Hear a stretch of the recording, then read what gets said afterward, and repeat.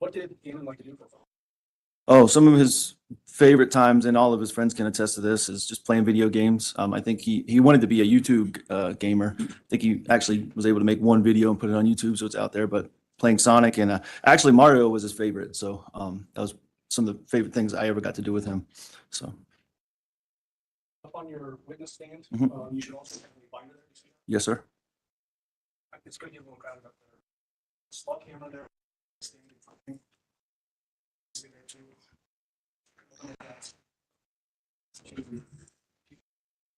Two. Should be the first activity.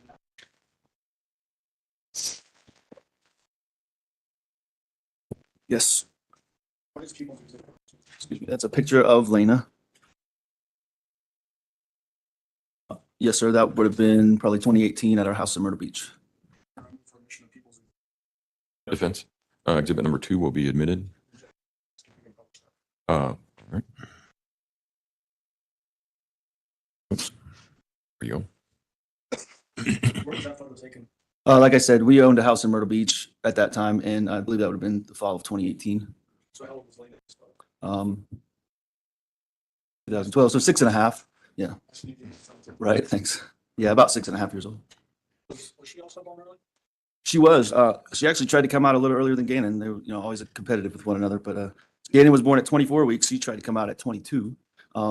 But I think it was actually 34 weeks of being with her mom in her tummy there before she came out. So she was about 2 months early. What was the relationship like between you? Oh, I obviously as much love as a sister and brother can have. I think a famous quote Lena said after Gannon died was, "I'm just gonna miss getting on his nerves." So if that sums it up for you right there. But yeah, he loved his sister, and one thing I always urged him to do, and I know his mama did too, was to look after his little sister. And even getting off the bus and walking home, I used to fuss at him if he let her walk home alone. And it was 3 houses away, so that was kind of the theme for us: just be with your sister and be together. Were you and you can? How long were you and Lena married? Just shy of 10 years, but dating and all, I think we were together 11 or so, 12 years. You know the defendant in this case? Yes, sir. I was married to her for 4 or 5 years, whatever it was. When did you meet her? I met her, I think somewhere along the way playing softball on one of the various teams we played on, but I didn't really get to know her until the beginning of 2014, so January timeframe. January, you said? January of 2014 is when I met her and went out there and started to get to know her. This is not intended to embarrass anybody, but were you still married to Landon? Yes, sir. We were separated, and with the intent of getting divorced, going our separate ways, and that's when I met and started dating Tisha. Did the defendant have her own? She did. Harley. You move in that binder to people's exhibit number 3. That picture of ours? Sure is. Picture of her. Yes, sir. When was that photo taken? Looks like I think that would have been 2019. It looks like her high school graduation picture, if I'm not mistaken. This time I move for admission of people's. Okay. Exhibit 3 will be admitted.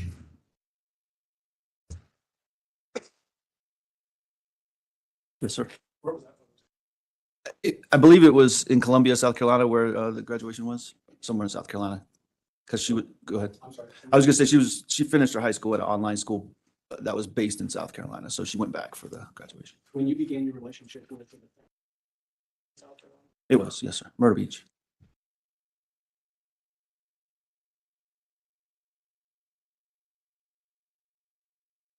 When did you and the defendant get? January 2015.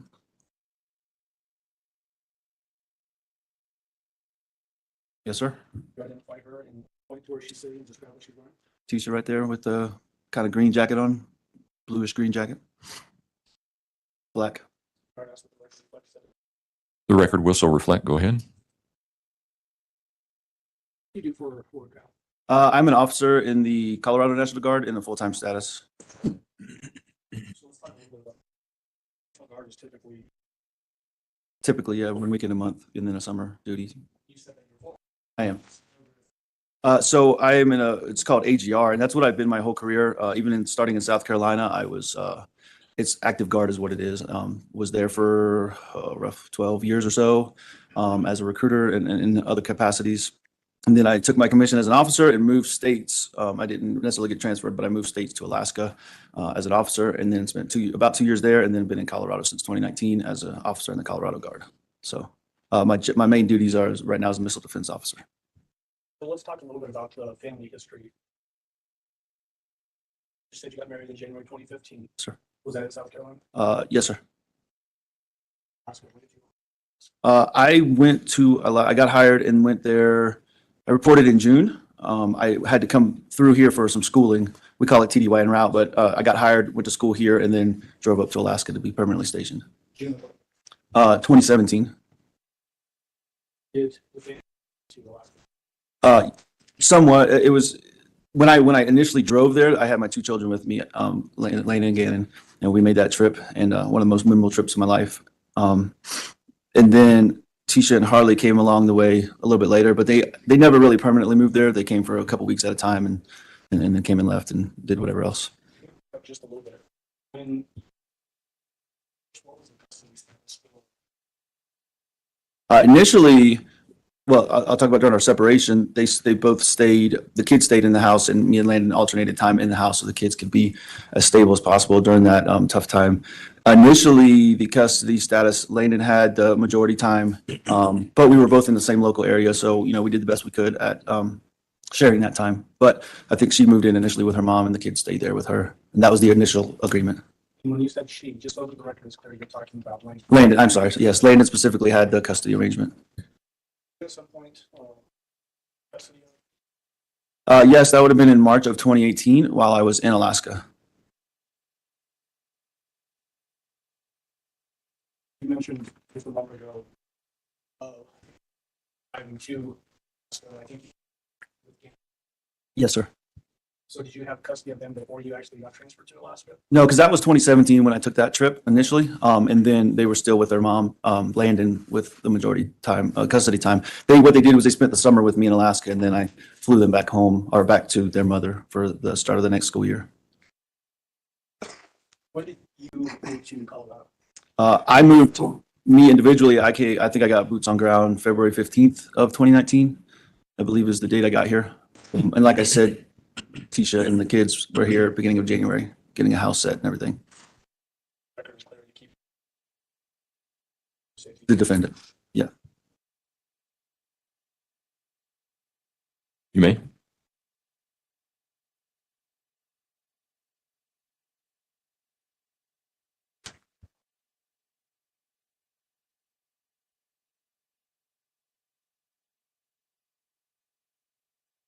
Show you what's been marked as people's exhibit number 4. Do you recognize this? Yes, that looks like a map of Lorson Ranch neighborhood. Does it have a specific address notated on that map? It does. What's that address? That would have been our house at 6627 Mandan Drive. Is it a Colorado Springs address? It is. Is that in El Paso County, Colorado? It is.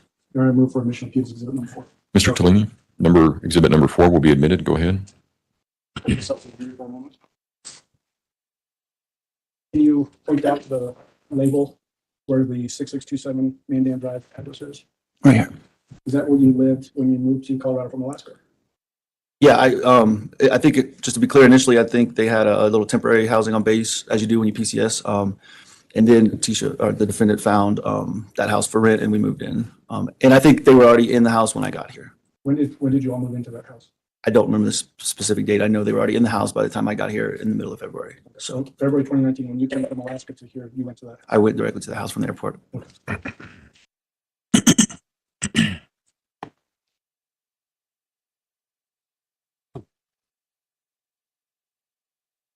This already, but is that address in El Paso County, Colorado? Yes, sir. How long did you all live in that house? I lived there, I guess, right at a year, because when everything happened with Gannon in January of 2020, the investigation started taking place, and we pretty much decided just to move out. And the landlord allowed us to break the lease at that point. And then, so it would have been early February of 2020 when we moved out officially. So let's just go through just a general description of that house. Was it a 2-story, a rancher with a basement? I'm not too savvy on specific style of houses, but it had a main floor and a basement. Was the basement finished? It was. Was there also an unfinished area? I mean, in the closet was unfinished, but all the areas we frequented in the house were finished. What about where the furnace room was? Yeah, when I said closet, that's what I was referring to, the furnace room, yes. I call it, yeah, because we kept the luggage and boxes and stuff in there. And there was another unfinished closet under the stairs as well. I'm sure we'll see that as well. Where was the bedroom that you ended up? On the main floor, And then was there a level above that? negative. Okay, so it's just the main floor and then a basement. The basement, yes, sir. Who else had a bedroom? Initially, it was Gannon, when we first moved in, but at one point we switched Lena and Gannon to what we'll see is Gannon's bedroom, and Lena moved upstairs. And how many bedrooms, other bedrooms were upstairs? Just that one bedroom when you walk in the front door. So 2 bedrooms. 2 bedrooms total. Yep. And then kid bedroom. Yes, sir. Is there a living room on that main level? Yes, sir. Kitchen? Kitchen. Yes, sir. Access to the garage on that main level? Yeah, and the access included the laundry stuff, the laundry room. So And then what about downstairs? downstairs was, as soon as you come downstairs to the left was the I call it the closet, but the boiler room or whatever, and then Gannon's room right next to that. To the right was the I don't know, living room area in the basement, and then behind that was a bathroom and what was Harley's room, Harley's bedroom. Have you look at the exhibit book? You can look at people's 5 through 12 and just give me a heads up when.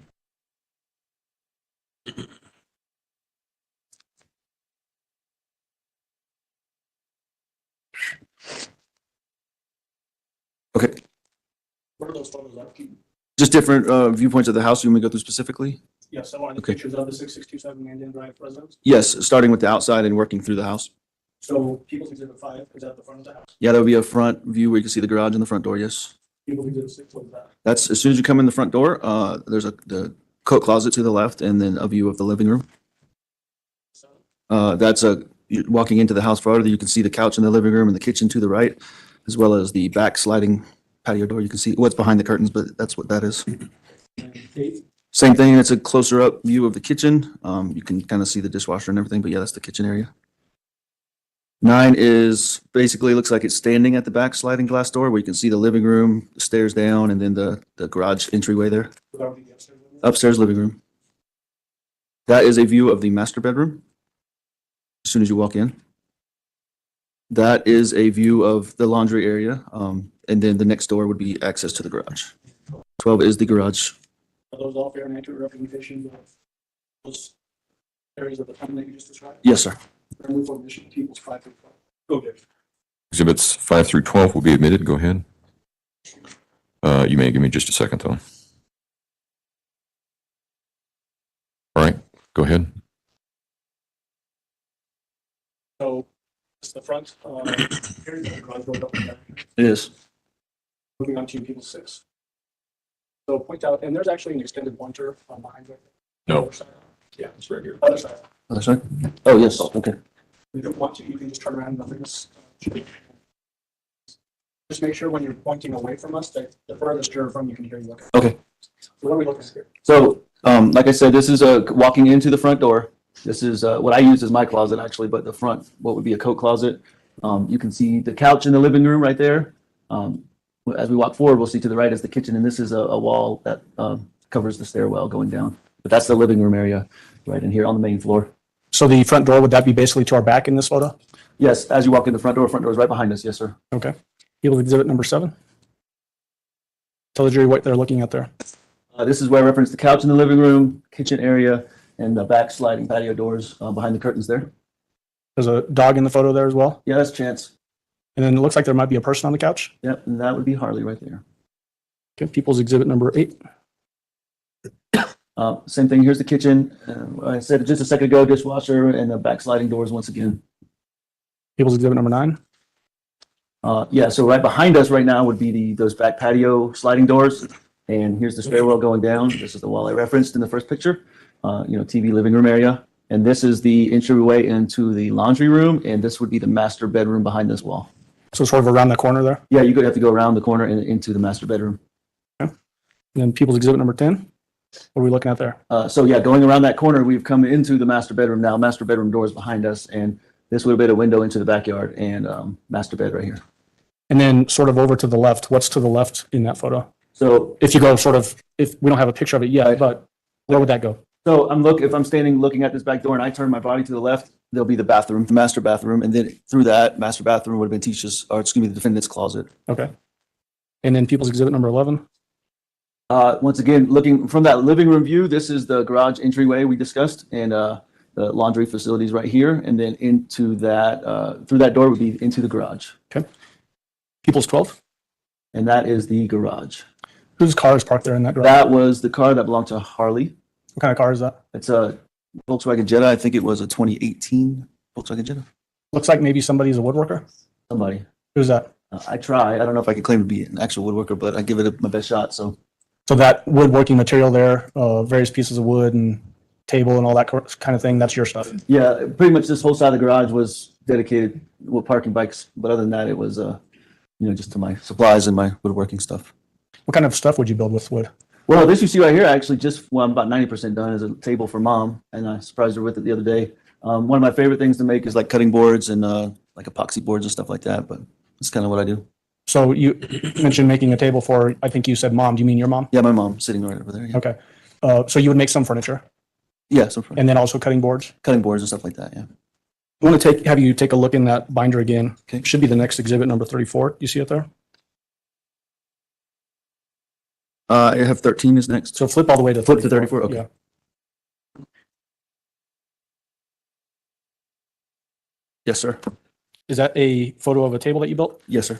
Who'd you build that table for? I built that for Gannon, so he'd have a place to put his, Legos and his, his little toys and stuff in his room. Is it a fair and accurate representation of that table that you built? Yes, sir. You know, I move for admission and permission to publish People's 34. Mr. Tellini? No objection. Exhibit 34 will be admitted. Go ahead.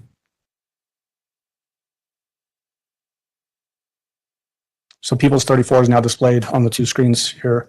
It's fairly obvious, but just point out the table that we're talking about that you built for Gannon. Right here's red and blue one, and the colors were specifically for Mario. Like I said, it's one of his favorite things, so I wanted him to enjoy that based on his Mario little thing.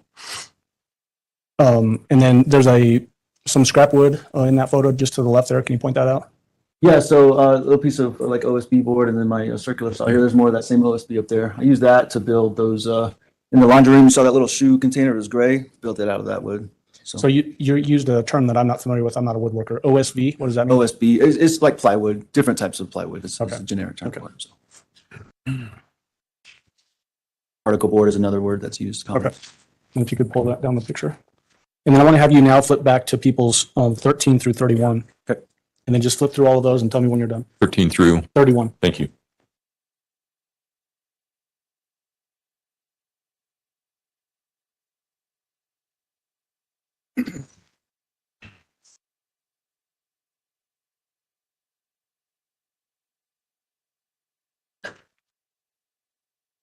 Stop at 31, you said? Yes. Okay. All right.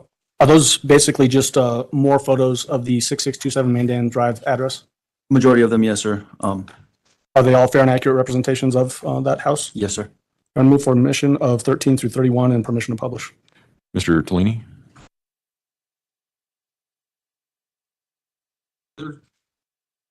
Couple, and I'm referring to kind of 19, 20, I'm sorry. and Yeah. 21. I think there needs to be more foundation laid for those photos, but for the rest of them, I don't have. Good catch. So those are coming later. So it's 13 through 18 and then 21 through 31. My apologies. Okay, let's go there. 13 through 18 and 21 through 31. Do you have an objection? I do not. All right, those photos will be admitted. Go ahead. And permission to publish those photos, Your Honor. You may go ahead.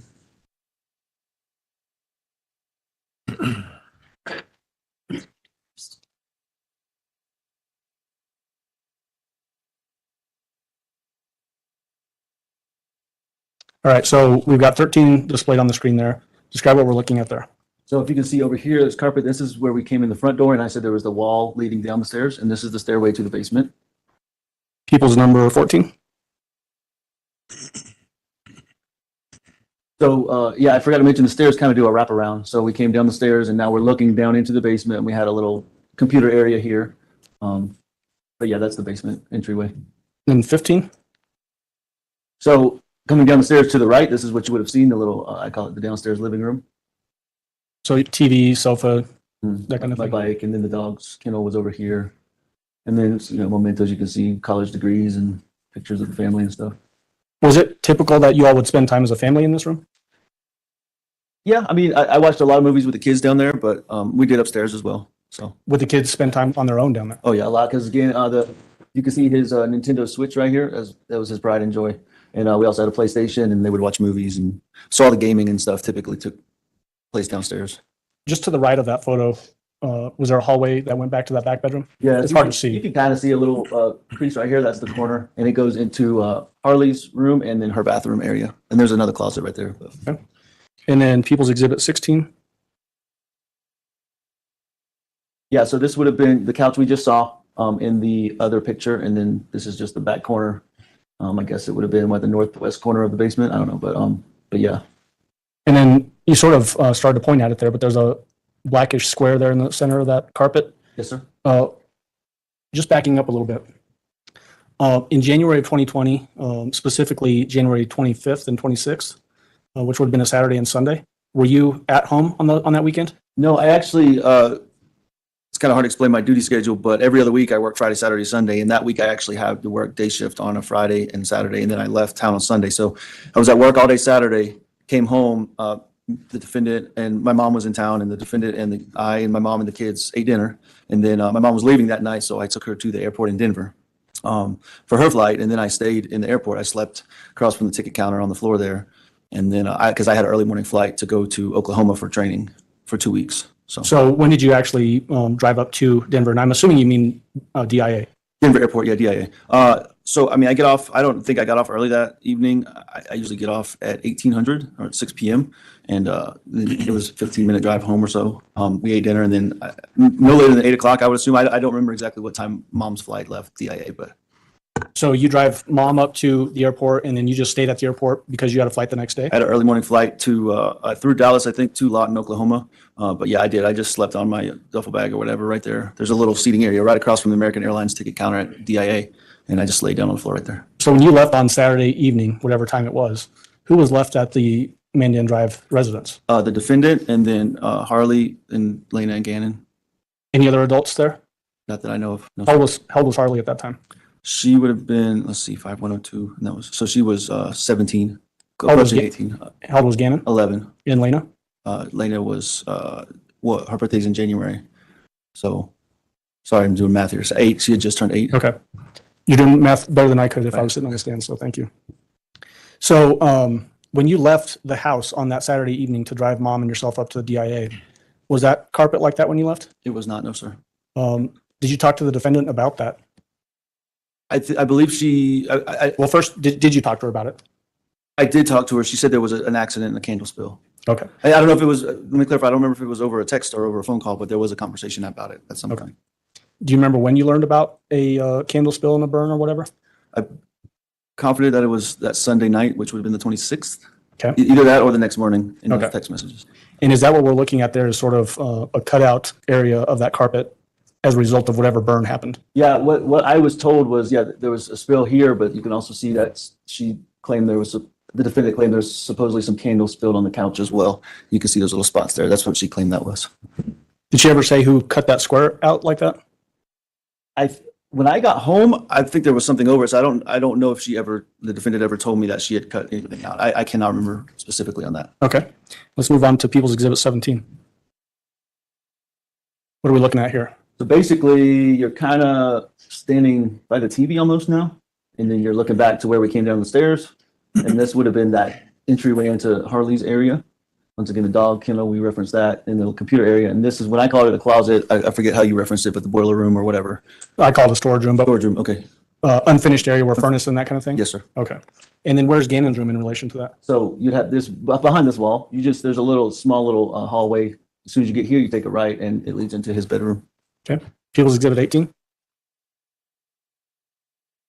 Is that just a closer up view of into that storage room? Yeah, now we're walking towards the storage room here, and then you can see this little, gap here. That's how you get into Gannon's room. People's 21? So, Judge, we'll have to turn the screen off for just a moment. Okay, we're ready. Hold on.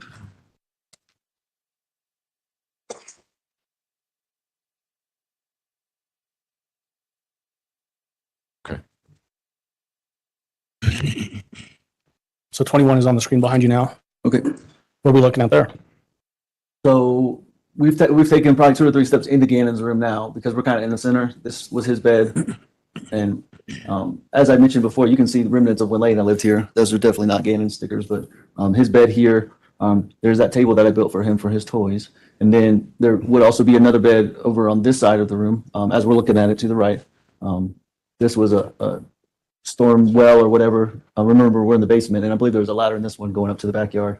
His closet would have been over here, and then I think he had a little TV as soon as you walk in the room to the left. Okay. Is that essentially what Gannon's room looked like when you got back from Oklahoma?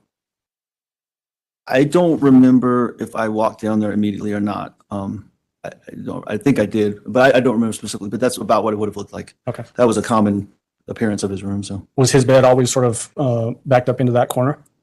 Yeah, his bed would have been typically pushed all the way up against this wall and this wall, not pulled away for any reason. Does it appear there's a little gap there in the? It's hard to tell in this picture because the covers are kind of ruffled up, but. Okay. People's Exhibit 23. Do we need to pull it down? Can you just not do it? All right, yeah, it'd be 22 first, but you can't just.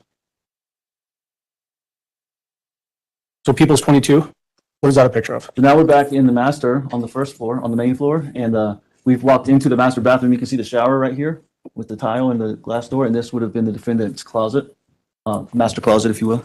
So all the clothes in there and whatever other things were in there pretty much belong to the defendant? Yeah, so as I referenced earlier, the coat closet, which is normally called is when you walk in, that's where I kept my clothes in her because the defendant had a closet full of clothes and there wasn't room for mine. So Okay.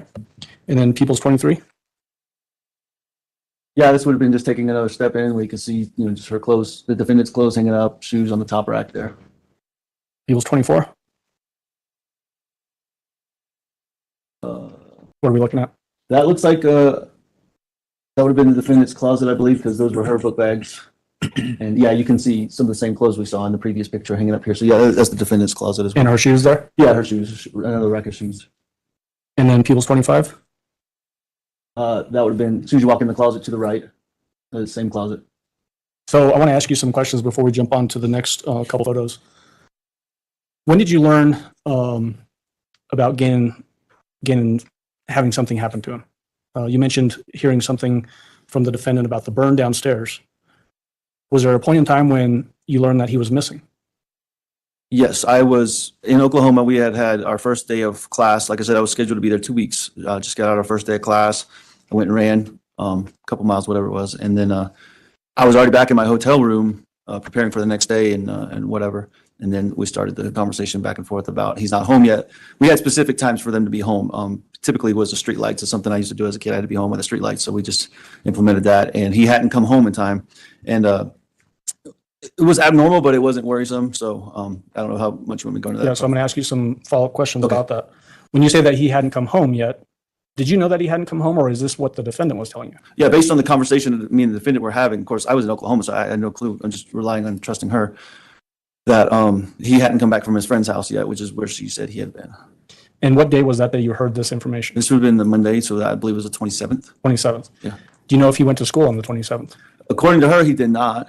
Her being? Excuse me, the defendant. According to the defendant, he did not because he was having stomach issues and he was sick, which in my mind at that time is like, why is he going to his friend's house if he's that sick? So it was a little confusing, but Would it be typical if he was having digestive issues to stay home from school? no, sir. Okay. So that by itself was out of the ordinary. Right. And when did you find out that he was going to stay home from school? I believe, without having timestamps, I believe it was that morning, and I think she sent me some photos Okay. saying, Gannon's home, here he is, or whatever. Yep. And then when you found out from the defendant that he had potentially gone to a friend's house and hadn't come home, do you know what time that was? I mean, I don't know specifically without looking when that conversation started, but it was already in the evening where I was when we started that conversation. So you learn in the morning that Gannon doesn't go to school from the defendant Mhm. because of stomach issues, and then sometime in the evening you learn that he had gone to a friend's house and had not come I home, didn't come home. and that all comes from the defendant. Yes, sir. When did you get back to Colorado? I came as soon as I can after I decided basically that there was something actually wrong. So the 27th, as soon as I decided he's missing, I got to come home. I had not to get ahead, but I think the defendant had called 911. I don't know about when the police came to the house, but I know I also called them and said, hey, what's going on? My son's out there somewhere. And at that point, I called our travel people and said, hey, I need an emergency ticket home. And I left. I had a buddy drive me to Oklahoma City, and I left from Oklahoma City airport early the next morning. So let's unpack that just a little bit. Sure. So to your memory, the defendant tells you that she called 911? She did. Was it that specifically, or was it an accumulation of things that made you worried and decide that you need to get back home and see what's going on? Yeah. So, like I said, I didn't know how deep you wanted me to go at that point. I had also contacted numerous of Gannon's friends' parents in the neighborhood that I knew, he would typically frequent their house and play with their kids and stuff, and none of them had even seen him. So then it started to become an issue. There was also another claim about some new friend on the school bus and some other stuff surrounding that. I'm sure we'll get into. Do you want me to go into that? Okay. No. All right. There was that, and so I started asking the parents about, do you know this person's name, or do you know anything about another person? And so it started compounding, as you said, to become more worrisome. So basically, you're accumulating information and growing more worried. Is that what you're describing? Yes, sir. And then when you said you called your travel people, do you mean you called the National Guard folks? Well, we have like a central billing travel type agency that does all of our flights and stuff like that. So I just called them. I think it's called Sato. I don't remember exactly, but I called them. On my orders, it has the emergency number. So I just called that and say, hey, I got to go home. This is happening. Okay. I also called Landon and some of her family as well to try to notify them, hey, I'm going home. Something's wrong. When did you actually then fly out of, I think you said Oklahoma City? Yeah. So one of my battle buddies or whatever, one of my guys in my class took me up to Oklahoma City because that was the only flight they could find, or the soonest flight they could find. And early the next morning, I spent the night sitting once again right across from the ticket counter at Oklahoma City. I don't remember the flight time. So when you say the next morning, is that January 28th? Tuesday, January 28th. Yes, sir. Did you get any sleep that night? No, I just sat there and whatever. Did you fly back to DIA or did you fly to Colorado Springs? I think I don't remember exactly.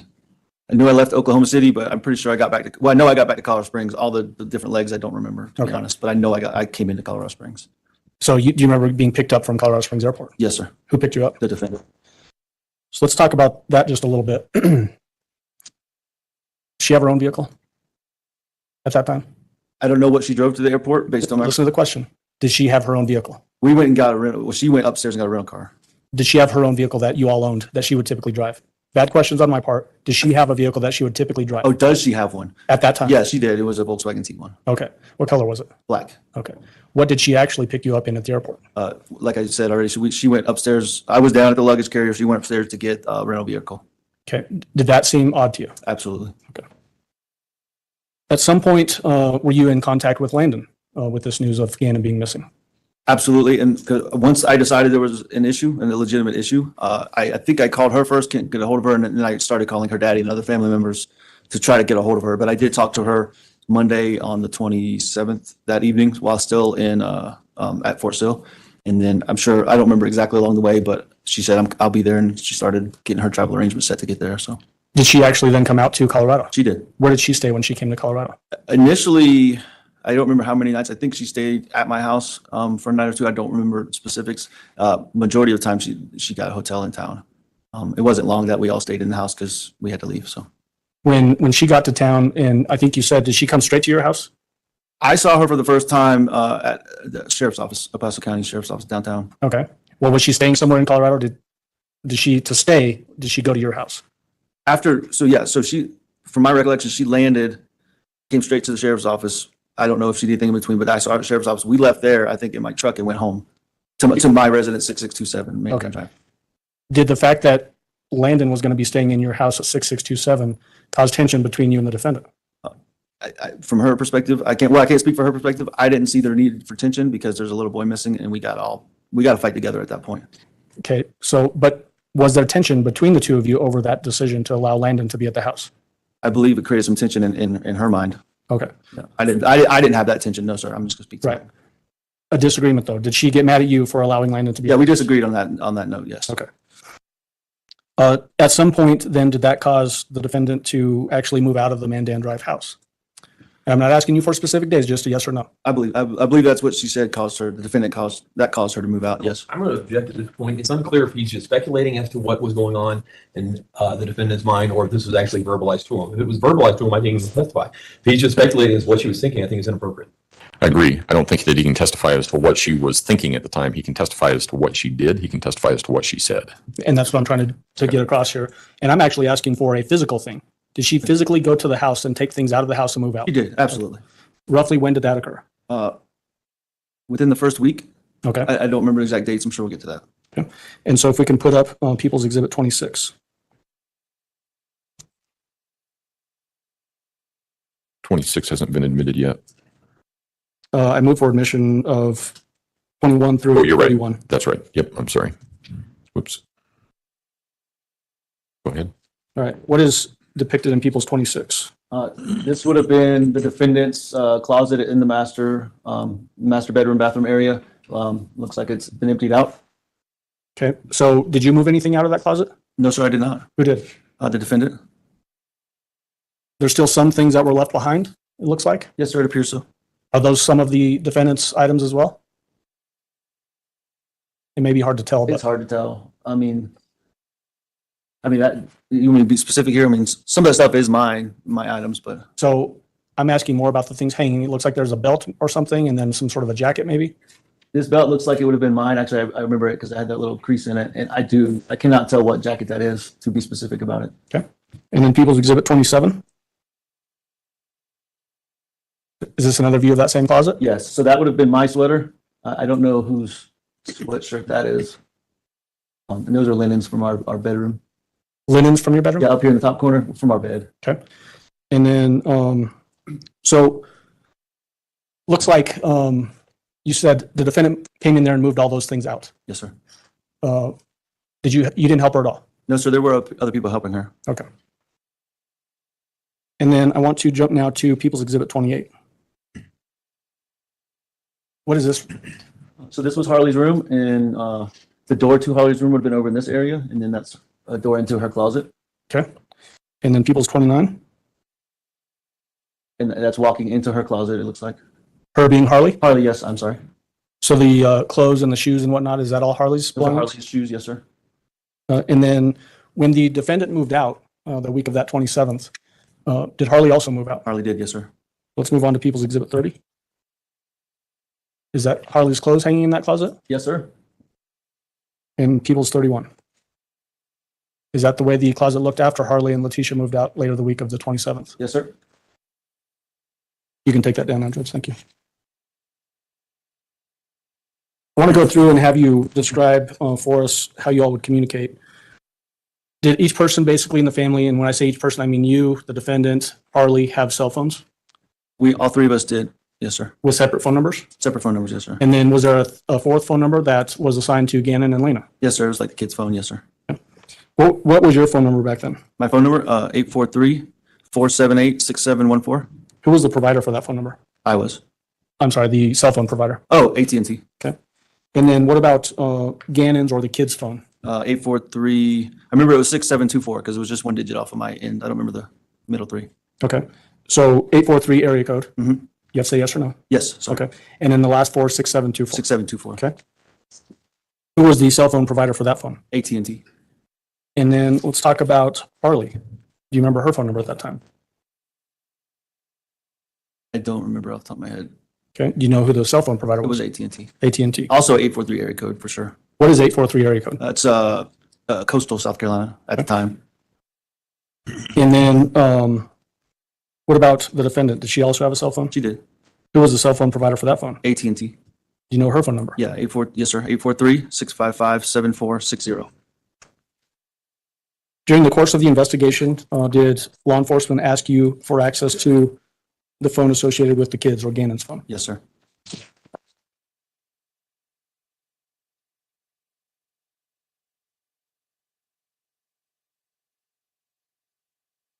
We'll come back to that. We've already talked a little bit about vehicles. What was your vehicle? I had I believe it was 2016, but Nissan Frontier. It was red, had a 6-inch lift on it, some big mud tires. Was it a Titan? No, it was a Frontier. Frontier? Nissan Frontier. And you said what year was it? I believe 2016, either 2015 or 2016. Who typically drove that vehicle? Typically, I did. Anybody else drive it? The defendant from time to time. Did she like driving it? I don't remember ever enjoying driving it. Okay. And then what about Harley? We saw a picture of it, but that was a white VW Jetta, I think you said. Yes, sir. 2018, I believe. And then what about the defendant? She had, I think it was 2019, but a Tiguan, a black Tiguan with black rims and kind of blacked out tint on her windows. Did you all own that vehicle? And that was a lease. So now I want to jump back to what we were talking about earlier when she picked you up at the airport. Did she give you a reason? Did she say why she wanted to drive a rental vehicle as opposed to her normal vehicle? Yeah, her reasoning was we would be doing a lot of searching and driving around looking for Gannon, and due to her vehicle being a lease, she didn't want to go over the mileage on whatever those requirements or allotments were. What kind of vehicle did she rent? A little small. I don't remember. I think maybe a Kia. I don't remember exactly what it was, but it was a small little sedan. What color was it? I believe silver, Was it white maybe? maybe white. You don't have a good memory of that? I don't, because we just parked it in the driveway and drove my truck around. So, which made totally no sense. So let's talk about that. Did you actually own the pickup at that time? I did. Not a lease issue. No, I was paying the note off, but I mean, I owned it. It was my Okay. name. Why was it strange to you, the way you said this earlier, that there was a rented vehicle as opposed to her normal Tiguan vehicle that she was picking you up in? Once again, and I know I've made the statement already about something else, but in these moments when it's an emergency, things like miles on your car don't matter. It doesn't matter what car we drive if we're going searching. So it just, and in the moment, I'm just like, whatever, just do what you want. But yeah, it didn't make any sense. Did she tell you where the Tiguan was? She did. She said it was, so yeah, because I asked, it brings back memory. I asked, how did you get to the airport if your car's not here? Well, I parked it at French Elementary School, which is where she was employed. And one of my coworkers brought me, or former whatever it was, one of my coworkers brought me to the airport and dropped me off. So just so we're clear, you asked her about that and she told you that one of her coworkers drove her to the airport and dropped her off. Absolutely. Is French Elementary School close to the Mandan Drive address? I mean, it's on the south end of town, but I mean, it's a couple miles away. Okay. Did you ever drive over to French Elementary School to look for that vehicle? I did. Did you find it there? I did not. Did you find that odd? Absolutely. Let's talk about Gannon's relationship with the defendant. How would you describe that relationship? Trusting. I'm comfortable saying I think he had love in his heart for her. I don't think he was afraid of her or any fear for her. One of the things about Gannon that is special, and I think it's special about a lot of young boys, he absolutely loved his mom. And he had some of that same love for Tisha too. So he was a mama's boy. He was, absolutely.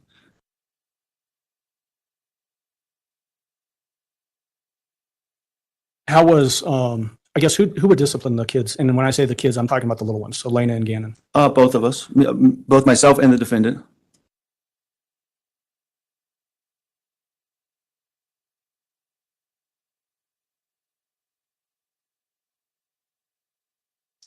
I want to get into now your relationship with the defendant. We talked about how you met her. How would you describe the relationship? Was it a loving relationship? What was it? At what point? Well, let's start at the beginning. I think loving is a good example. It was fun. It was, as you brought up, I was coming off of a divorce. So yeah, it was fresh. It was new. I had a good time. I didn't have custody of the kids at that point. So we were a little bit more free and, things we could do. How old were Gannon and Lena when you met the defendant? When I met her, Yep. 2 and 5, I believe. I think that's right. When did you first move in together?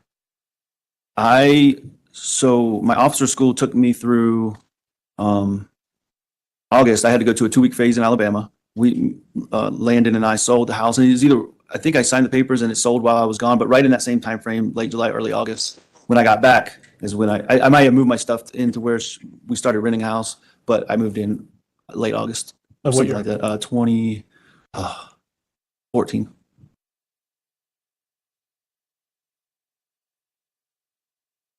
When did you first meet Harley?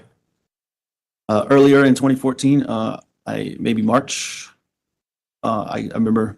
Well, let me back up. I had exposure to her at the softball games and stuff, but I never really, had a conversation with her. But when I first met her, I actually remember helping her doing her homework the first time I met her. She was doing some vocabulary. I don't know why that stands out, but yeah, I was at Tisha's apartment in spring of 2014.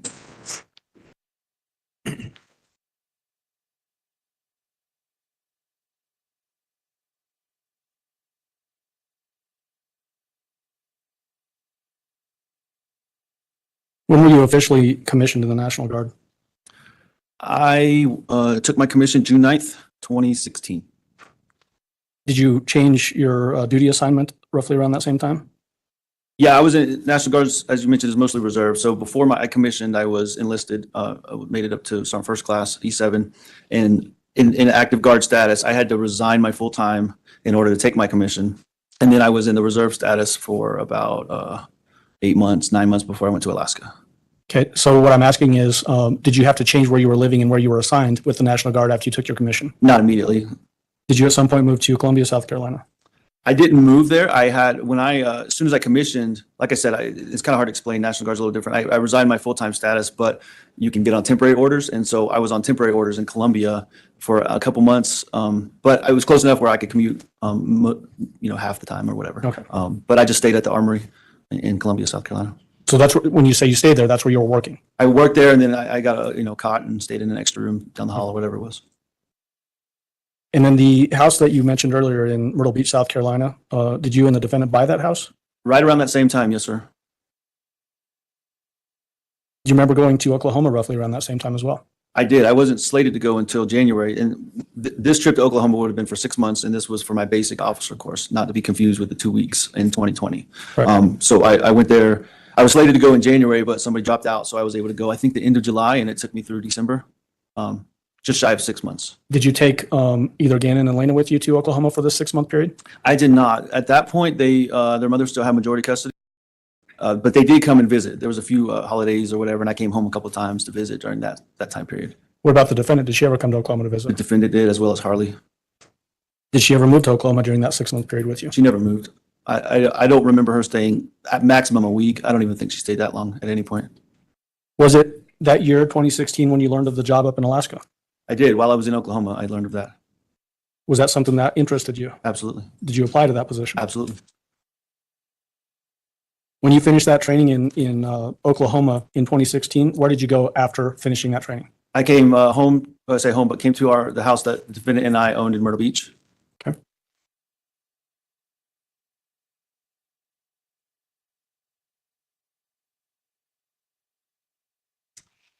When did you actually get transferred up to Alaska? If you can tell us. Yeah, so I spoke to this earlier. I came here for schooling. I got here, I think, April 1st, did 2 months here, and then I took the trip with the kids up to Alaska. So I think June 9th or something like that, I got up there. But I was on orders in the Alaska Guard on my way here, and then just did my training. So You said June. What year are we talking about? 2017, once again. Yeah. What was the, I'm a Navy guy, so I don't understand National Guard. Okay. Are they bases, forts? What are they called? Most of the time, your typical National Guard duty is going to be at an armory, like a local reserve center or something. They're all over Colorado Springs. This one is a little different because it was an active Guard unit, which is kind of rare in the Guard. But it was at Fort Greely, Alaska. I was stationed and lived on base. So how long were you stationed up at Fort Greely? Just shy of 2 years. Like as I mentioned, I got hired on in March. Went to my school here, and then that was 2017, and then February 2019, I was transferred here. Was it roughly around that time that you actually filed for custody of Gannon and Lena? No, I think I actually filed for custody before I left to Alaska. So is that the time period you're talking about? Yeah, so when did you file for custody of Gannon and Lena? So like February or March of 2017. I don't remember specific dates, but it was before I was leaving. Yes, sir.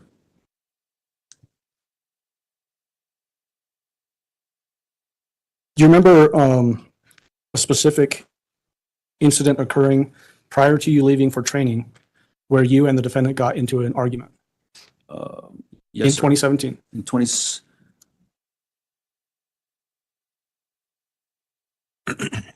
Don't remember. Is there more you can give me?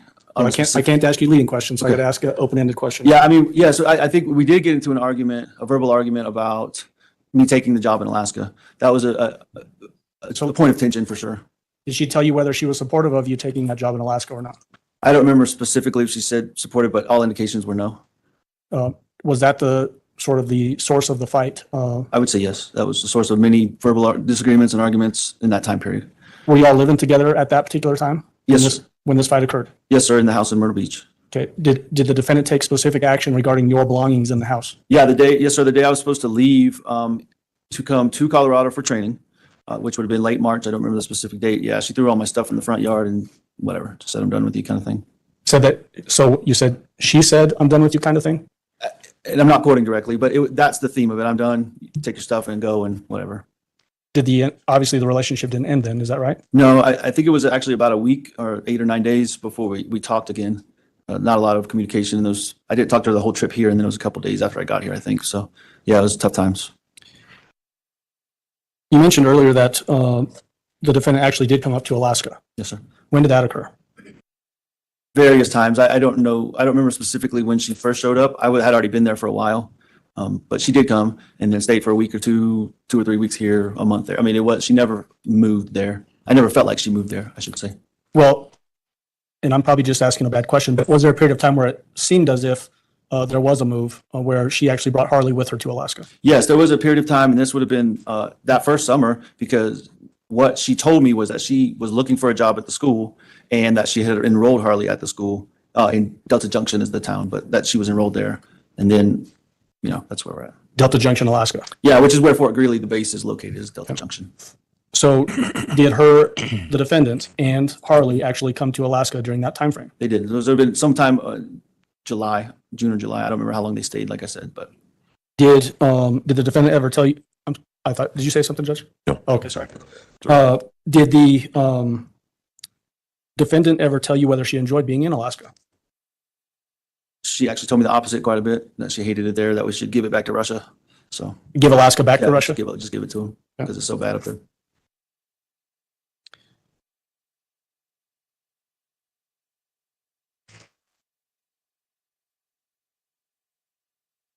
Would the defendant use manipulation on you in your relationship? Absolutely. Objection calls for speculation. Overruled. Go ahead, you can answer. Absolutely. In this time period that we're talking about where you were in Alaska, and she's telling you that she hated it, did she manipulate that situation to try to get you to leave that duty station? Yes, sir. At the end, she did. When you say the end, what do you mean by the end? That's what her manipulating a situation is what led me to leave Alaska. When did the manipulation in that regard change or cause you to start to leave Alaska? That specific incident or set of incidents would have been in the fall of 2018. What was the nature of that manipulation? Objection 404B. Councilman approach, please.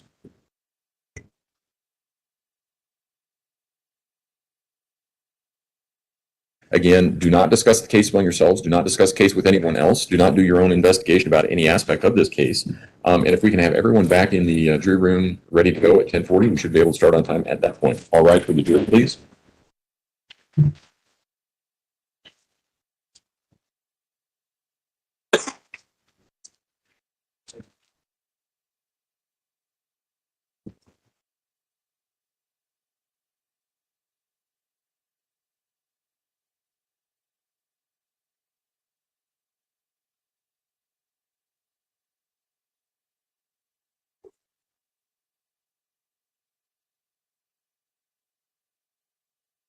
Thank you. You may all be seated. Record should reflect the jury has left the courtroom.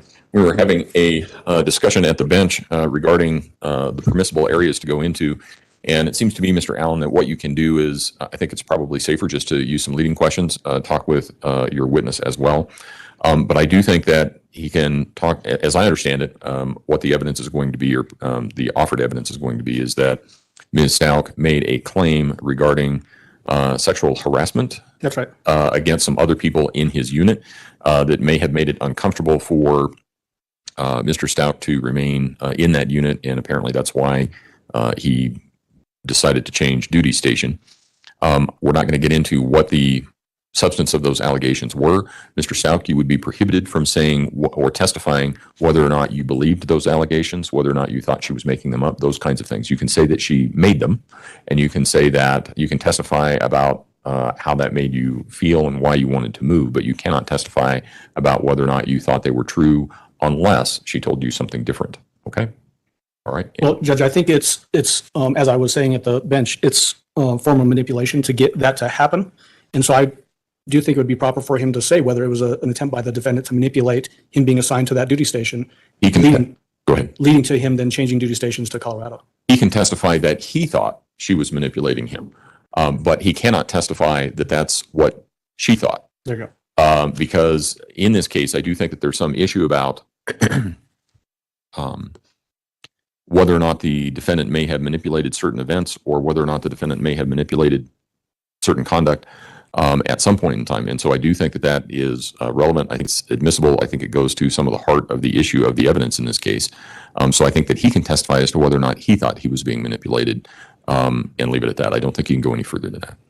Mr. Tellini? Yeah, and so I've got a couple different objectives. Go ahead. Here. I mean, one, basically what we're talking about, at least it sounds to me, and I'm making the record, that we're talking about propensity evidence. So you manipulated him in Alaska, therefore when she was doing this other stuff in January of 2020, February of 2020, must have been manipulation as well. That is propensity. Further, there has been no 404B notice filed by the district attorney of the prior bad acts. I'm unaware of any case that I've come across that does away with Rule 404B just because we raised the issue of not guilty by reason of insanity. Obviously, we have some different experts that are going to come on that have been provided different evidence. Some of that may be described as 404B. And so that expert, that influenced that expert's decision. I think it would be relevant and admissible through that expert. I just don't think it's admissible through this witness we have here. Because whether or not he felt manipulated or not has no real bearing on what was going on in 2020, unless we're talking about propensity, or unless we're talking about other motive, other types of stuff that would need to be endorsed under 404B. Mr. Allen? Judge, they have put the defendant's mental condition into relevance by claiming NGRI. This witness specifically spent a lot of time with this defendant over many years. And case law is clear that he can comment on whether she was sane or not, and if she was having any mental health issues, which I do intend to get into. There is evidence, as we know from preliminary hearing, that the defendant attempted to manipulate this investigation, and we're going to have evidence from different people on that point as well. And that's sort of the track record of this particular defendant. That's not a bad act. That's mental condition evidence that they have put in play by claiming NGRI. I tend to agree with the prosecution here. I've read all of the psychological examinations, the competency and the sanity examinations. I'm also familiar with the facts that are involved in this case. I don't think it's necessarily propensity, but I also think that it would be appropriate to ask any of the experts that are coming whether or not conduct by the defendant in I think this was fall of 2018, would be an example of manipulation by the defendant.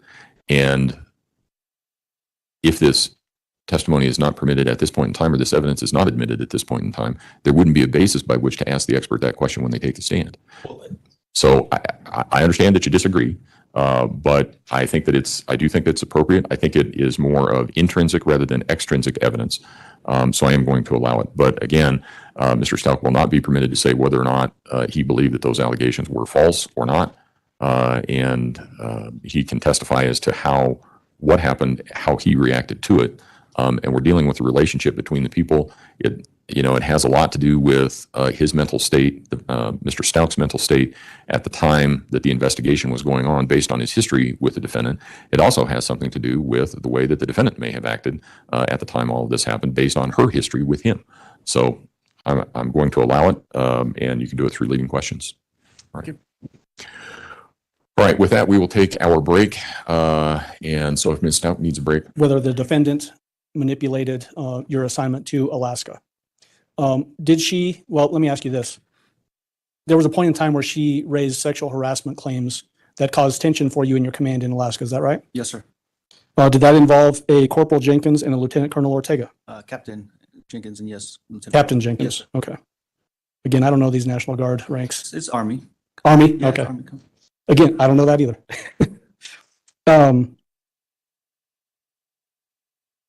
I had asked you before whether she was happy being assigned, having you all living up in Alaska, and I think you said no. Absolutely not, yes. Did this claim of sexual harassment, not asking you whether it was true or not, but did that lead to you eventually leaving Alaska and coming to Colorado? Yes, sir, it did. Were there two specific things that you witnessed that were sort of at the heart of these sexual harassment claims? Yes, sir. Did one of those involve Captain Jenkins? Yes, sir. Was that a time when you were at some establishment and there was some drinking involved? Yeah, me and the defendant showed up for dinner, and the other person was already there and had been drinking. Yes, sir. The other person being Captain Captain Jenkins. Jenkins, yes, sir. Was that one of the issues that the defendant raised as a basis for sexual harassment? That situation, yes, sir, a comment he had made. Okay. And we're not calling Captain Jenkins, so we don't need to get into what he said. Yes, sir. Okay. And then as it relates to Colonel Ortega, did you witness a specific event that was an interaction between Lieutenant Colonel Ortega and the defendant. Yes, sir. What was that specific thing? Let me describe the event. Yes, that you witnessed. I was the S1, which is the personnel officer for the battalion. Lieutenant Colonel Ortega was the battalion commander. I was still in the office. The defendant was coming to pick me up because we only had one vehicle in Alaska. And she was coming from the house to pick me up. And when I came out of the building, he was leaning over into the truck, talking to her. I don't know what they were talking about or anything. And then as soon as he saw me, he left, didn't stop and, communicate with me, just left and walked away. And that was it. Okay. And so did the defendant specifically use that incident as another part of the allegation of sexual harassment? Yes, sir. Did she file a formal complaint with your command? There was I don't know, I don't think it was with the command. I think it went through the state. So Okay. Alaska National Guard. I don't know the specifics of it. My only involvement was to basically say what I just said. Okay. So what I'm asking you is, when I say command, again, I'm not informed on National Guard. Did she inform the National Guard of this complaint of sexual harassment? Yes, sir. And you knew that? Yes, sir. Did that cause you issues in your unit? Yes, sir. And did that eventually lead to you transferring from Alaska? Yes, sir. Was there a time when she specifically sent you a text and told you that she was pregnant? Yes. And did that text also include a ultrasound picture? Yes. Did she tell you that she was actually pregnant with twins? Yes, sir. Was that another form of manipulation? Yes, sir. Sustained. You can ask him how he felt about it. Did the defendant ever give birth to twins? No, sir. Did it ever turn out that she was pregnant with twins? No, sir. Sustained. Jury will disregard that answer. Well, did you ever go to any doctor's appointments with the defendant? For that specific instance, no. Okay. Do you know whether she went to any doctor's appointments for that specific incident? I'm confident that she didn't. No, sir.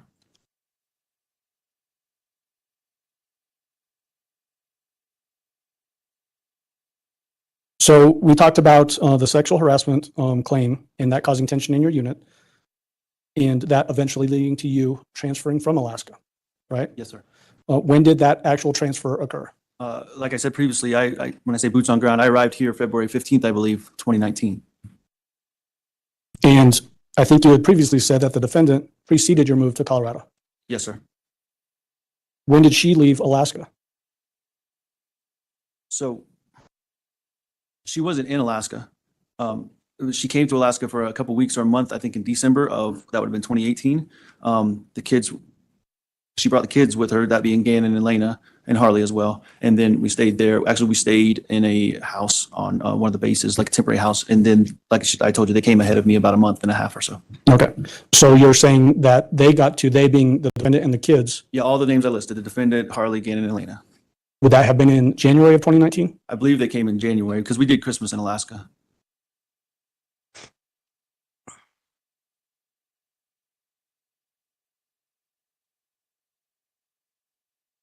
And I think you had previously said that the defendant actually found the 6627 Mandan Drive house, and that's where you all moved into. Yes, sir.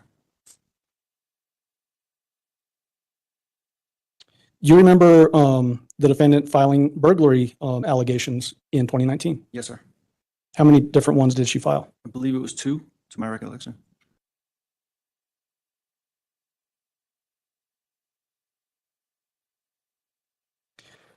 One of those specific claims was a burglary in the fall of 2019, correct? Yes, sir. And there were some things that she pointed to you to support that as being a valid burglary claim. Yes, sir. One of which was a hammer hanging from a string in the garage. Yes, sir. That included potentially somebody had maybe got into the attic access in the garage. A squatter is how she referred to it. Was there ever a squatter in your house? No, sir. No one was ever found. Did you have an ammo can in the house? I did. Yes, sir. Was it dumped out on the floor and made to look as if someone had rummaged through it? Objection. Sustained. You can ask him what he found and what it looked like. Okay. Tell us what you remember about this ammo can. In this specific break-in allegation, the ammo can, I kept it, I think next to the bed or under the bed or something, and it was open and dumped out like somebody had been rummaging through the ammo can. One of the clothes hampers was dumped out, and the bed was kind of pushed. The mattress was pushed off the box spring, just enough to look like somebody had forced their way through that area. Did the defendant tell you that that was another piece of evidence or sign that there had been a burglary in your house? She did. Was there also a gunshot claim? There was. Did this come from the defendant to you? Yes, sir. What did she say about that? She claimed that she fired one of the weapons, I don't remember which one, up the storm well. That's pretty much what the summation of it. So let's talk a little bit about that. Oh, one of the weapons you said. Did you have firearms in the house? I did, yes, sir. What kind of weapons? I had a 9mm, a Smith & Wesson 9mm compact. I had I don't remember the brand, but it was a black and Tiffany green 9mm full size. I also had AR pistol type gun. There was a 20 gauge Benelli youth shotgun and a 12 gauge. It was all black shotgun. I forget the brand. And then I think there was at least one Smith & Wesson little 380 compact as well. So when she's telling you that there was a weapon that she fired in I think you said the storm well, is that the window well? Yeah, and the specific one was the window well next to, if you remember the picture where the computers were, there was a window well right behind those computers. That's the one she said that she fired it out of.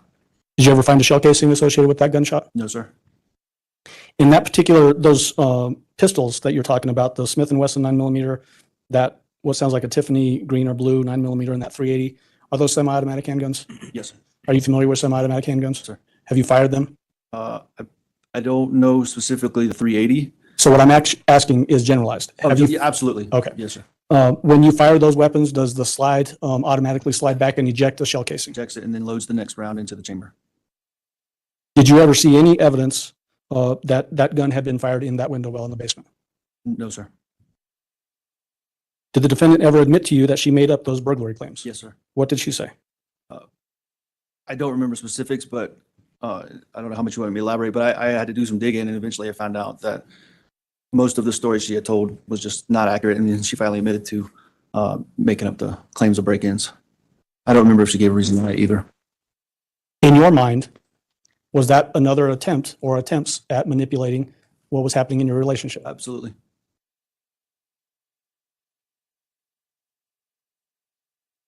At some point in 2019, did you and the family get into family counseling? Not family counseling. What counseling? Yeah, Gannon and Lena specifically. Okay. What about the defendant? To my knowledge, I don't think she had counseling. Okay. Did she make specific comments to you about Gannon that led to you wanting to get Gannon into this counseling? Yeah, there was two reasons. And do you want me to elaborate on that? Yes. Okay. As long as these are things that she told you as to things that led you to want to get Gannon into counseling. Yes, sir. One of the reasons is the other reason was, like I said before, he was a mama's boy, and both the kids had struggles with. We had a little bit of back and forth of custody issues, so that was part of the reason. The other reason is she made a claim that he was coming after her to some degree. He and her. Gannon coming after the defendant to some degree, and so once again, twofold mission with the counseling: one, to make sure he's dealing with his, the situation with his mom and being apart from her, and then also the counseling should uncover anything else that's going on or any disdain he had for the defendant. Who was the defendant closer to as far as the two little kids? So Gannon and Lena. Lena, undoubtedly. You say undoubtedly? Absolutely, she was. Whose idea was it to move Gannon into the basement? It was mine. Okay.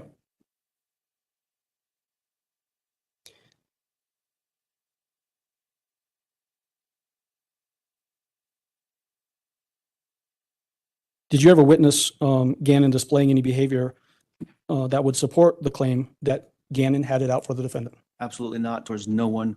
I absolutely never witnessed that, period. Did you ever take family trips together? With the defendant and the 3 children? Yeah. Yes, sir. Okay. Specifically, was there a trip in early January January. of 2020? That would have been just myself and the defendant. Okay. What was that trip? It was to celebrate our anniversary, and we went on a cruise out of Southern Florida.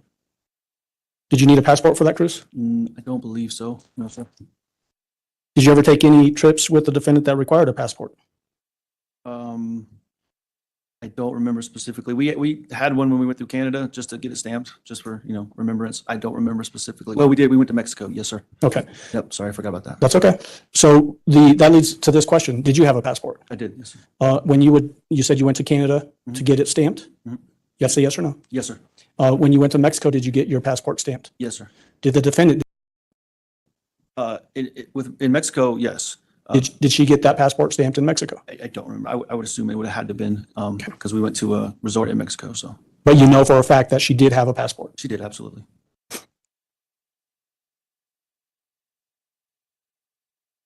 In this,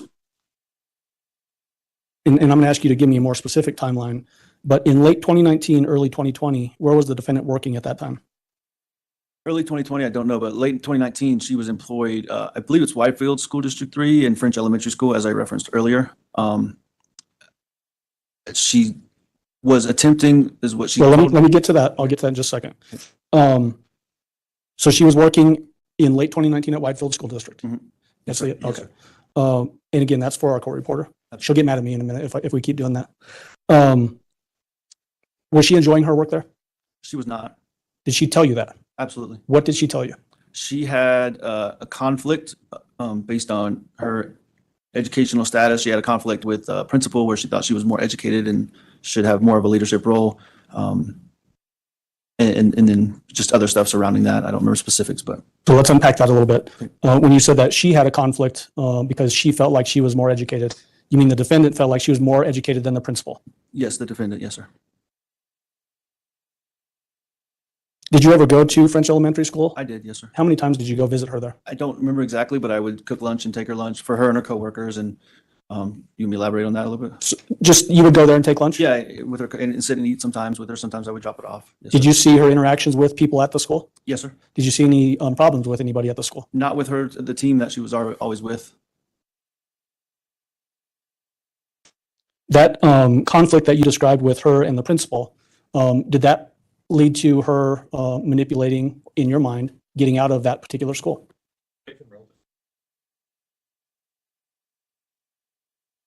Allow it, overruled. In my mind, it did, in accompanying with an injury claim she had as well. Did she, okay, so I'm going to ask you about that. Okay. Did she specifically tell you about some allegations she made about being injured at the school? Yes, sir. What did she tell you? That she was standing on a bench or standing on the bookshelf or something, but she fell and a bookshelf fell and hit her in the head, and she had a head injury from that. Did you ever see any signs on the defendant of being injured from either falling or having a bookshelf fall on her head? No, sir. Did that lead you to believe that this was another manipulation by the defendant? Yes, sir. Did she tell you what kind of work she was hoping to get into? Yes, sir. What was that? She always had talked about wanting to be a airline flight attendant. And so I think from what I understand, she started pursuing that late 2019 through the Christmas holiday and into early 2020. Who was she pursuing employment with? Spirit Airlines. Where is Spirit Airlines out of, to your knowledge? I have no clue. I know she went to Orlando, Florida for Spirit Airlines training is what she told me. When did that happen? I think shortly after Christmas, within a day or two after Christmas, 2019. And it was a short trip.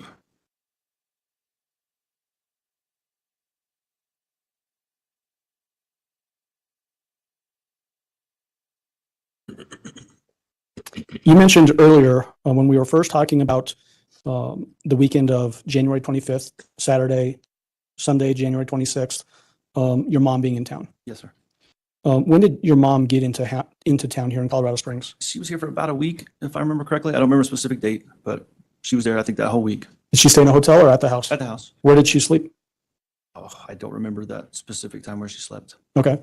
You mentioned that there was Gannon's bed in his bedroom. Mhm. You have to say yes or no. Yes, sorry. And then there was a second bed in Gannon's bedroom. Yes, And then there was a bed in Harley's bedroom. yes, There was the master bedroom. yes. And then you had couches both downstairs and upstairs. Do you remember, with that in mind, where your mother slept when she visited you in? I still don't, not that Okay. specific visit. Okay. How were you and the defendant getting along during this period of time when your mom was visiting? Not well. How was the defendant interacting with your mom? I think it was fine and peaceful. I don't remember it being there any negativity. Was there anything out of the ordinary? I don't remember. Okay.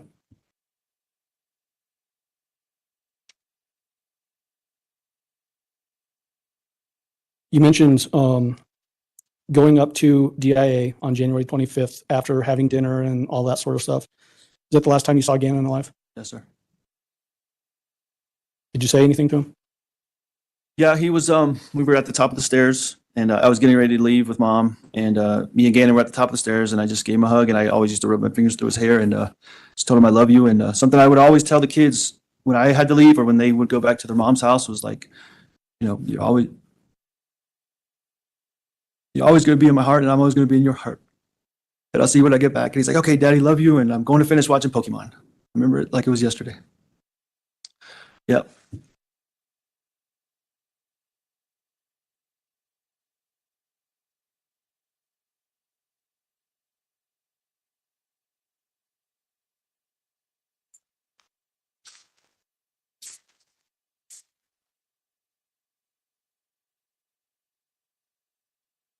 We got into this a little bit earlier about the phones, and I asked you specifically about the phone that was assigned to Gannon and Lena, and whether law enforcement asked you for access to that phone. Do you remember that? Yes, sir. Your may I approach? You may. 28. Yep, I remember. Oh, You sorry. recognize this? Absolutely, that's their What is phone. this? That's Gannon and Lena's phone from that time period. Does it appear to be changed at all? It does not. Now I move for admission of People's 228. No objection. Exhibit 228 will be admitted.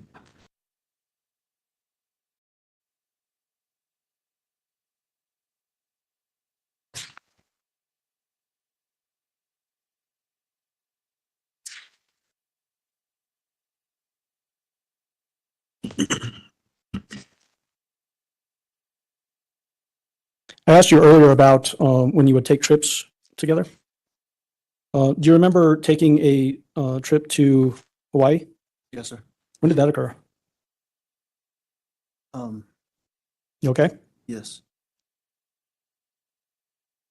Is there Kleenex up there? Yeah, I got some. Okay. I think 2018, spring. It was right before that volcano erupted. So I think it was spring of 2018. Who went on that trip? The defendant, myself, all three children, Harley, Gannon, and Lena. You remember taking a video of Gannon in Hawaii? Yeah, we took multiple pictures and videos. Yes, sir.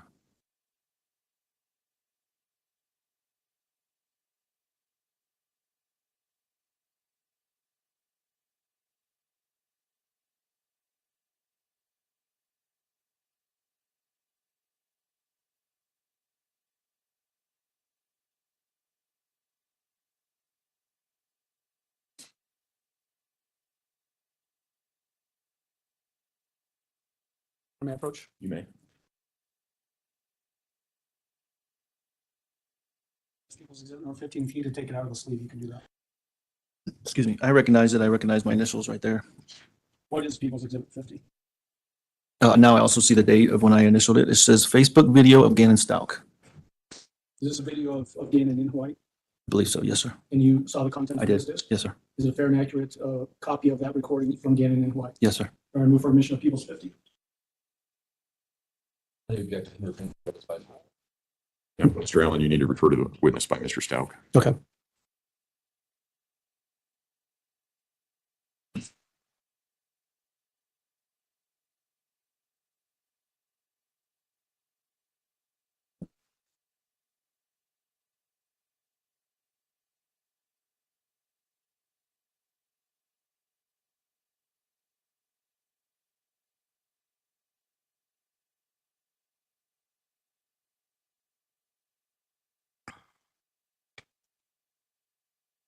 I want to go back to what we were asking, or what I was asking you about earlier about the defendant telling you that Gannon had it out for her. Did she make a specific comment to you about Gannon and a knife? Yes, sir. To you? Yes, sir. What was that comment? Something about he had threatened her with a knife or came at her with a knife. Did you ever see Gannon threaten anybody with a knife? No threats ever out of Gannon, knife or no knife. And was that right before you got Gannon into counseling in 2019? Yes, sir. I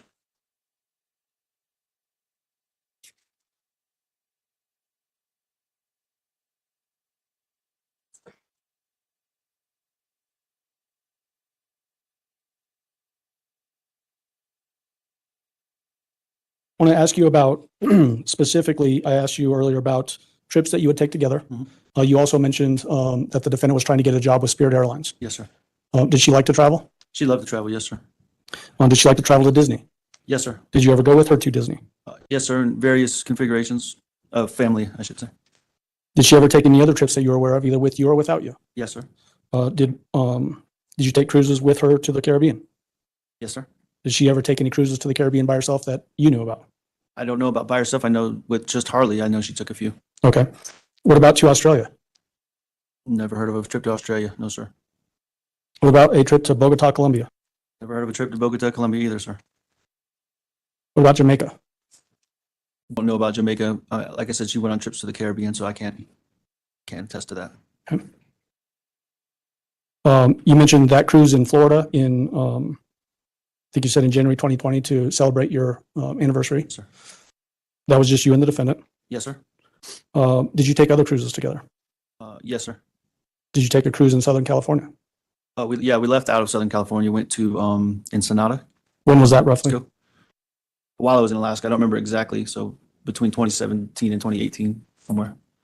Did you take another cruise with the defendants in the summer of 2019? We did, yes, sir. Who was on that trip? Myself, the defendant, Harley, and Gannon, and I think one of Harley's friends as well. You mentioned taking a trip to Mexico. When was that? That would have been right before I went to Oklahoma for 6 months. So 2016, Where in Mexico did you go? Cancun. Was the defendant with you? Yes. Was she with you besides going to the bathroom or shopping or something like that, was she basically with you the whole time during that trip? Yeah, there was one time I was sleeping and she said she went out and got dinner. Other than that, I think we were together 90% of a majority of the trip. Did she ever tell you about waking up in a tent with cartel members? Never heard that story from her mouth, sir. No. Did you ever have stressors in your relationship between you and the defendant as it relates to finances? Yes, sir. What kind of lifestyle did the defendant want to live while you were with her? Based on things that either she told you or that you saw? A classic example is she always compared herself and wanted to be like Kim Kardashian. That was kind of her main thing she looked towards. I think a best way to sum it up is always wanted to live above our means. To live above your means? Yes, sir. That's a good way to sum it up.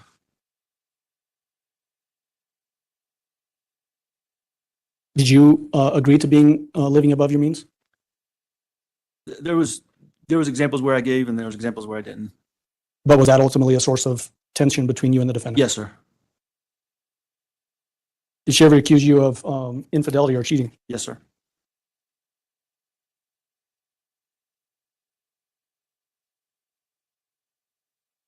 I want to ask you about that storage room. Was it typical that you would keep luggage in that storage room? Yes, sir. Do you remember any specific suitcases that were kept in there? Yeah, there was like a reddish orange one. They had some flowery, I don't know how to explain it, but some patterns on it. There was a large green one. I'd say extra large green one, actually. There was a few smaller, like carry-on size black suitcases. So we had quite a few. Where did the large green one come from? I believe that, I know for a fact it came from Landon, which is Gannon's mother, her aunt Veronica. Landon took a trip there at some point in mine and Landon's relationship, and she came back with that suitcase full of clothes. And I just kept it after me and Landon split up. And was that also stored in that storage room? It was.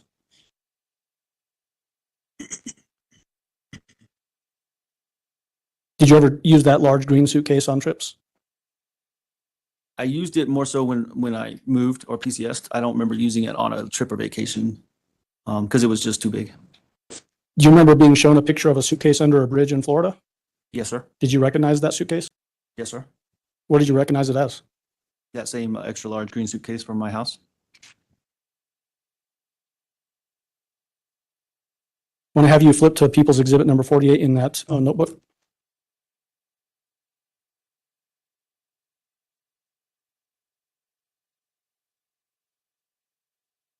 Yes, sir. Do you recognize that? Yes, sir. What is that a picture of? That's a picture of that extra large green suitcase we've been discussing. Under a bridge? I can see the footings of the bridge. I can't really see the bridge structure itself, but Does that appear to be the same suitcase that we've been talking about that Landon's Aunt Veronica gave to Landon when you and Landon were married? yes, sir. That was stored in the storage room. Yes, sir. Now I move for admission of People's Exhibit 48. Exhibit 48 will be admitted. Go ahead. And may we publish? Oh, there we go. What do you remember about that suitcase other than it being large? There was a few things that were broken on it. I don't know if, I remember, I don't know if the wheel was, but I think the handle on the other side was broken. There's a few things that had just worn down over time on it. But the size is the big thing. I remember how large the suitcase was, so. Okay.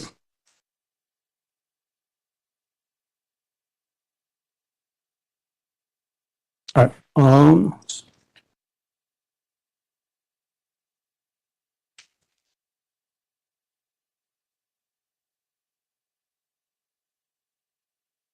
right, may I approach? You may.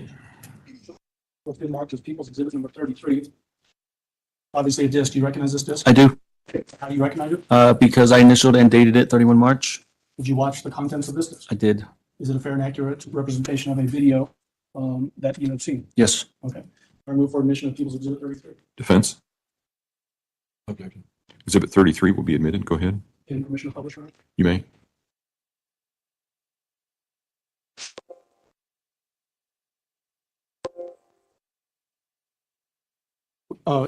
We need the screen, Judge.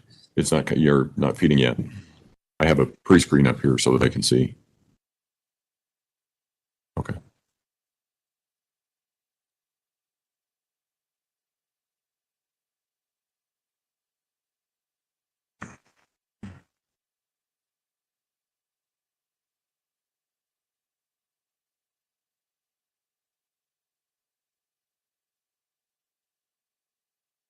Two, I just don't know what to do.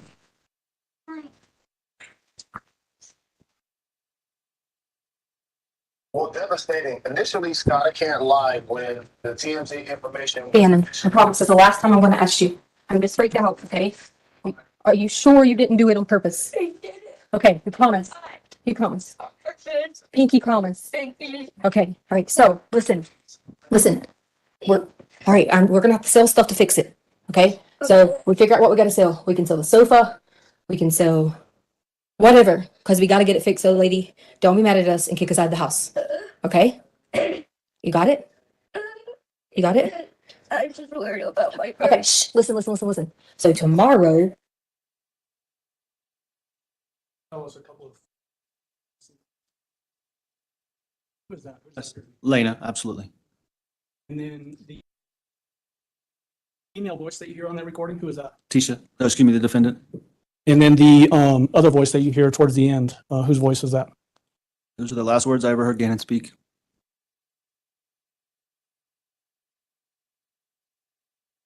I want to have you jump back into that binder, Mr. Stauch, and look at People's Exhibits 19 and 20. Ones I mistakenly tried to admit without any foundation earlier.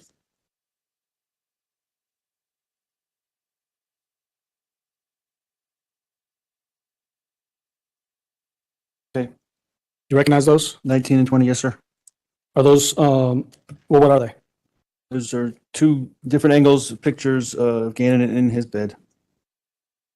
Have you seen those pictures before? I have, yes, sir. When did you see them?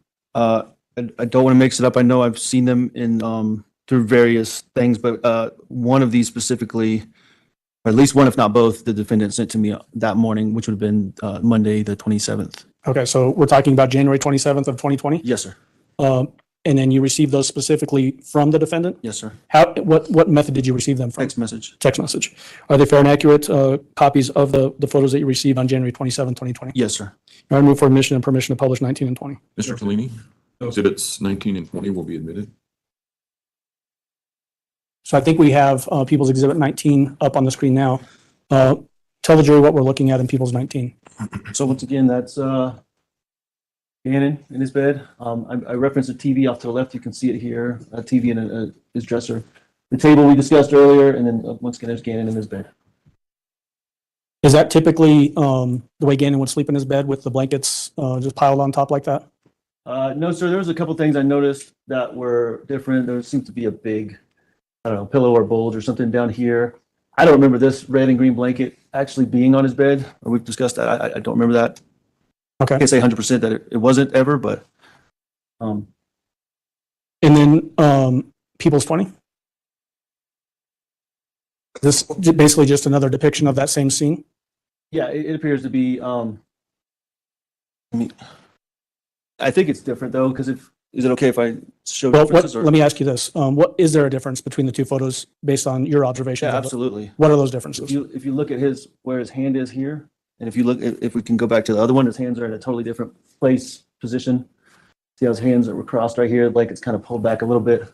And then a huge thing to me was his bed was almost never pulled away from the wall like this. And we discussed that in a previous photo, that his bed was almost always pushed up against the wall. And then that's the bulge that you referenced in the other photo in People's 19 Same as right here. Yeah, right there, and then 20. right here. And notice that difference as well. And do you even recognize that particular blanket, or you recognize it, but you don't think it was typically on Gannon's bed? Yeah, that blanket is one that was in our house somewhere. I just don't think it was a typical blanket. It wasn't his. It was not his. It was not his blanket, and it was not typically on his bed. Okay.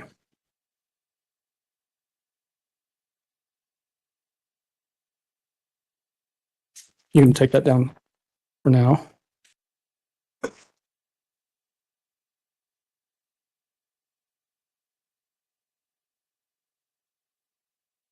I want to jump back, Mr. Stauch, to when we were talking about your trip to Hawaii in 2018. And I previously showed you People's Exhibit number 50, which was that disc. I think I might have left it up here. Let me check, actually.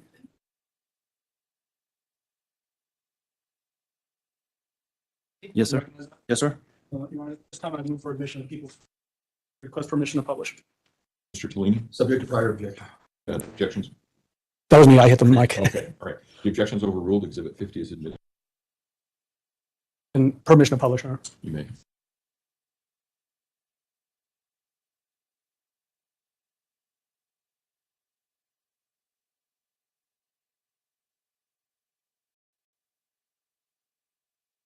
So before we start playing People's Exhibit 50, who do we see on screen there? That's Gannon. Go ahead and play it.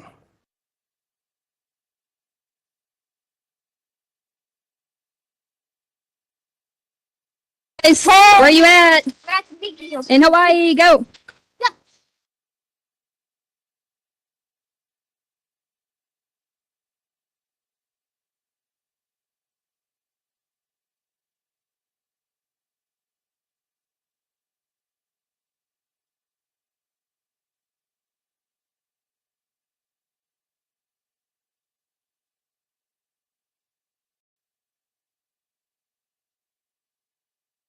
When you got back from Oklahoma, Mr. Stauch, did you participate in searches for Gannon? Yes, sir. Tell the jury about what you did to look for Gannon. The first day, which would have been Tuesday, 28th, left the airport and then came home and just got somewhat organized. And then there was a story about Gannon running away or walking away. And there was somebody said they might have seen him at a gas station in Fountain. And so So let me ask you specifically, you don't know whether that was a true statement or not, correct? in the moment I didn't, no. Okay. But did that cause you to go do things to see if that was in fact a legitimate sighting of Gannon? Yes, sir. What did you do? Myself and the defendant in my truck, my red Nissan truck, drove to that gas station. I went in, well, I think I met the officer there, if I remember correctly, and went in and watched whatever he allowed me to watch the footage of what boy that was alleged to be Gannon coming in and out of the store, and so I could confirm if it was him or not. Was it Gannon? It was not. It was another boy with his father or whatever, another boy with an older man. Just wasn't Gannon. It just was not Gannon, no, sir. What else did you specifically do to look for Gannon? There was times when after the day was over, I'd drive around at night just seeing if I could spot him. That specific, I believe it was Tuesday as well, I had been downtown to the sheriff's office, given an interview, and then came back home and checked on the girls, being Harley and Lena, and then told them I was going out searching again, and went to the Walmart in Fountain. I was heading to the Walmart in Fountain, just maybe he's in the video game section or GameStop or something. Was thinking of places he would be. And then it occurred to me, or I remembered that the defendant had said her car was at French Elementary School. And so I never actually went to Walmart. I went directly to French Elementary School to look for her vehicle. And you previously told us that you didn't see her vehicle there. Absolutely not. I drove around the school 3 times just to make sure I wasn't missing it. Did she ever tell you where her car actually was? Never did. That was the only thing she ever told me, was that I left it at French Elementary School. At some point, based on things that you're learning, did you, in your mind, did it change from Gannon didn't come home from a friend's house to something different? That was really the key moment. There was a lot of things we've discussed, a number of them, some discrepancies in the pictures, the rent-a-car situation. I think I'd already known at that point that I had talked to my neighbors and surveillance from their house. He had never walked. Objection, hearsay. Sustained. Well, I think what he's describing, Judge, is what he saw on surveillance. You can't talk about what your neighbor said to you, but you can describe what you saw on the surveillance tape. So two different circumstances. This is not the surveillance tape of the truck. This is, Let me ask you a question. yeah, thank you. Did you have an occasion to see surveillance video from neighbors in your neighborhood? Did you? Yes. Okay. Did you see Gannon ever walking away on those videos from your house and never returning? I did not know, sir. Okay. So back to. So, well, I have to okay. ask a question. Okay. So you were earlier describing an accumulation of things that led you to change your opinion or your mind as to what actually happened with Gannon. Yes, sir. And you said, I think one of the big things was the defendant telling you that her car was at French, you go to French and it's not there. Yes, sir. Is that accurate? Yeah, that was the key moment when I switched from, she knows more than she. Did you also participate in interviews at the sheriff's office as it relates to the investigation into Gannon's disappearance? I did, yes, sir. How many times did you go to the sheriff's office? Twice on that day, once before the driving to French, and then immediately following that, I called them and said something's wrong, and I went immediately back to the sheriff's office after that. In that same time frame, did the defendant add any additional information that she told to you as it relates to Gannon's missing? I don't believe so. I don't think so. Well, did she at some point tell you that she was raped? That was the next morning. Okay. Yes, sir. What did she say about being raped? I'm not sure of the date. Sure, I'll clarify. We were talking about January 28th, Yes, sir. just now, about you doing interviews at the sheriff's office. You said the next morning, so that would be January 29th. Is that accurate? Wednesday, January 29th. Yes, sir. What did the defendant tell you on January 29th as it relates to being raped? So I slept on the couch. She called me into the room, and then she proceeded to tell me a story about how a man got in the house somehow. I don't remember that specific version, but he got in the house, raped her, abused her, beat her, and then beat Gannon up and took Gannon. And you want me to keep going on that specific? I want you to tell what she said in that particular story. Right, and then she also said he had got burned, and then she said that. Well, I said, well, where's everything at? Like all the mess, the blood and everything. She said, well, I cleaned it up. I got scared, and it's okay. Well, where's the bloody mess, the clothes, the rags, whatever. Well, I disposed of it. Well, where did you dispose of it? It wasn't in the trash can at the house. It was somewhere else, and it was just this long string of stuff. Okay, so let me break in there. Sure. It sounds like the way you're describing that's a discussion that you had specifically with her, where you're asking her questions and she's responding to your questions. Well, there was two parts, and that's why I asked you about elaborating. The first one was just her talking. Okay. And so, but the last part that you just described, it sounded like you were describing an interaction where you're asking questions and she's answering questions. Yes, and at this point, Landon was also sitting in there talking with us as well, just to clarify. When you had the opportunity to view neighbors, I guess, videos, did you see any strange men on those videos going to your house?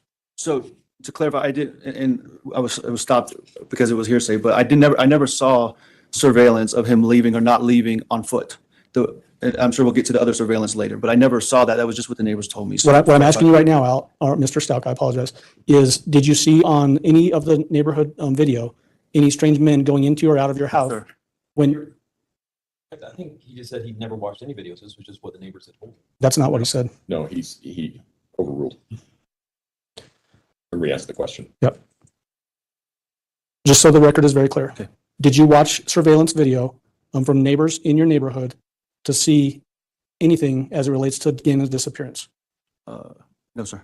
You didn't watch any videos? Well, I did watch the one video with the truck, but I don't think we've gotten there yet, or we're there. I don't know where we're at. Okay. Mr. Allen, I'm sorry. Yeah, you're fine. Thing is very specifically, did you watch some neighborhood video from neighborhood surveillance video about the time that Gannon went missing?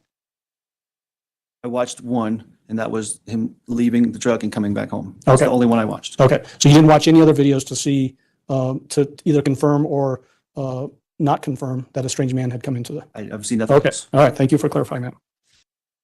At some point, did you become involved in the investigation? Yes, sir. Tell the jury about that. At some point, and I don't know the reasons why, but I was directed to go to the FBI's office and start, I call it being questioned, but just kind of giving a background history of our mine and the defendant's relationship and, kind of what we've been doing so far this morning. And from that, it turned into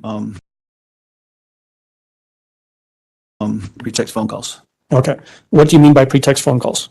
Phone calls where I would get on the phone with the defendant while I was at the FBI office and be giving direction. And they also gave me the flexibility to talk with her normally, but be giving direction on things to say and things to ask and whatnot. Who was involved with that process? Obviously you were, but who else from the investigation side was involved in that process? So, of course, I was there. The defendant was on the phone, and then there was Mark Riley was present. So I'm going to break in every time you say a name. Who is Mark Riley? Mark Riley, I think a detective at the sheriff's office or investigator. I'm not sure his role at the time. Jess Bethel, a similar role to Mr. Riley, from what I understand. FBI agent, Mr. Hughes. I don't know his title, a specific title. Amber Cronin. Who was Amber Cronin with? FBI as well. John, I always say his name wrong, Grusing or Grusling. Grusing? With the FBI. I saw in passing other agents, but those were the ones that I remember being specifically in there. There may have been others. I don't remember specifically. Do you remember maybe like this agent back here, Andrew Cohen? I remember him walking around a lot. I don't remember him being specifically with me on any of the phone calls. I may be wrong about that, but. Would these phone calls originate sometimes by you calling the defendant and other times where the defendant would call you? Yes, sir. How do you know that it was the defendant on the other end of that phone? I recognize her voice and we would always talk about something relevant that would, I would know it was her, whether it was Gannon or something about our relationship or our life in general. Would you also in those conversations talk about specifics to the investigation? Yes, sir. Would the FBI agents or the sheriff's office agents, detectives, pass information to you to specifically ask the defendant? Yes, sir. On some of those recorded phone calls, can you actually hear people whispering to you? Yes, sir. Okay. And Judge, what I get into next is admitting discs and then playing those discs. And some of these phone calls are pretty long. I don't know if you want to go through the admission now and then we can do that other process when we get back, or. So are any of them less than, say, 15 minutes? Because of contextual issues, I think it makes sense to play them in order as opposed to breaking them up. The very first one is an hour and 57 minutes. All right, so let's do the foundational elements necessary for admission. Okay. And then we can play them after lunch. And probably just admit all of them at the same time. Yep. And then go from there.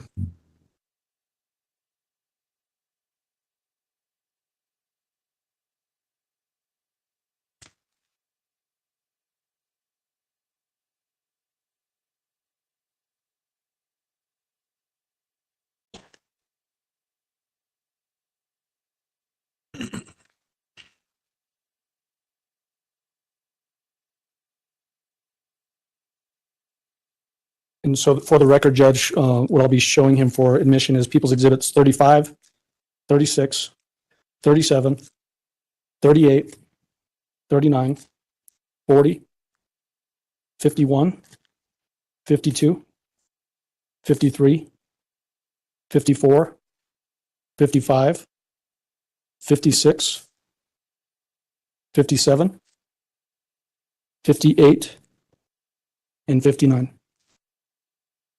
Okay. May I approach the witness, Your Honor? You may go ahead. Can I just stay up here with this? Yeah, that's fine. People's Exhibit 35, obviously a disc again. Do you recognize it? To the front of it. Yes, my initials and the date.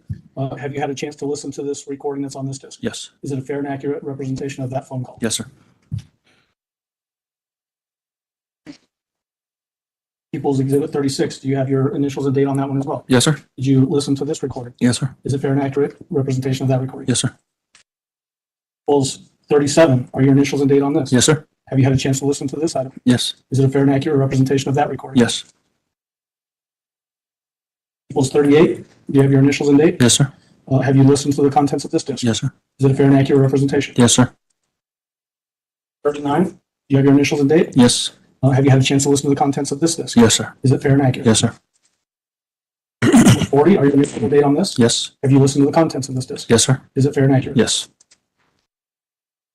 51, are your initials and date on this disc? Yes. Have you listened to the contents? Yes, sir. Is it fair and accurate? Yes. 52, are your initials and date on this disc? Yes. Have you listened to the contents? Yes, sir. Is it fair and accurate? Yes, sir. 53, are your initials and date on this disc? Yes, sir. Have you listened to the contents? Yes, sir. Fair and accurate? Yes. 54, date and initials on this disc? Yes. Have you listened to the contents of this? Yes, sir. Is it fair and accurate? Yes. 55, are your initials on this disc? Yes. Have you listened to the contents? Yes. Fair and accurate? Yes. 56, are your initials on this disc? Yes. You listen to the contents? Mm-hmm. Yes. Fair and accurate? Yes, sir.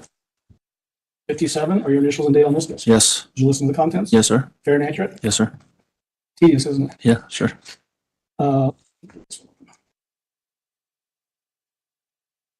Your initials and date on this disc? Yes, sir. Have you listened to the contents? Yes. Is it fair and accurate? Yes, sir. You didn't identify that one. Oh, I'm sorry, 58. Thank you. Go ahead. And then 59, initials and date? Yes, sir. Have you listened to the contents? Yes. And is it fair and accurate? Yes, sir. This time I move for admission of those exhibit numbers, and I can reread them, or if you have them. I have them. Mr. Tellini? No. All right, exhibits 35, 36, 37, 38, 39, 40, 51, 52, 53, 54, 55, 56, 57, 58, and 59 will be admitted. Council approach, please. All right, ladies and gentlemen, I think you know where this is going and what my conversation was about. We are going to take our lunch break a little bit early. We'll have you come back a little bit early too. And when we come back, we will be playing, it sounds like the telephone calls one after the other. So if I can have everyone back in the jury rooms at about 1:15 so that we can start at say 1:20. Again, do not discuss the case among yourselves. Do not do any research about any aspect of this case. Do not discuss the case with anyone else either. Mr. Combs had relayed to me a question by a juror as to whether or not you can receive a transcript at the end of the trial. The answer to that is no. The transcript is for other purposes. No jury is ever provided with a transcript of the court proceedings as they are occurring. So you'll have to rely on your individual and collective memory as well as any notes that you take, but you will not receive a transcript. So with that, I think it's still a nice day. We're not to tomorrow yet when it's not supposed to be. So if you want to take a walk around the courthouse, something like that, that would be a good thing to do. Again, you already know where all of the eating joints are here in Colorado Springs. And we'll see you back at about 1:15. All rise for the jury, please.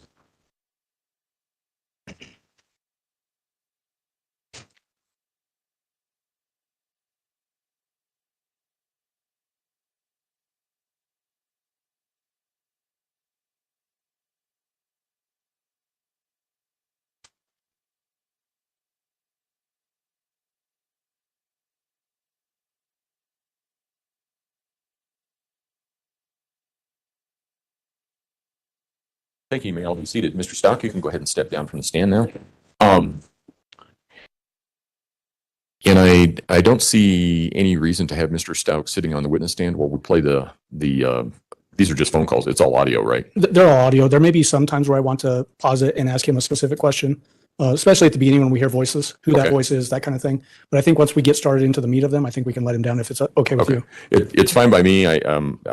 It would just be a little bit awkward having him sitting there and not saying anything for, it sounds like we're talking about more than 5 or 10 minutes. Yes. So we'll leave it at that. Is there anything else that we need to address at this point in time? Prosecution? No, you are. Defense? No, sir. Okay. All right. Thank you. So, Mr. Stauch, how do you know what those are? Just some of the ones I've looked at so far come back to my mind of text messages and conversations myself and the defendant had in this general time frame. Did you receive those on your personal cell phone that is signified by the phone number on the front cover of that sheet? Yes, sir. To the best of my recollection, yes, sir. And the number that they are attributed to as to coming from, is that from essentially what you understand as the defendant's phone? Yes, sir. The objection's overruled. Exhibit 32 is admitted. If you, I'm not going to have all of these displayed on the screen, Mr. Stauch, because it would be obviously a lot of text messages there. But can you flip to January 27th at 2:48 a.m.? Is it a page number? No, you'll have to look at the time and date stamp, so it'll be closer to the front. January 27th at what time? 2:48 a.m. 2:48 a.m.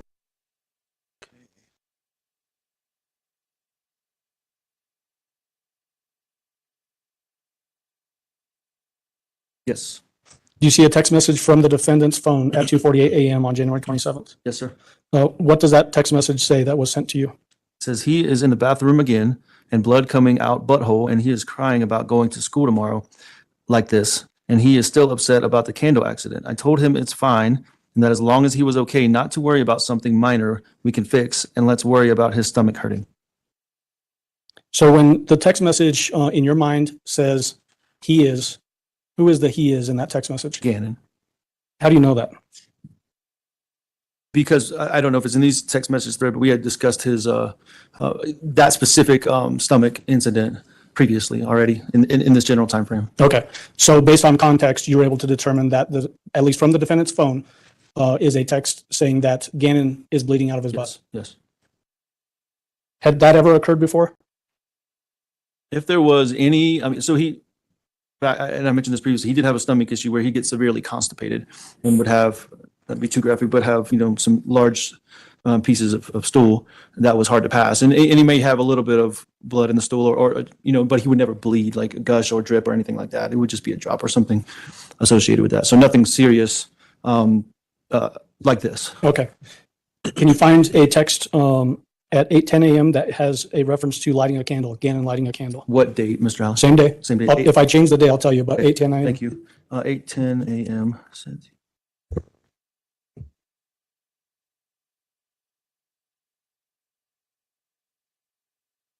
Don't see 8:10 a.m. about the candle.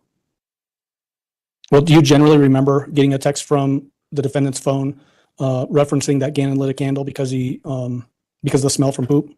Yes, I remember that. Was that odd to you that purportedly Gannon would light a candle?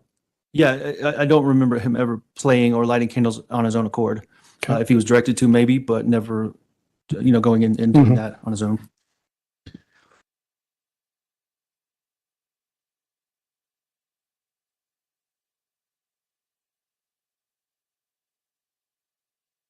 Next thing I want to ask you about is, were you aware from the defendant about the defendant taking Gannon and Lena hiking at Garden of the Gods on the 26th?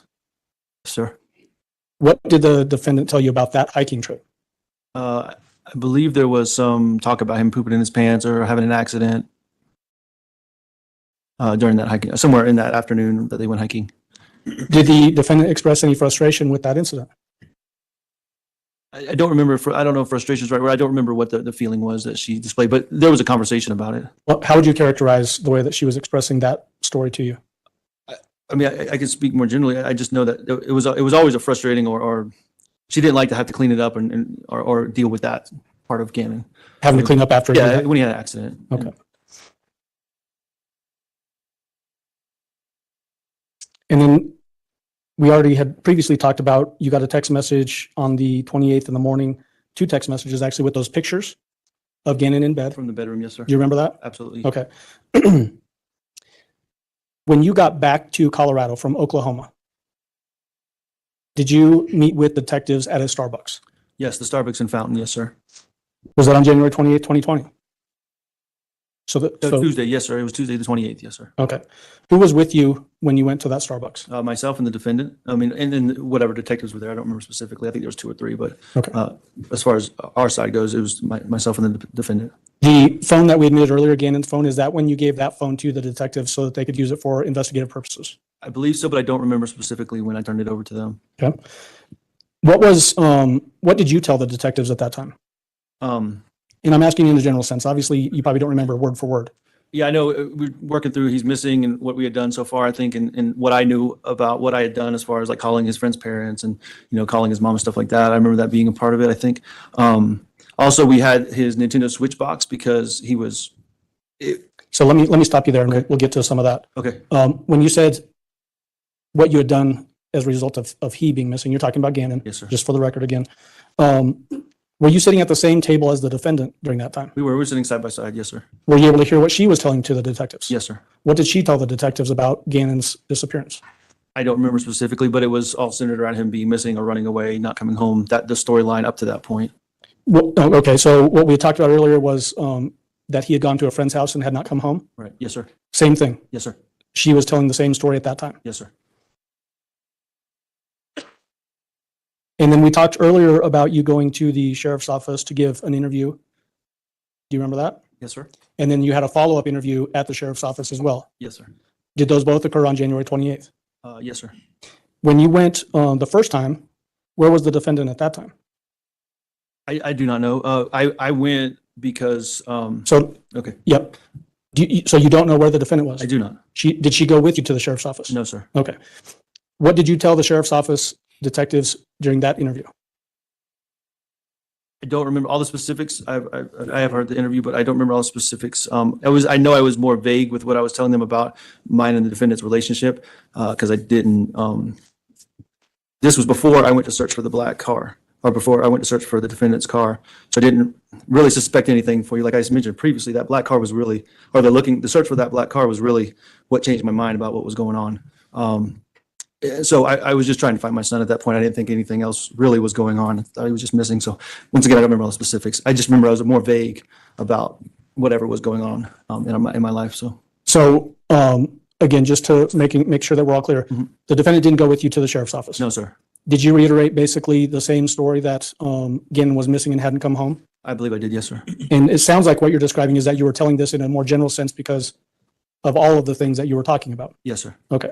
And then it was after that, based on the way you just said that you went to look for the defendant's car at French Elementary School? Yeah, like I said this morning, I left that first interview, went home, checked on the girls, and then went out to search again to Walmart, planning on going to the game section or whatever.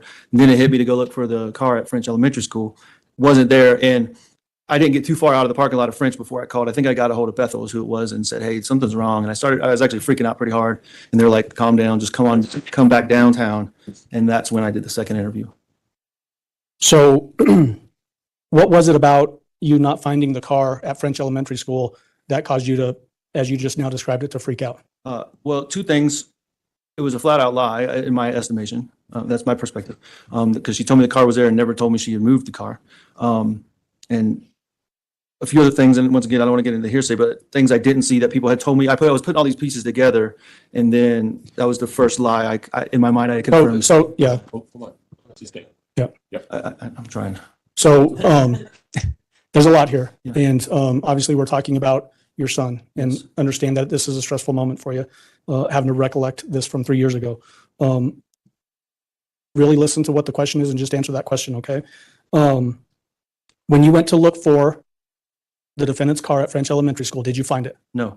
Did that cause you to change your opinion as to, along with other things like you said this morning, as to the nature of Gannon's disappearance? Absolutely, yes, sir. When you went to the sheriff's office that second time, so later in the evening on January 28th, did you specifically tell the detectives what you thought was in the defendant's car based on the information you had? Yeah, I made a statement to them about. They asked me that question, and I just replied with what I thought I was going to find in the car. What did you think you were going to find if you found the car? I think my hope was to find Gannon. That was the whole point of searching, was to find Gannon. So you thought Gannon might be in that car? I had no clue, but that's what I said to them. Absolutely, yes, sir. Okay.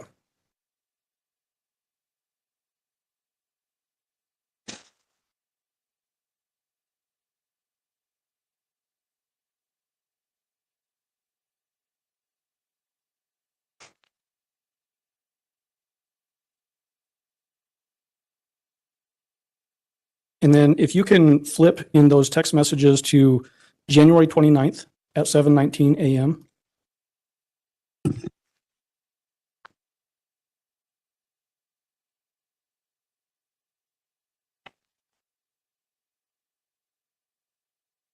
Sir, I believe I'm here. Do you see text messages on that time frame from the defendant? Yes, sir. Do you see any text messages wherein you're getting text messages about a rape? About what? Rape, You said January 29th, 7:20 a.m. or 7:19 a.m.? We're not publishing. Oh, you did? Oh, sorry. Had been admitted, so I thought that's what you I wanted. thought we did it, Judge. No, it was me.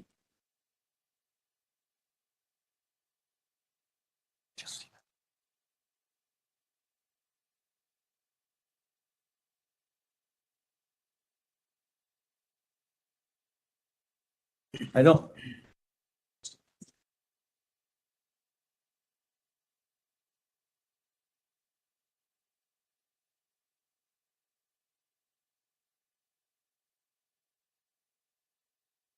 And is always the case with technology, now the screen is black on this computer. So while I'm trying to get this computer up, Mr. Stauch, do you remember when it was that you were notified from the defendant about a rape story? I'm not asking you to look at the text message. Yes, absolutely. it's in relation to these texts. She was asking me to come talk to her in the bedroom through the text message. As I stated this morning, I was sleeping on the couch. She was in the bedroom. And then I finally gave in and went in and accepted her request to talk. And that's when she started telling the first rape story. What did she tell you about a rape story? The first story was that, like I said, she had got raped. The person, there was, not just the sexual part, but she had been beat up or whatever. And then Gannon also had been beat up, and he talked about his burns and all that stuff as well. And then Gannon was taken by this person. That it happened in Gannon's bedroom, and that she cleaned up the mess. And I think that was the brunt of the first version of the story.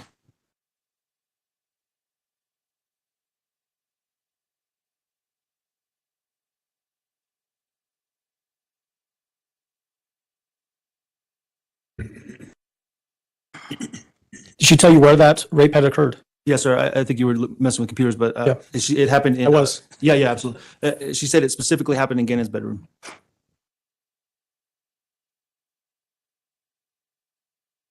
Did you go into the bedroom and talk to her? Yeah, but prior to this first rape story, I No. did, yes. What I'm saying is, you were describing that you're in the living room sleeping on the couch. I think you said that she was inside the bedroom texting you. Yes. Did you go into the bedroom and talk to her? Yes, sir. Prior to her starting the rape story. I see. Okay. Yeah. I got enough computers here. What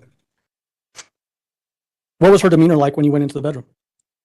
She seemed a little frantic, a little, I mean, that's the best way to put it. Just frantic and, but I don't know any way to describe it. It was just kind of all over the place. Well, let me ask Freaking you out, this. but- Let me ask you this specifically. Did she appear to be crying? No, sir. What about her voice inflections? What was her voice doing?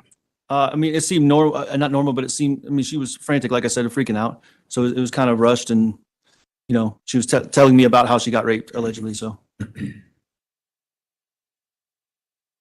What did you do with that information now that you're hearing this for the first time, that there's potentially a rape that had occurred in Gannon's bedroom? So 3 specific things. Well, before those, first I asked her to stay in the room, that I'd be right back. My mom and my sister had slept the night before in Gannon's room, so I immediately went and told them they need to get all their stuff and get out. And I told them very limited. I don't know what all I specifically told them. I just said it's maybe a crime scene now. I think I notified the authorities to some degree, and then I went and got all of the weapons in my house and basically confiscated them and put them in my truck and locked them. Made sure I had the key. I think my one Smith & Wesson 9mm compact I handed to Landon's brother. Just for safety and keep it on his side. I trusted him. He's like a jailer or a police officer or something. So, All right. So let me break in there for just a moment. When you say you went to gather all the weapons, are you talking about those firearms that you described earlier? yeah, every single one of them. And I did it in a specific order. I got all the ones that were mine registered to me. And then I went back and asked her, said, I need you to Who is her? excuse me, the defendant. Okay. Went back directly to the defendant, said, I need the ones that are in her name, which the 12-gauge shotgun and one of the pistols possibly. And I said, you don't have to because they're yours, but I need these and I'm gonna put them away for safekeepings right now. And she did, she complied, and I went and put those in the truck as well. So what was in your mind? Why did you think you needed to lock up the firearms in a vehicle? Because my first impression was a bullshit story and that something else was going on and something happened in the bedroom that I just wasn't sure. And I guess it's my military training. I don't know, but safety was the first priority for everybody. So get all the weapons out of the house, put them somewhere safe. And then I went back and talked to her again. What did you do after you put the guns in the vehicle? I went back and directly went straight to her and asked her to retell me the story. Who else was in the bedroom at that time? Landon was also in there. Did the defendant at that time give you an impression that Gannon was injured as a result of something happening in the bedroom, along with this rape? Yes. Anything about blood? Yes. What did she say about blood on Gannon? Well, it was involved in the rape and the beatings that they both supposedly took, that there was just blood everywhere, her blood and his blood. Did she say what she had done in regard to that blood? Yes, she said she had cleaned it up. Did she describe any blood on bed sheets? I believe so. I don't want to say specifically yes, but I believe she did. Okay.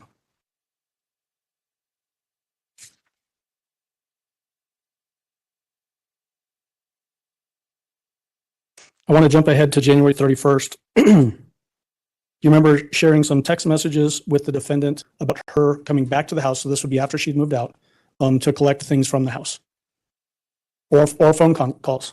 So Let me clarify this. You said after she had like physically moved out or came and got her stuff and moved out? Where she had physically removed herself from the house, but wanted to come back and get her belongings. All right, I just want to clarify. Yes, yeah, absolutely. There was multiple phone calls and text messages throughout those few days. And I remember specifically, we scheduled a time for her to come, and I scheduled a time that way I could ensure a deputy would be there to kind of monitor the situation, because it became very volatile by that point. So, did the defendant in fact come to the house? Not on that first time. I think it was the second scheduled time, but she did. Who did she come with? The defendant came with, well, herself, Harley came, her mother, and her brother, Dakota Lowry. What is her mother's name? Deborah, I don't remember. I don't know exactly Okay. what her last name is.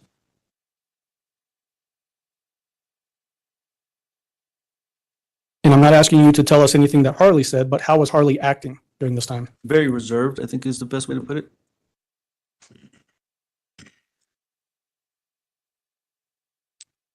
As far as people that were already in the house at that time, not talking about who came with the defendant, but who was at the house, separate from that group, who was at the house?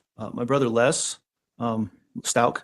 I think Landon would have been there, and Veronica, the deputy. Veronica being Landon's aunt, to clarify. Whichever deputy, I think it was Berklich. I'm not 100% sure. I was there, of course. I think my sister Becky would have been there as well. Rebecca Lynn. I think that's it. Where was Lena? Elena as well. Yeah, Elena was there. Thank you. Were you watching what stuff was being carried in and out of the house? I stayed in two main areas. I stayed in the kitchen for a while. So I did see, when I say traffic, coming up and down the stairs from Harley's room, bringing stuff. And then I went into the bedroom at one point while Tisha was gathering some of her belongings. And I do remember the deputy followed me in there. He was in there as well the whole time I was in there with Tisha. So, the defendant, excuse me. So that suitcase that we talked about earlier, that green suitcase, did you ever see that come out of the house on that day? No, sir. Did you ever see it come out of the house in relation to this investigation? No, sir.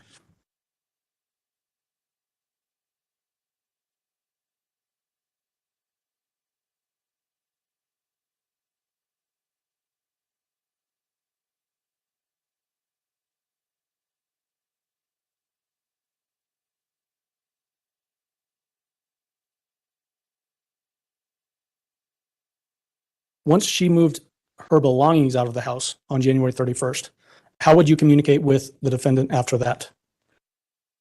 Through text message, there may have been, and I'm speaking in between the period before I started the pretext phone calls. There was text messages and I believe some emails and possibly some phone calls as well. I don't remember specifically, but any version of those three, I think, were in play. What about in-person conversations? I don't believe I ever saw her again after she left until I saw her in the courtroom. Okay. During that particular time frame, so from January 31st until we started into these pretext phone calls, did the statements that the defendant was telling you about what happened again and ever change? Yes, they changed yes. In what ways did they change? Different people were accused, something happened again and at different places, I think I'm mixing up some of the pretext stuff too. So I'm trying, I don't know, but yeah, there was different stories told. Okay. So. And so we're going to get into the pretext phone calls, obviously, and that we'll actually be able to hear those things. What I'm trying to do is just get into what you're thinking happened based on what you're hearing from the defendant. And so you said that there was different names being mentioned. Mm-hmm. It's a yes or no? Yes. Okay. Do you remember any of those names now? Yeah, I think one of the first ones was Eduardo. Some version of that. There was another name. I don't think it came into play until the pretext, the Quincy Brown. I think that's when that came into play. So let me back up and stop you there. In relation to the name that you just said, Eduardo, that's a yes or no? Yes. Yes. What did she tell you about Eduardo? So I'll be honest, I'm having trouble. I think all the different versions are mixed together when they happen. So I don't know. I know there was a story that the defendant told me about. There was a man in the neighborhood, a carpet guy. Let me ask you specifically about that. Please. Did she give you a statement about her allowing a man from the neighborhood that was a construction worker into the house to fix the carpet? I think the story was she gave him the code. But yeah, somehow he got in the house. The question is, did she tell you a story with those sort of details in it? Yes. Okay. Yeah. What was the story that she told you in relation to that? Like I just said, I think it involved in that specific one that she gave him the code of the garage and he came in. I'm kind of at a loss on that, Mike. Mr. Allen, I'm sorry. You're fine. Yeah. Did you know anybody by that name? Absolutely not. I don't believe. Did she allege that that's the person that raped her in the first time that she tells the story? Yes. Okay.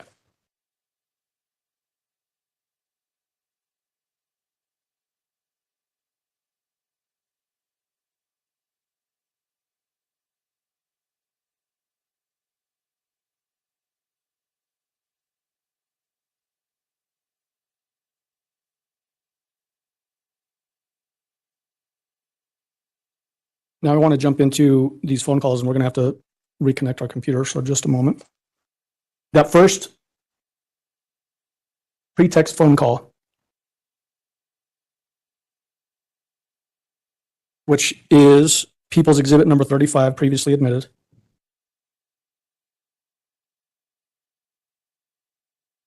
Who was on that particular phone call? It would have been It's myself. not, yeah, it's not tricky. Yes, Was you myself on and the that? defendant. Yeah. Okay. And then there's other people that are feeding you information to ask them. Yes, sir. Okay. At this point, I would ask you permission to publish People's Exhibit 35, which is, this is that longer phone call, an hour and 57 minutes. Okay. Because there's so many, what you'll need to do is when we stop one and begin the other, you'll just have to tell, for purposes of the record, what it is that you're doing. Yeah. And what I intend to do, Judge, is play it for just a second so we can hear voices, have Mr. Stauch identify who those voices are, and then just let it play from that point. All right, that's fine.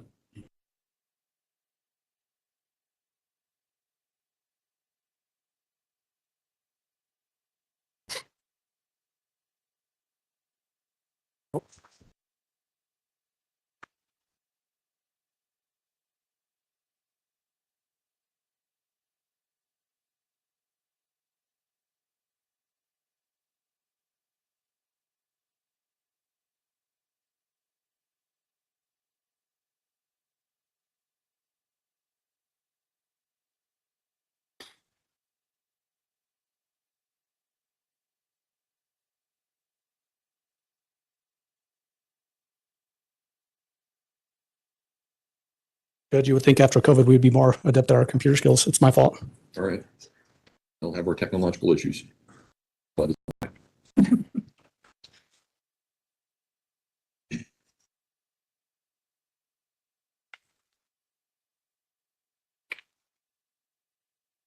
you should have to do is plug it in the same way that you had it before. No, we just didn't. Okay.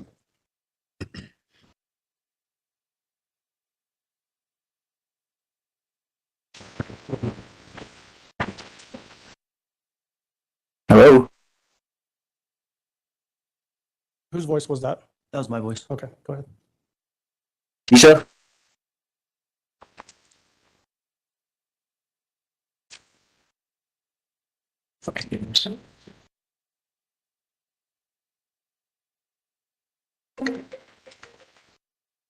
Hello. Hey. Whose voice is that? That was the defendant's voice. Okay. So Judge, at this point, we'll just let it play. All right, Mr. Stauch, you can go ahead and step down. Thank you.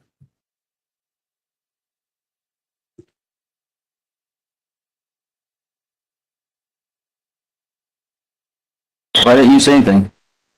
Yeah, I said hello. It's just hard because I have to get service off Wi-Fi. Yeah. So what's up? Oh, I'm so hungry. You still haven't eaten anything? No, Huh? no. Why not? I don't have any money or cards. They have all that. I have all my debit cards, credit cards. Who has all that? They have it from my car. I don't have anything from my car. Oh, you didn't have it with you?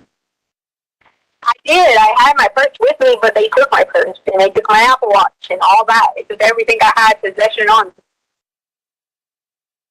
Why did they do that?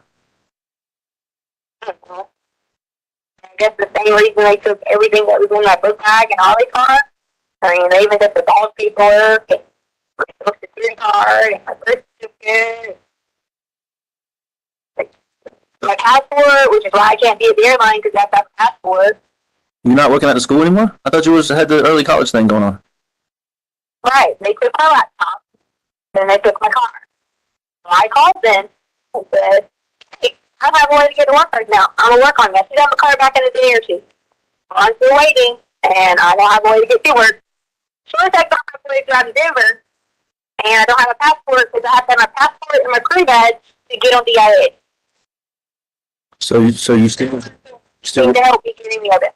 who's no one, like the police or whatever? Like, I've called the evidence department several times and just been like, can I at least get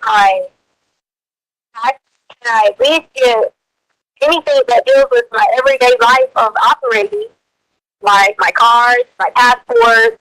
And then the guy was like, well, why do you need your passport? I said, no, it's required by FAA to have it with you at all times, or you cannot even get to the airport, can't do anything.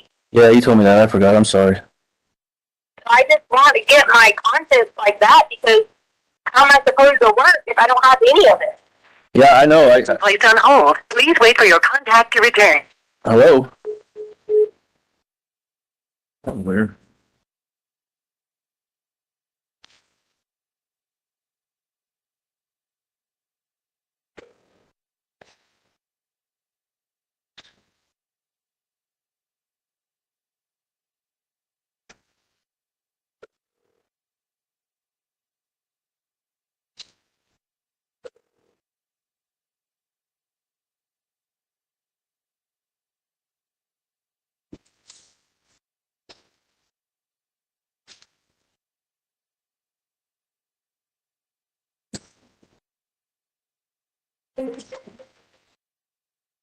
Hello? Hey, What happened? the Wi-Fi, I don't have a number, so the Wi-Fi just died, so I had to use this Indian dude's number here, phone number here to call you back on because I only have Wi-Fi. Okay. Anyway, so like, I don't have any of that stuff. So I'm not trying to purposely not go to work, not do anything. I just need help obtaining any of it to even do anything. Well, I'm having trouble too because they still freaking got my truck and you know how I have those badges I got to get in? Yeah. I can't freaking get into my secure part of my job, so I can't even do what I'm supposed to be doing either. So it's freaking driving me nuts. So like, the people are fussing at Harley because she needs her high school diploma and she needs a report with her ID, social, high school diploma. And I'm trying to explain to them what's going on. Yeah. Like, I just can't get any help because she's supposed to be there every week on base doing stuff. She leaves in 28 days. For basic. Yeah? Yeah. So did anything ever happen with that job? That new MLS? Yeah, the guy wants to talk to her about it. That's why he told her, he said to come in, but we didn't have a way, so we explained that to him. So we didn't have a way. We don't have a way to get on base because they have IDs. They have everything. It's in the book bags, everything. Okay. What were you talking? What was that thing you said you called? I just popped in my head. CIB or something?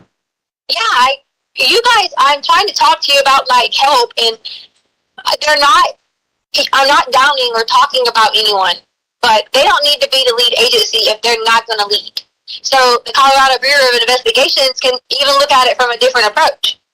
So I called the Colorado Bureau of Investigations and I talked to someone and they're going to call me back. What did you tell them?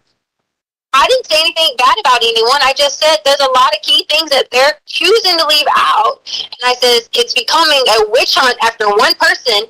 I said when they're barking up the wrong tree and they're not even following what credible things that I told them. Well, They want tips from the public, but the public was not there. Well, what credible things have you told them? That's what in our emails I'm trying to, and I know you said you were waiting to talk to me and everything, but what is it that you've told them? Because I know we had some, uncertainty about some of the things initially, and that's fine, but like what is it that you told them that they're not looking at? Can you walk me through it? I know I asked you for that timeline. Hold on a second. I can't breathe. Give me 1 second. Take your time. Just try to get some deep breaths. I'm just trying to put the window down. It's a stupid thing because, it's hot.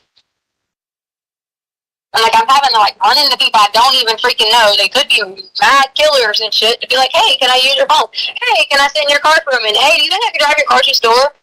I know I'm starting to feel some heat too. Like I told you when I went to Bass Pro Shop last night, I wanted to get some clothes, but I was trying to hope to run into you on the north end, like you said you were out there, but Yeah. Well, like I said, I was just trying to hope to bump into you or something, but I feel like I'm having to hide now. That's why I went and got some redneck clothes, like the clothes that you don't like, because all those nice clothes I have at the house that you got me, I would just stick out like a sore thumb, and I'm just trying to hide too. I don't know how long you got, but I just wanted to start with you for Saturday what I have. Okay. Listen, I scooted away for lunch, so probably an hour and a half, so we got plenty of time. All right. What do you mean scooted away from lunch? Like, you don't have a car? Yeah, I got a rental car. Uncle Jeff helped me out with a rental car, but I just had to get away from all them people. Like I've been telling you, it's just crazy. So You stand by yourself? me and Uncle Jeff. Okay, so your Uncle Jeff is there with you. Yeah, Okay. it's been like me with my family members the whole time.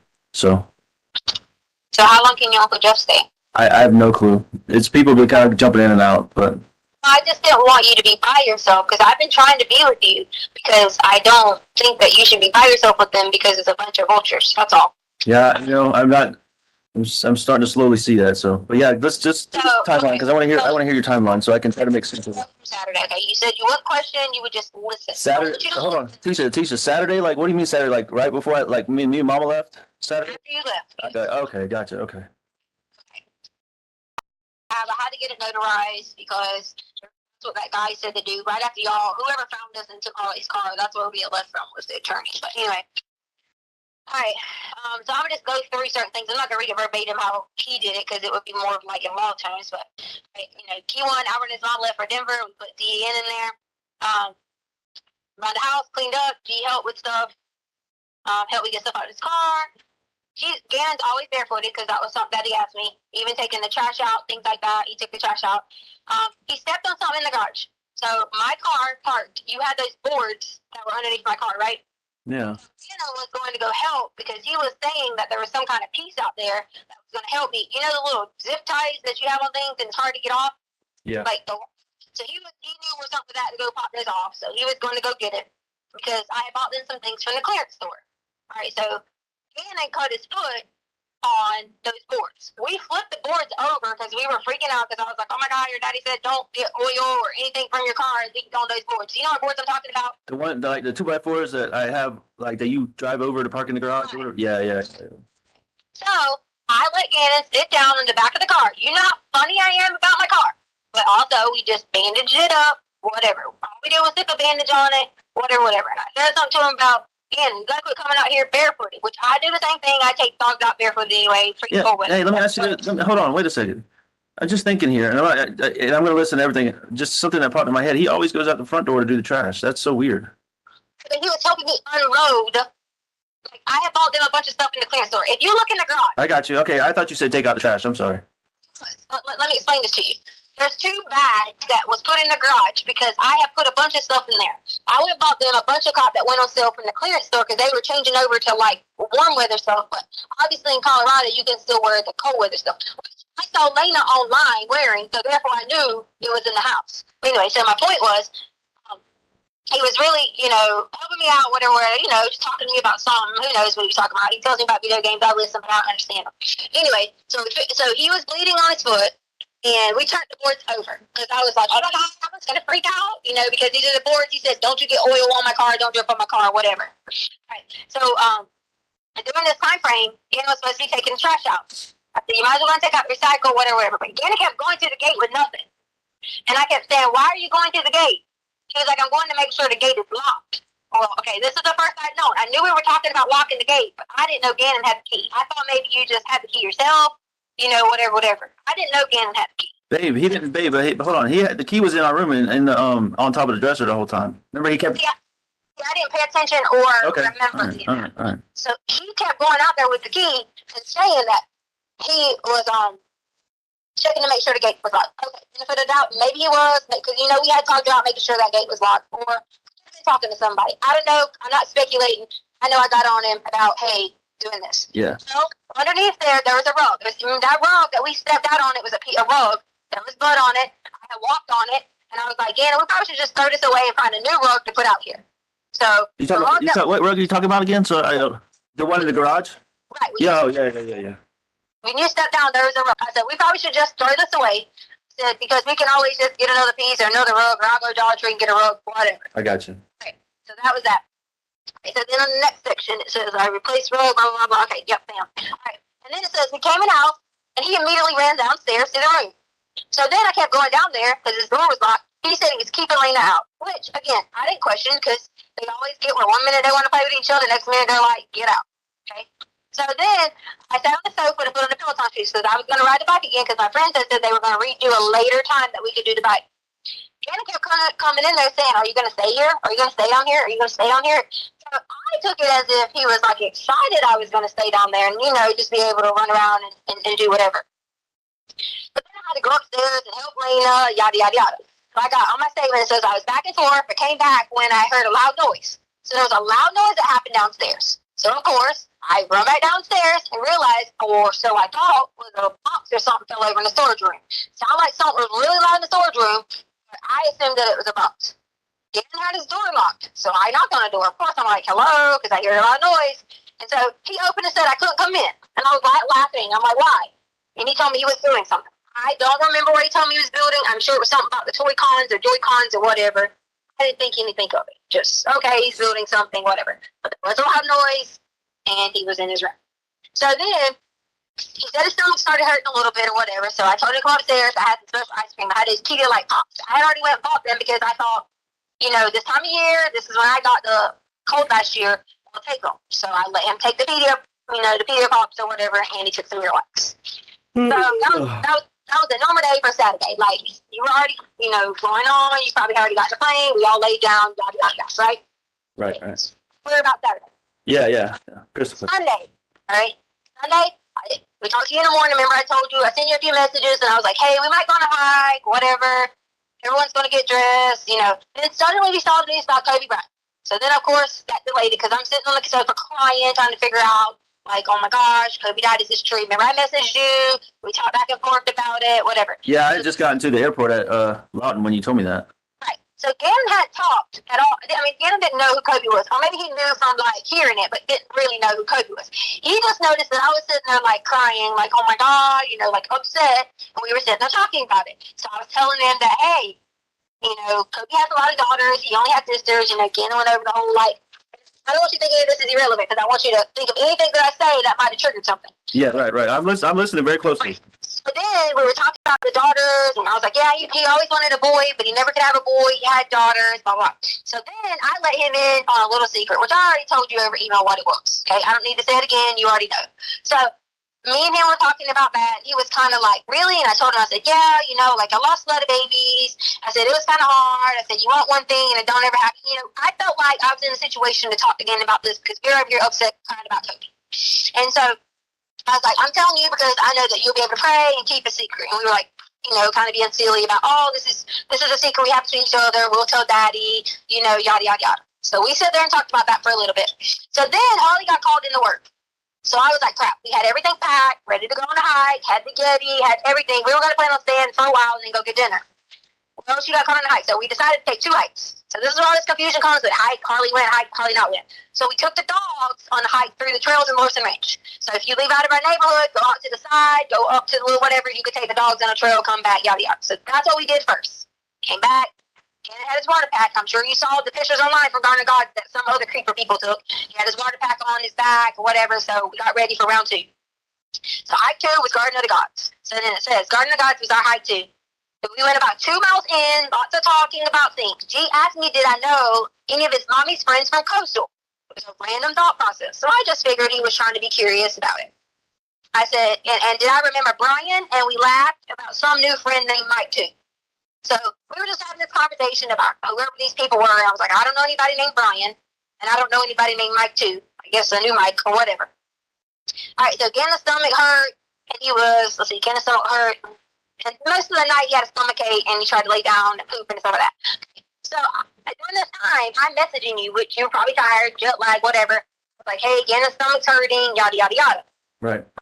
If it happened regularly, you know he would get, you know, whatever. So that's when he asked me about the bath salts. Still, hadn't talked to you about it yet, didn't know whatever.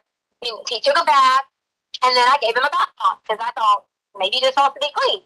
You know, whatever. Bath salt, I didn't know any of that stuff. So then, next section. Alright, so then the next section was, I don't remember exactly who took the bath first, but everybody had their baths. Everybody was doing their own thing. Gannon was like, going back in his room. I said, okay. So then here's my next step. All right, Albert had grounded Gannon from the switch. I understand that he said he was still grounded, but he could get off, you know, the next day.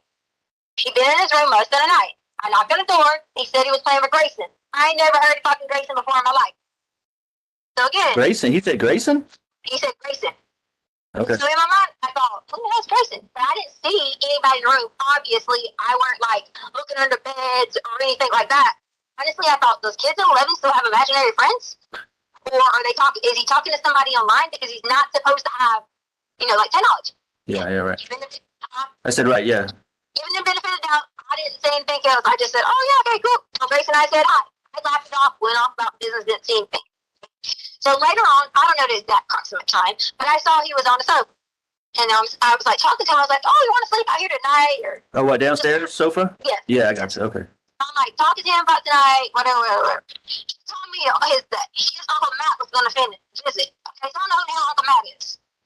So I was just sitting there like, okay, that's when it dawned into me that he had to be talking to someone on something, because Grayson, I had no clue who he is. Matt, I had no clue who he is. Then I was like, this can't be characters in some game, because it didn't sound like some game characters. I don't know Uncle Matt, and I don't know Grayson. So he was talking about his Uncle Matt was going to visit, and I thought, okay, again, trying to be sensitive to the fact that I know that he probably has friends, family on the other part of the country that maybe he was missing or whatever. So again, I was like, boy, yeah. So again, because my statement. So again, I was like, boy, you need to stay off that TikTok. You're being silly. Because I already told him he needs to stay off the TikTok. He was being silly. All right, so I went upstairs.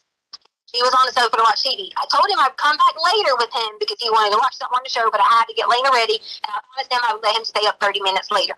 So, I was upstairs, getting Lena ready for bed, yada, yada, yada. Well, then, out of nowhere, the alarm is going off. It didn't start with anything other than the alarm. Lena had laid down. I had went in the room. I was sitting there with the dogs. I don't remember exactly what I was doing, but I was doing something on Roku. I hear the alarm go off. So I walked in the living room, hit the alarm code in.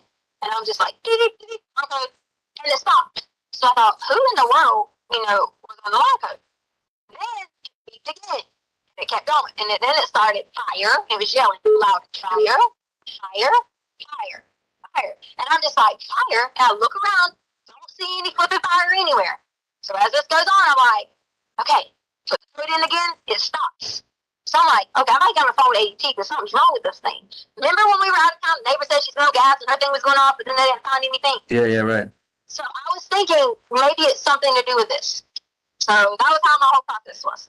So then at that point, I was like, the carbon monoxide thing started beeping. And I ran in there when Lena was at, and I said, Lena, are you asleep? Because I knew, unless I was under some adrenaline rush, and this is not being mean, I would be able to just pick Lena up and yank her out of bed. But luckily, she hadn't fell asleep all the way. I said, Lena, because I thought I was being crazy. I said, do you hear that? It said fire, right? She's like, yes. And so I grabbed Lena, run her outside, run her with the dogs, give her the keys to the truck, throw them in the truck. And I run back inside. Still don't know anything, and then remember, oh my God, Gannon. Sorry that for a second I hadn't remembered that because I was trying to still figure out where the heck I was at. So I run back downstairs and realized that there's smoke downstairs. I couldn't get it. I was coughing and choking and couldn't get through the smoke part. Run back to the garage. You had these little mouthpieces that you could put over your mouth. Yeah, dust protectors, whatever. So I grabbed one of those, put it over my mouth, ran back downstairs, and when I ran back downstairs, Gannon was still asleep, not knowing this was going on, and there was fire. I took the cover. There was a whole bunch of tons of cover that was inside that little tan thing, and Gannon had on or whatever, and I just jumped on him. I don't know if that was the right thing to do. If it was the wrong thing to do, I'm sorry. But I just jumped on it and kept jumping on it, and Gannon was right in one of the covers, so Gannon did burn his arms. It wasn't bad. It was like almost like, how you get a little bit of oil on it, and it's just underneath the skin, but as long as y'all peel it, it's fine. Yeah, but hey, Tisha, which arm was it? Both arms or this inside? I mean, but how was it? So, because I remember we talked about that before a little bit, but we never got it. I feel like it was across the arms. I feel like it was, and I told the investigators this. I said, and I don't want to skip to this part, miss this part. So remind me that. Say this later. I told the investigators later that I said I probably should have looked a little more in depth at his arm. What if he's hurt? Yeah. Because it could have been. He wasn't complaining oh, it's hurting. He wasn't saying anything along those lines, but I should have looked a little bit more in depth. Honestly, we ran. So we ran out. I'm sure they got the footage of us. Me running out first because Gannon was grabbing his cover, running out behind there because he was cold. Hey, what time was this so I can maybe tell somebody to look at the footage? Well, I mean, I told them originally, I don't have access to the ADT now, but I Yeah, told them yeah. because the ADT said it had an alert for fire. So I would imagine whenever that alert went off from ADT, it would have been within that few minutes. Yeah, like fine. I got you. 15 minutes. Hey, So- hey, tell me about it. So I'm really concerned about these burns because, he's freaking hurt. Like what were they big? Were they small? Like what was it? Was it from the candle wax or what? Let me get to that part. It's not going to worry you in a minute when I get to that part. Okay, because I'm freaking out right now because Understand. So when he runs to the car, he runs in because I'm running. He's running behind me. I jump in your truck. Always jump in your truck because the keys were laying there. okay. I jump in your truck. He jumps in on the driver's side. He's screaming, crying, whatever. Lena's in the back seat with the two dogs. We turn your truck on, and we drive the hell off. Don't ask me why we drove off. I was freaked out because I was like, oh my God. Like, it was the smoke was more scary and terrifying than actually the fire. So Okay. what we did was we drove around the block, and I kind of had to be like, okay, what do I do? A, do I need to call the police department? B, does anybody need medical attention? So then we go back in the house. Lena's freaked out. I put Lena in our bed. I said, Lena. So you drove around for how long and then came back? No, I drove around the block. Like Oh, I'm sorry. I didn't hear that. Yeah, I didn't hear that. I'm sorry. Yeah, I drove around like the block, like Wando, that area. Yeah, I know. Pull back up in the drive. You didn't have much gas because I hadn't put gas in your car yet. You didn't have much gas. Right. My process of driving was thinking, oh my God, like I was in shock. So I pulled back in the driveway and parked. We all get back out, go inside. Lena's freaking out, crying. Lena and I are standing there looking at Gannon. At that point in time, I didn't see anything on his hands, arms, or anything other than take your hand where you're holding your phone and look on the insides where the edges are. That part right there had little bubbly spots. Okay? So they had bubbly spots on both sides of his arm. And I think that was from when he grabbed the cover and I was trying to grab him up and he came down with me with the cover because he was like latched onto the cover. Yeah. And I was trying to grab the whole cover to put out the fire. So from the inner parts of his arm had these little bubble spots. So you said both sides, or is it just the inner parts? I'm just trying to, because this might be key information. Like both sides, left arm, right arm. I got you. Okay, so both sides of both arms. From what I remember, both sides of both arms because he had when Gannon was laying down, I grabbed him to get him up. Okay, because I remember it was that Oh God. it's one of the covers. I grabbed him to get him up, whatever. He gets in the car, whatever, we're talking. He's explaining to me that he thought I was coming and he was grounded from the switch. So he thought I was coming, and when he thought I was coming, he knocked over the candle. Okay. Because apparently he was playing the switch when he shouldn't have been playing, which is fine. Was it? But he had the candle on the couch, I guess, right? No, he had sitting on some kind of little, that little white thing that was sitting next to the couch. Okay. Oh, I got you. I don't know if the candle fell over. I don't know. I know that when I got there was a fire, and it was on his cover. So I was trying to rip the cover out of his hands to get him up and like jump on the fire. They have pictures of where there's burn marks on my elbow where I jumped on the fire. So we get in the car, and he's crying and screaming and telling me he's sorry and he don't want to get in trouble because of the switch. He was on the switch and he shouldn't have been on the switch. And so we drive around the block and I'm like, it's okay, we'll figure it out. Honestly, I flipping lost my mind because I thought in my mind, like, had I not gotten downstairs when I did, had I not heard it or the alarm system or covering outside or whatever, if I would have hit that couch, I don't know that I could have gotten again. And that was my biggest thing that my brain was sitting there like freaked out on. Come back inside. Lena's terrified. I said, Lena, go lay in the bed. She's laying in the bedroom. And I was like, he doesn't want to go back to his room. I said, okay, will you lay in Lena's bed? He said yes. He started to say he was cold and had a little bit of shivers. And so I was like, Gannon, I took him and put more clothes on top of him now. Blame it on me, whatever. I didn't take his clothes off to go through anything, but I asked him, was he hurting? And was anything else, whatever. He told me it was just his arms.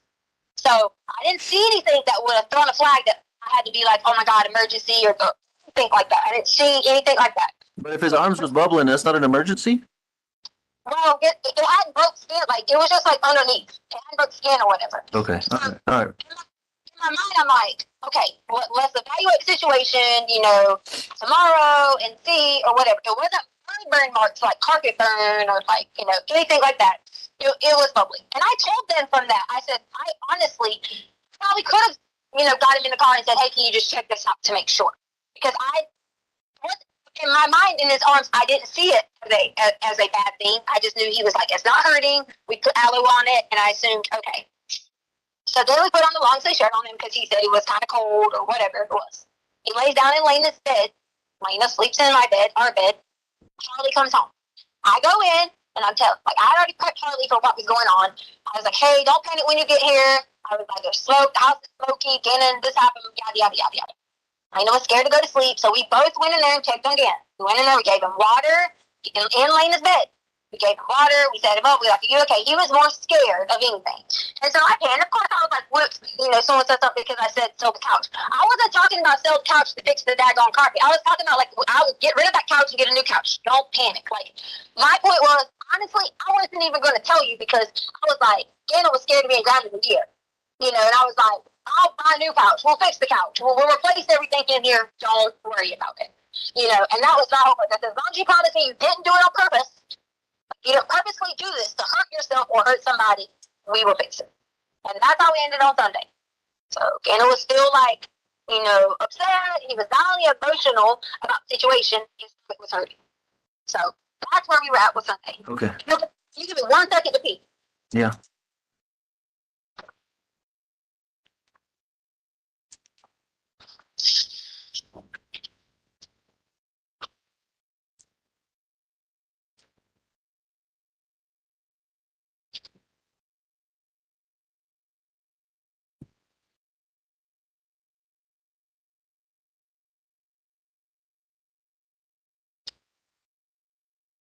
Okay, I'm back. Right. All right, so later on in the night, Gannon woke me up a few times. He said his stomach was getting worse. He hadn't pooped yet. I messaged you, but you were already asleep. And I was like, hey, Gannon wants to know if he can stay out of school tomorrow. He's scared of pooping in his pants. I think you probably were still asleep. You might didn't get it until the next day, which is not your fault, my fault. It was time zone and tiredness and whatever. Yeah. I stayed up with him a few times in the bathroom. I was like, okay, I wrote you back. I said, I'm just going to make the decision that Gannon can stay at home tomorrow because he is so terrified about pooping in his pants. So the next morning, I called the nurse's line and I asked the nurse's line about his stomach and giving him Miralax and yada, yada, yada. You talking about the TRICARE nurses line? No, the urgent care nurse's line right in front of Fountain and whatever that road is. I got you. So I called them and I said, hey, I know typically people are constipated, you give him Miralax, yada, yada, yada. He hasn't really went to the bathroom, he has blood coming out his butt. And so they just basically explained to do the best she could to get him to pass, and if not, then we needed to call our care provider, whatever. He started beating me up over that, saying you didn't need to have a referral to do this. That wasn't what I was trying to say. I was trying to make the point of, does the boy need to have, anything done, or can I just give him, an enema or something like that? Because I already talked to him about that. So if this don't work, you want me to give him, an enema or something, because it was a big old turd he was trying to get out. Yeah. Right.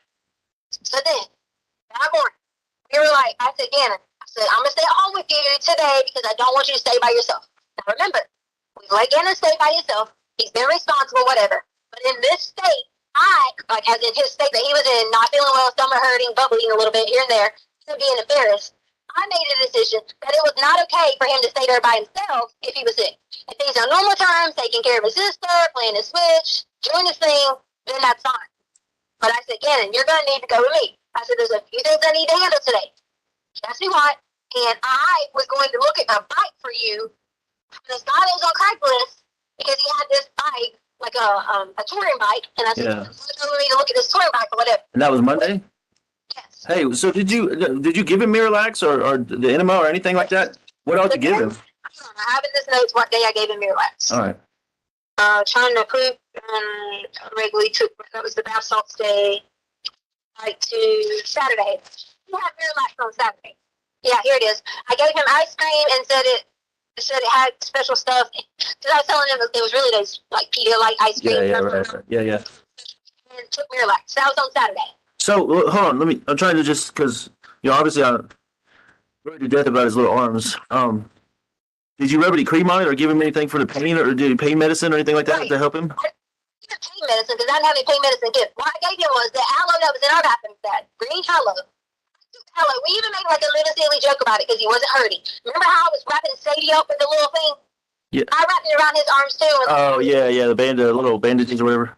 so I put the green aloe on it, and I said, "You can, or do you like Sadie?" And we laughed about it. Yeah. Laughing about it, being yes, it hurt a little bit, but being silly about it on his arms. So that. So you didn't give him any like children's Tylenol or anything? I didn't give him any kind of he wasn't saying that he was hurting in any kind of pain to give him any kind of Tylenol, to give him anything at all. And if you feel like that would have been a lapse in judgment on my part, then I'm sorry. No, I'm just trying to sort through it. I know how both of them are about, every time they scrape their finger or something, they want a Band-Aid. So I would just assume that if his arm was all bubbled up, did his arm stay bubbled up like until the next day, or did that go down that night, or how, like, that's worrying me too. Okay, so to get to the next part, Gannon started to peel it. Like when? When did he start to peel it? Gannon started to peel it because I guess he was either asleep, I don't know, anxious, I don't know. Monday, he started to peel it, like peel his skin. Yeah, like Monday morning or whatever. Again, I swear to Jesus told detectives this. I said he started to peel it. When he started to peel it, it had like I don't want to say like not gooey stuff or whatever, but almost like it was like popping it type thing. And I said, oh yeah, like a blister or something. Yeah. I said, listen. I said, if it gets worse, we're gonna drive straight. And I was already the plan. That's why I didn't go to school. I said, if it gets worse, after I put all that stuff on there, whatever. I'm not that type of person where something happens immediately, run to the hospital. You and I've had that conversation before where you would say like every little thing later ran to the hospital. I was trying to evaluate it to see as long as he was talking fine, normal, acting normal. I didn't see at that point in time that he was under any kind of pain. I got you. Or say that to me. Okay, all right. That was a lapse in judgment on my part. I apologize. But he started to peel it because, obviously he starts to peel things and pick things. So along with peeling that, he started peeling his fingernails. So, and I'm like, that morning, I sent you a picture of Gannon laying in bed on Monday morning. To your phone. Yeah, right. Gannon was laying in the bed, whatever. I went back in there, checked on him, gave him some more water, made him drink some more Pedialyte because he wasn't eating because he was so upset. And that's when I noticed he started peeling things, like on his arm. And I said, and at that point in time, which I told you, like I told them, Gannon had blood that was on his arm and on the side of his wall. I guess from sleeping through the night, whatever it was, peeling it. We toted him back down to his room after Lena decided to go back to bed. On the side, you said on the side of his wall? You never told me that. No, I told detectives this. Oh. You never talked to me about this. Okay, fair, fine. I mean, this is new. I've never heard that before, so now I'm even more worried about him. So they should have told you this. So then I went in there that morning, sent you a picture. I said, Gannon, why do you have blood on your wall? I was like, it wasn't a lot. Don't panic. It wasn't like. Oh, so it wasn't like a lot, like all over the place? It was just like little streaks or something? Oh. I said, Gannon, it says, did you peel those things? Yes, he did. I said, okay, here's what we're going to do. We're going to read. It says, and if you're feeling bad or it starts bleeding, you get a fever, anything like that. I said, as soon as because I was going to go talk to the man about the bike. Right. He said, you have to go there first. You want to go to the hospital now. Of course, maybe I shouldn't have asked the kid that, but based on my judgment and what I was seeing with him, I didn't think that he needed to go right away. We went on about our business. And I said, if you start to feel any pain or hurt or whatever like that, we'll just drive to the base. We'll explain to them what happened with the fire. We monitored it through the night, so on and so on. That was our intent. That was the plan the whole time. Everything. Nothing wavered from doing that at all. Gannon asked me questions. He was just like, why does this happen to me? Why do I always get hurt? Because, he had hurt his foot on the boards outside. And I said, Gannon, we're going to figure all of it out. Don't worry about it. We will replace it. Okay? So Monday morning, after all this, I was like, Gannon, we're going to go find, which I probably shouldn't have said to him that he would have known that it was on him. But I said, we're going to go find someone to replace the carpet. He says, and then we'll get it fixed. We won't worry about it. We'll monitor your arm through the day. Yada, yada, yada. I said, we're going to go get some coffee. Just hang out. And I said there were some things I need to get for the pet store, and we need to go meet the guy about the bike.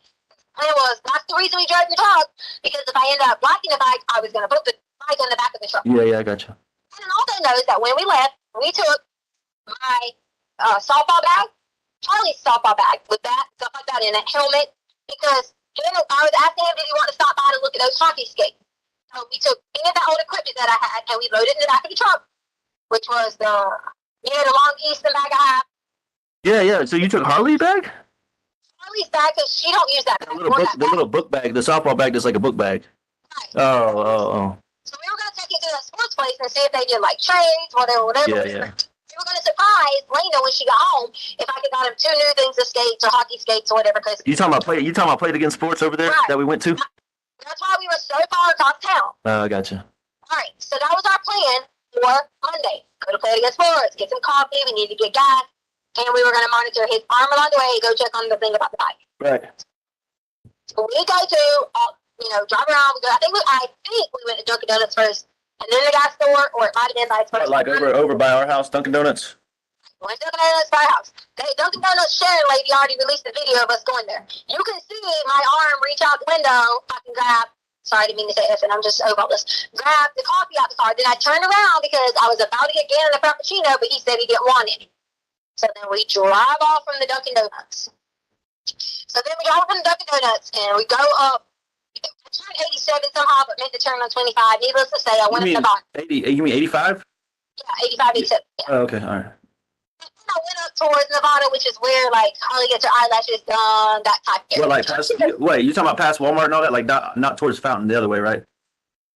Oh, Where the roads, okay, remember when we went to the recycle right before and the road split? yeah, way down there, close to. Yeah, okay. All right, but that's towards Walmart. Turn. Yeah, okay, I got you. So that's the route that I take, which I'm sure they have because I'm not hiding anything from them or the GPS that I took. So I went that way first, and I realized I was like, oh crap. I was like, I probably should have got on the other exit because I really didn't know. Not lately, I've been trying to find my way around, like what exits to get off of, things like that. So I get off and realize, like, oh, this is the way to where we went to the recycle thing at. So I just kept driving and end up making the curve and turning you back to 25, Nevada, and all that.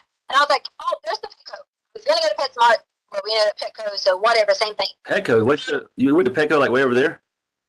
That's the only Petco there is. I don't know. The only one I know is the one we went to by Target that one day. I might know Holly's work. Yeah, that's PetSmart though, isn't it? Right, that's Yeah, what I'm saying. I got you. I was going to go to PetSmart, but I went to Petco. I got you. So I go to Petco, and walk inside. Gannon wanted to stay in the car playing the Switch. He was like, you want to stay in the car playing the Switch. Again, Colorado law is he can stay in the car at 11 years old. Oh, he took a Switch with him. Right. Oh, I didn't know that.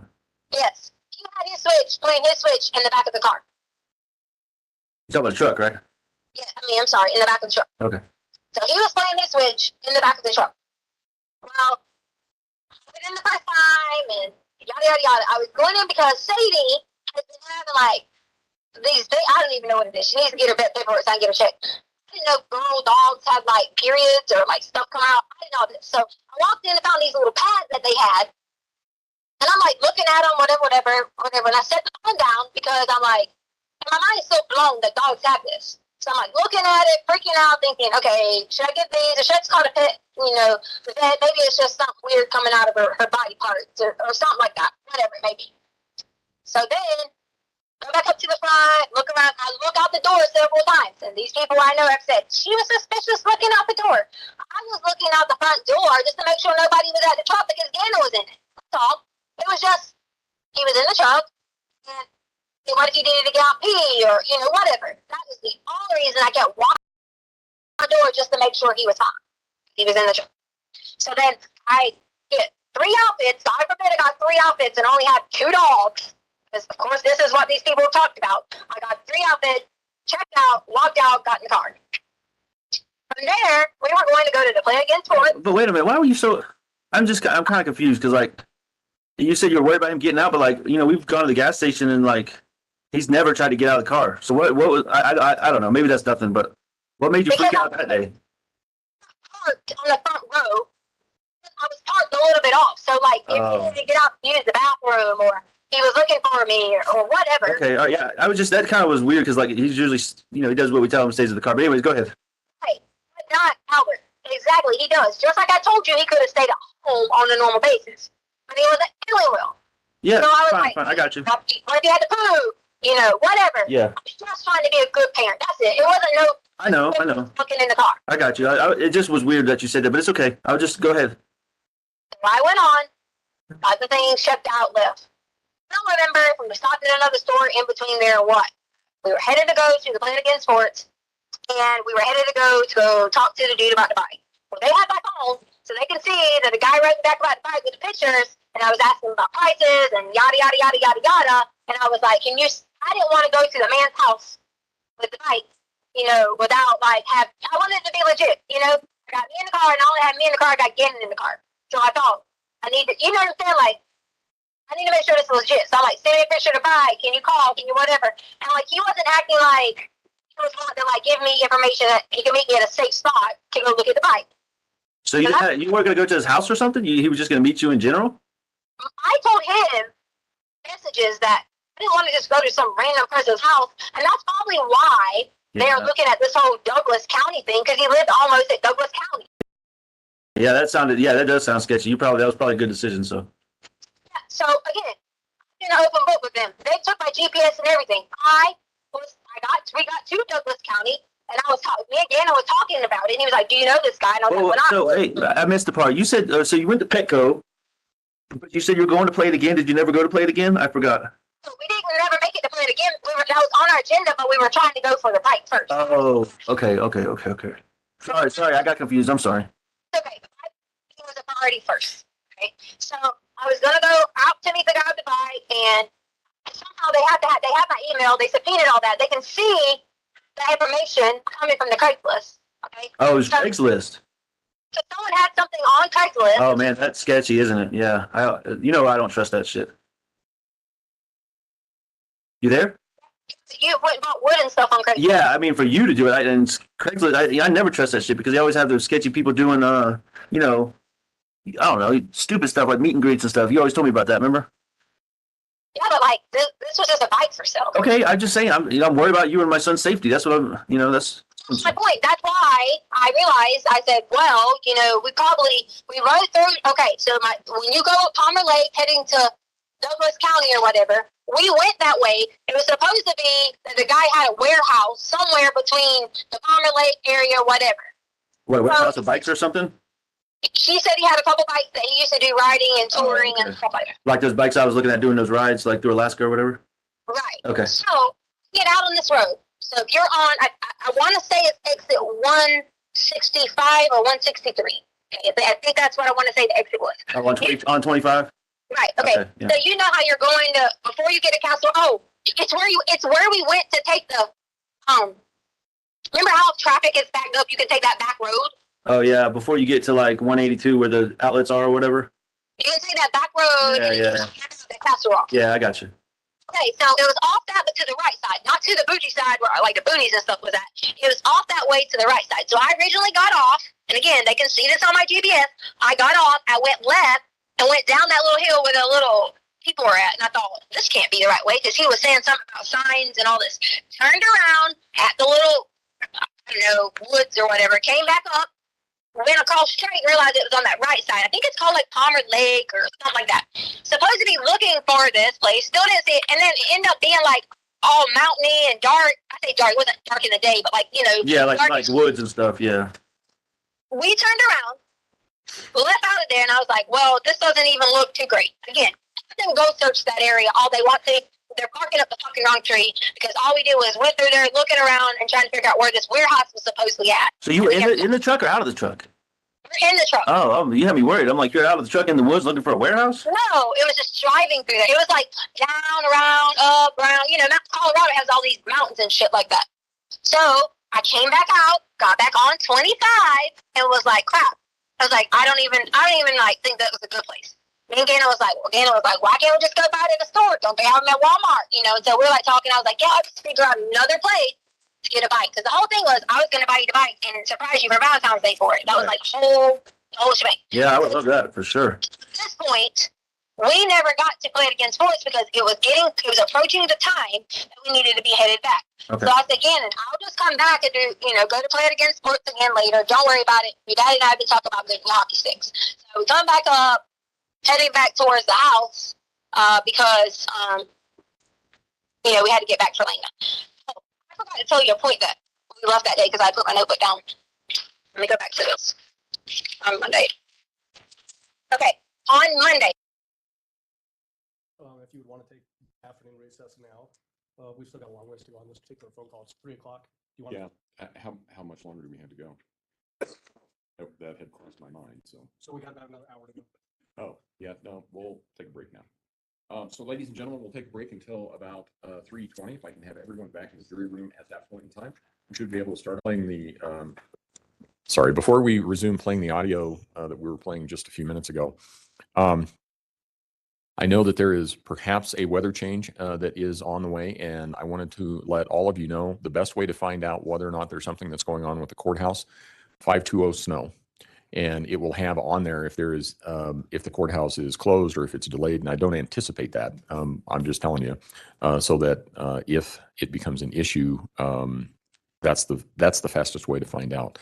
And we'll leave it at that. And I'm giving you that warning because I one time forgot to do that in a trial in May, and we had like, I don't know, 18 inches of snow overnight. And I was going, really? But anyway, so that's where and then I think what we're going to do is we're going to play, we've got about an hour of audio left to go. We're going to play about 30 minutes, and then we're going to stop the audio, and we're going to do sort of a 7th inning stretch and have everybody stand and stretch and things like that. And then we will finish out the audio. So, Mr. Allen? Thank you, Judge. And just for record keeping purposes, we're playing People's Exhibit 35, which is that pretext call on February 13th, 2020 at 1:11 p.m. Yes. When Gannon and I left, we found someone in the neighborhood who was working for the Lorson Ranch people. So this is why I came back to you and said I didn't think it was the carpet guy. I say working for the Lorson Ranch people. I don't know who he worked for. Like whatever that Emory Homes or whatever it's called. He was working for the home company. I approached the guy, asked him, could he go fix the carpet?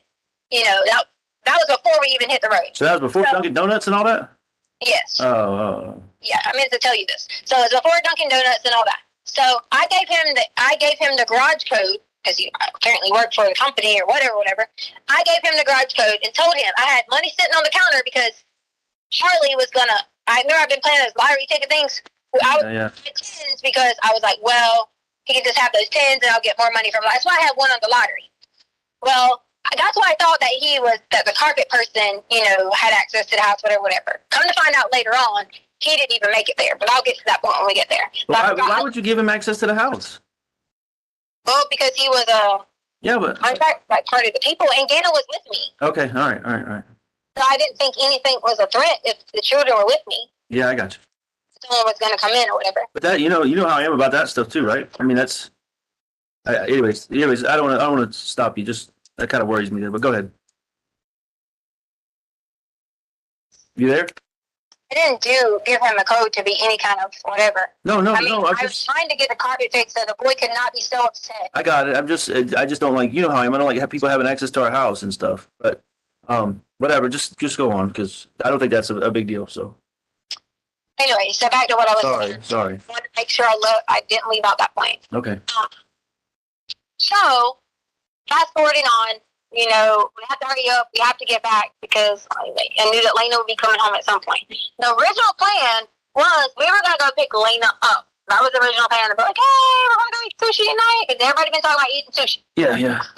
Gannon wanted to stay at home.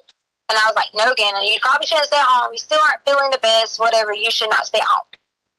I said, so we're all going to eat sushi. If you don't like it, you can just get rice, chicken, yada, yada. So that was our plan for the day. We got home about, I don't know what time the alarm got set off. 2:30, 2:45, whatever the whole crap is. Okay. Well, I noticed that during the time frame, I set the alarm to alarm away. And I have it from the ADT. Okay. When we left.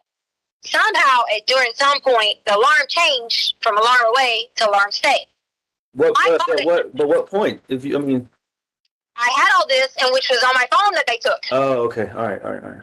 So I called ADT and I said, hey, what are the steps in alarm going to arm away to arm stay? And they instructed me that if the door was not open with a sensor, it could have been that you accidentally set the house to alarm away and it would have went arm stay if it noticed movement that was already in the house.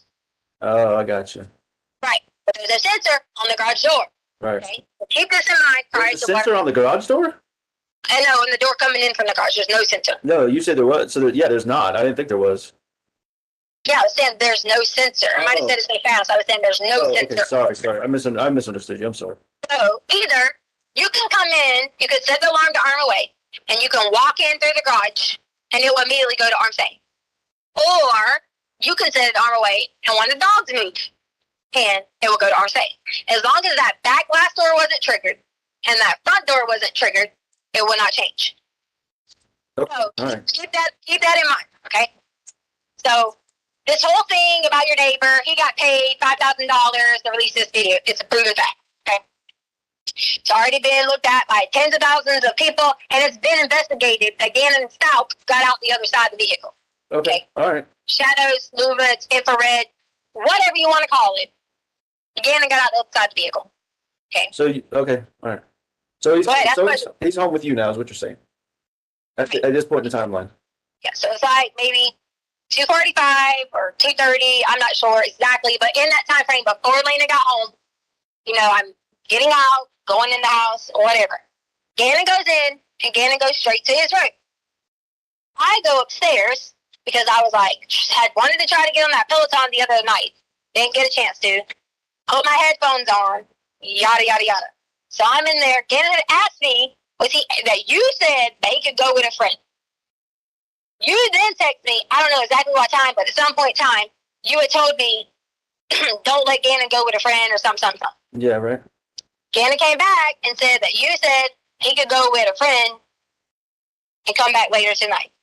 Again, I said, your daddy said you can play with your friends in the neighborhood, but you cannot go with some friend in some car or whatever it may be. Put my headphones back on. That was where this gets where I have completely parts of the information and not parts of the information. I hear another loud noise downstairs. Not even about, 10, 15 minutes later, maybe 20 minutes. Yes. But I thought you said you were doing the Peloton. No, I said I've been wanting to go back to the Peloton because I didn't get to Oh, okay. the other night. So I had my headphones on and I was kind of like trying to get in the pre-workout mode or whatever you want to call it, because my goal had been trying to get on the Peloton every day. Yeah, right. So then I heard another noise again, and I was like, I pulled them off my ears. I know they're noise canceling, but I also am not stupid. I don't wear them all the way on my ears because they freaking hurt. And I was like, Gannon! Didn't hear anything. And I just thought he's down there bumping and wobbling and, doing his thing, whatever it may be. Still sitting there, just chilling, doing whatever. Heard another loud noise. And I thought, okay, this is it. Like, I thought he was stomping around, doing crazy things, whatever. He's supposed to be going to go play with a friend.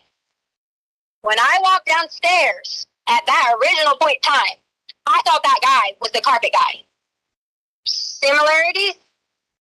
I didn't really remember exactly what he looked like, but I remember some of the details. Now, fast forward, you'll hear me say night after night after night after night, I dreamed of different things that have added detail to this. I thought it was the carpet guy because there was carpet everywhere, boxes, you name it.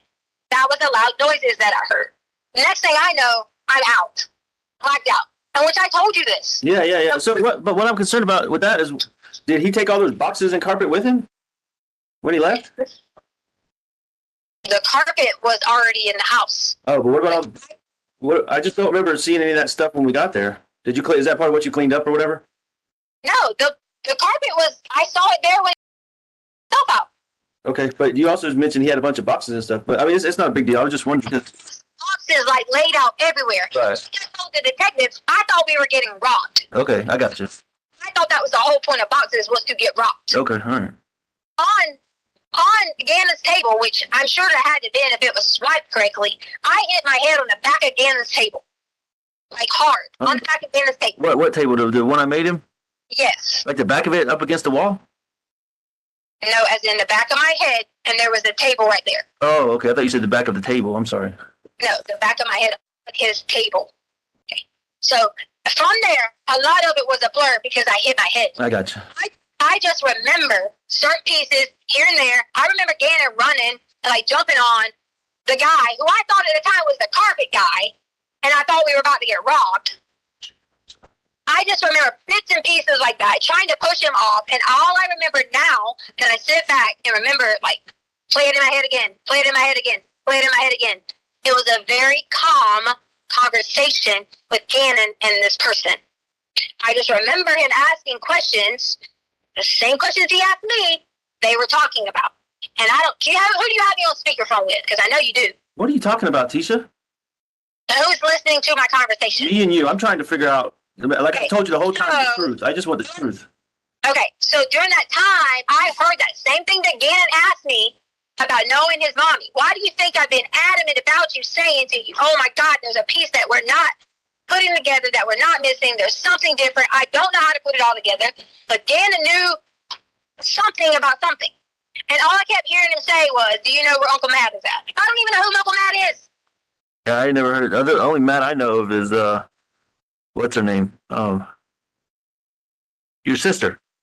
Well, that would be his uncle, and he would know him. Yeah, that's what I'm saying. That's why when you said that 20 minutes ago or whatever, I just like I had never heard no Uncle Matt. So When I woke up and like out of this state of confusion, going crazy, whatever was going on, I remember Gannon saying he will be back later. okay, like the Uncle Matt saying he'd be back later. Gannon said he would be back later. Oh, Gannon said, okay, all right. So in my mind, I'm like, did I really like what the fuck just went on? Okay, hit my head twice. Had to fight off some dude that I explained to them and gave them a description of the whole entire time. Okay, I have been adamant about this and about finding this person. Is that the Mexican guy you were talking? You told me about the Mexican guy. He was dark skinned, and I say Mexican because I assume Tisha, you just said she.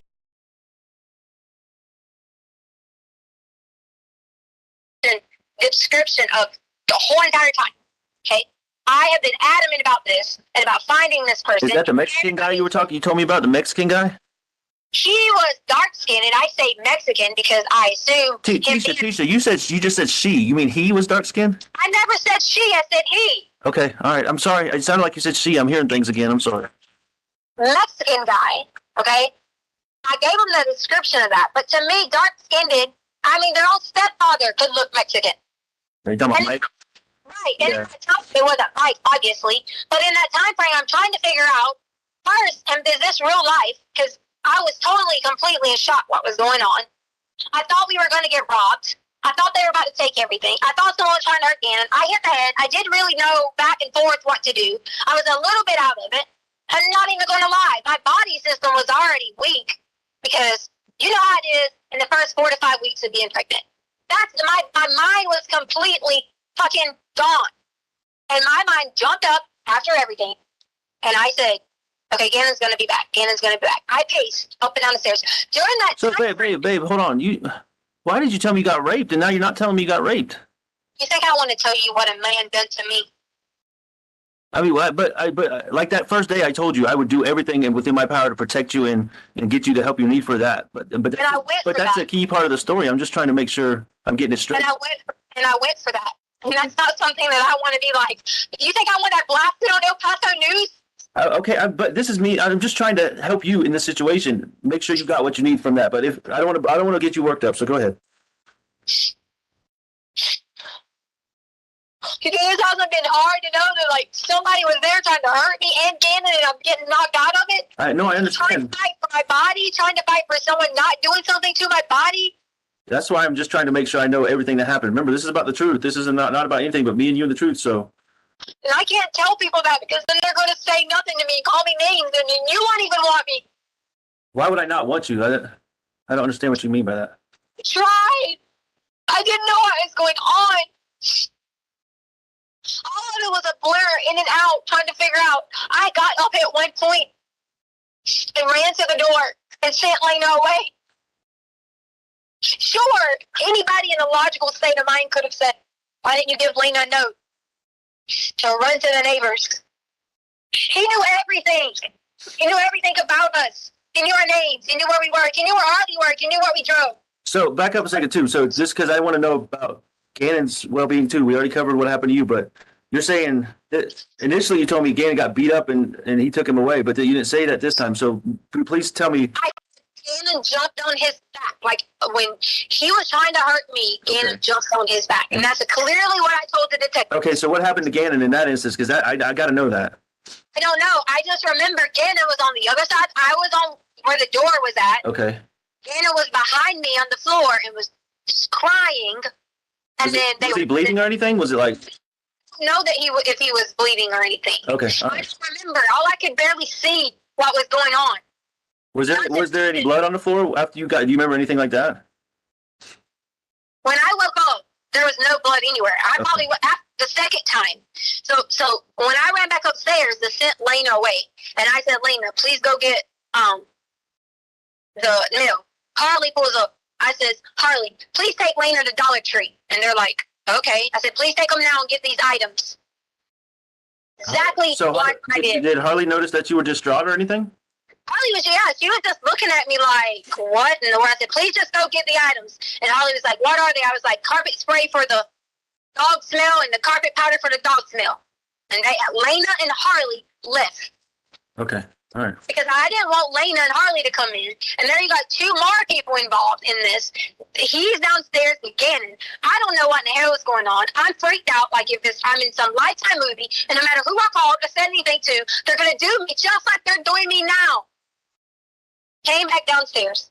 Tried to plead with him about what was exactly going on. He had Gannon wrapped in his arm, like his arm around him, and was saying, Tisha, hold on just a second. I'm trying to understand. So, oh my goodness. So you're downstairs and all this is going on and the guy is downstairs and you send Lena away? You come upstairs and send Lena away while the guy's still downstairs?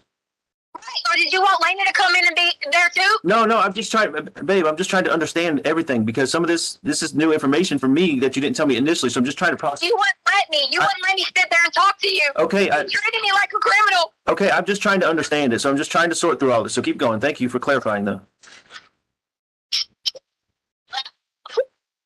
You tried, Albert. What's wrong? I tried so hard. Tried so hard to do what? I was trying to protect everyone and get back upstairs. Once I let Lena go, I don't know. I couldn't even figure out what to do. If I ran outside the yard, what was I going to do? So you sent Lena to the mailbox or you sent her with Harley? Sent her to the mailbox, and it's Okay. Harley gets there, and I sent Harley a message, and I sent Harley a message quickly and said, please get Lena as soon as you get back and go to Dollar Tree. I'll explain later. Oh, so you sent her a message and they went back downstairs? Right, because I was trying to check on Gannon. But I thought you said you saw Harley when she got home. I did. I sent her a message to let her know Lena pulled up. Lena came up. Okay.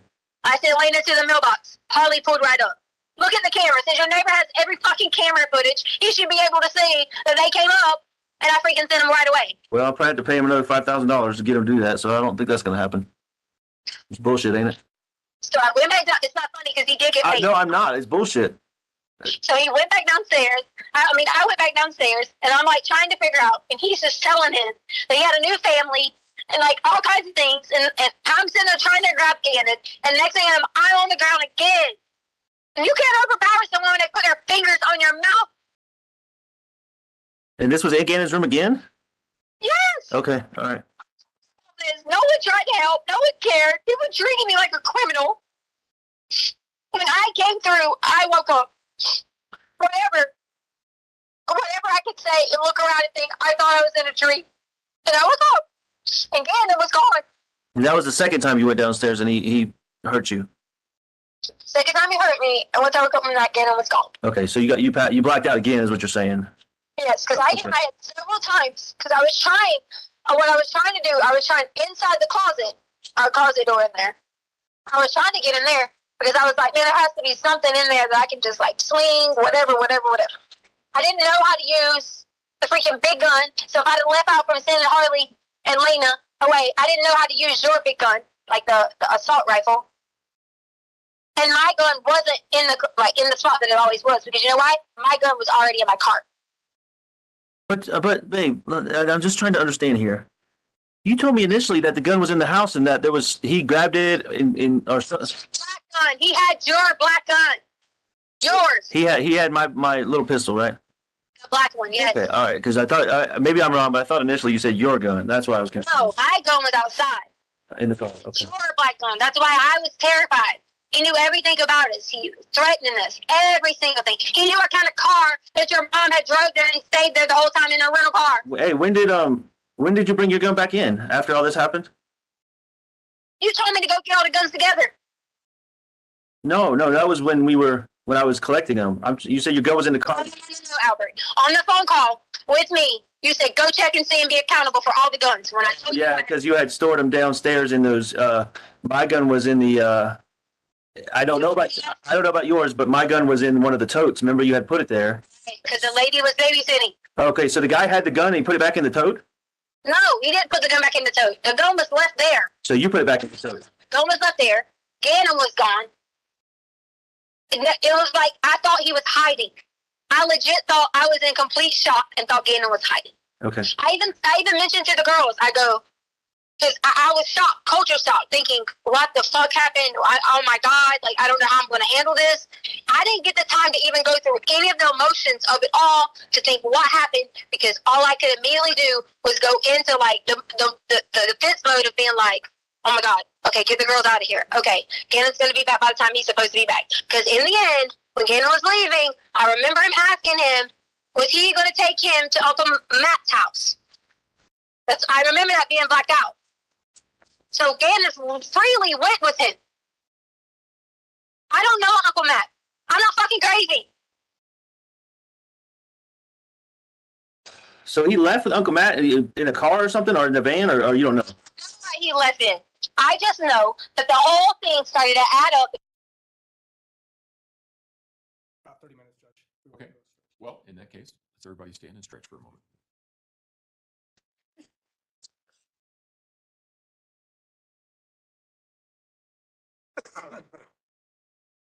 Apparently they want to do the wave, at least some of them.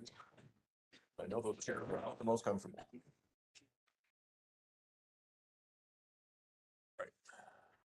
And, while this is going on, you can, as I said, during jury selection, if some of you need to, you can stand, you can stretch, you can do what you need to do, and that's okay. So, there you go. All right. Okay. Yep. Let's go ahead and start it again.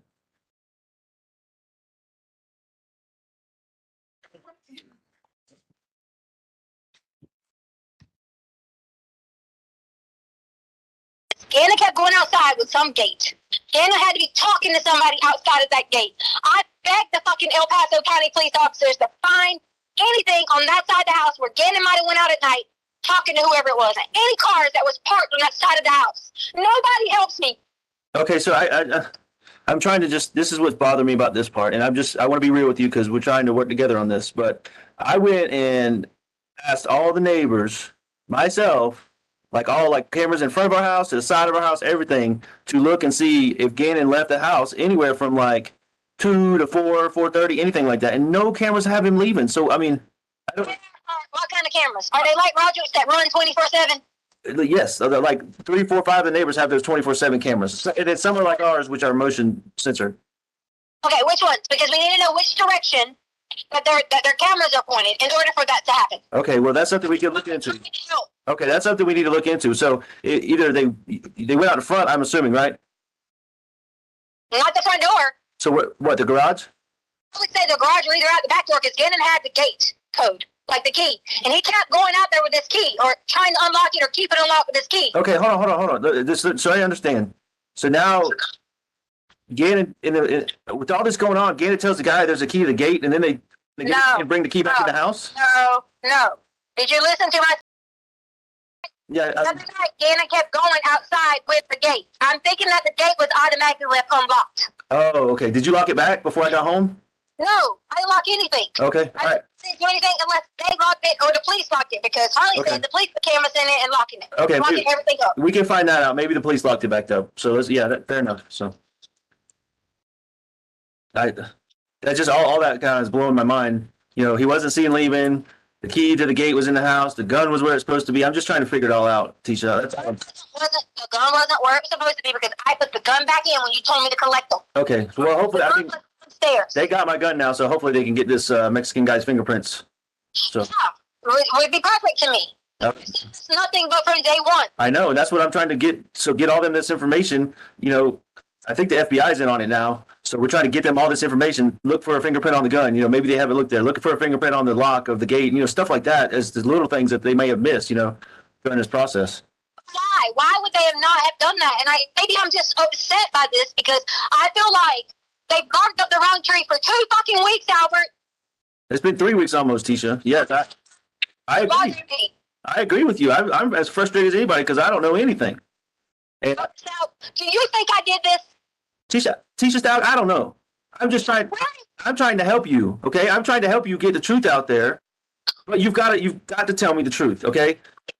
I know. Here's what I told the police. The only difference is I thought it was the carpet person, but once I went around, because I was freaking out trying to figure out, I was like, if I could go get this fucker and bring him in, and I drove through the neighborhood, the description that I gave El Paso is exactly what I saw, but that is not the exact description that I gave of this carpet person. So my point behind that was, I don't think it was the carpet person because I eliminated him because he didn't have craters on his face. He did or didn't? So, but let me, well, hold on. You know what? Something. Remember how? Oh my goodness! Thinking back to this whole that trip you made for the bike. You never found the guy, right? The Craigslist guy. Started looking creepy. Yeah, that's what I'm saying. You don't think that this Craigslist guy had anything to do with you? I mean, not you, but you know what I mean. Oh, I'm freaking out. Sorry. And you don't think that Craigslist guy followed you or just found you? Maybe you told him, "Hey, I'm driving my husband's red Frontier, and I'll meet you there," or something like that. I mean, I don't know. I'm just trying to think of anything. Okay, so let's say it's him. What I don't like is that people are sitting here saying, "Well, there's nothing that shows you guys leaving." If there's nothing at this point in time, it's starting to get dark. Because in case you didn't know, in Colorado, it's getting dark around that time.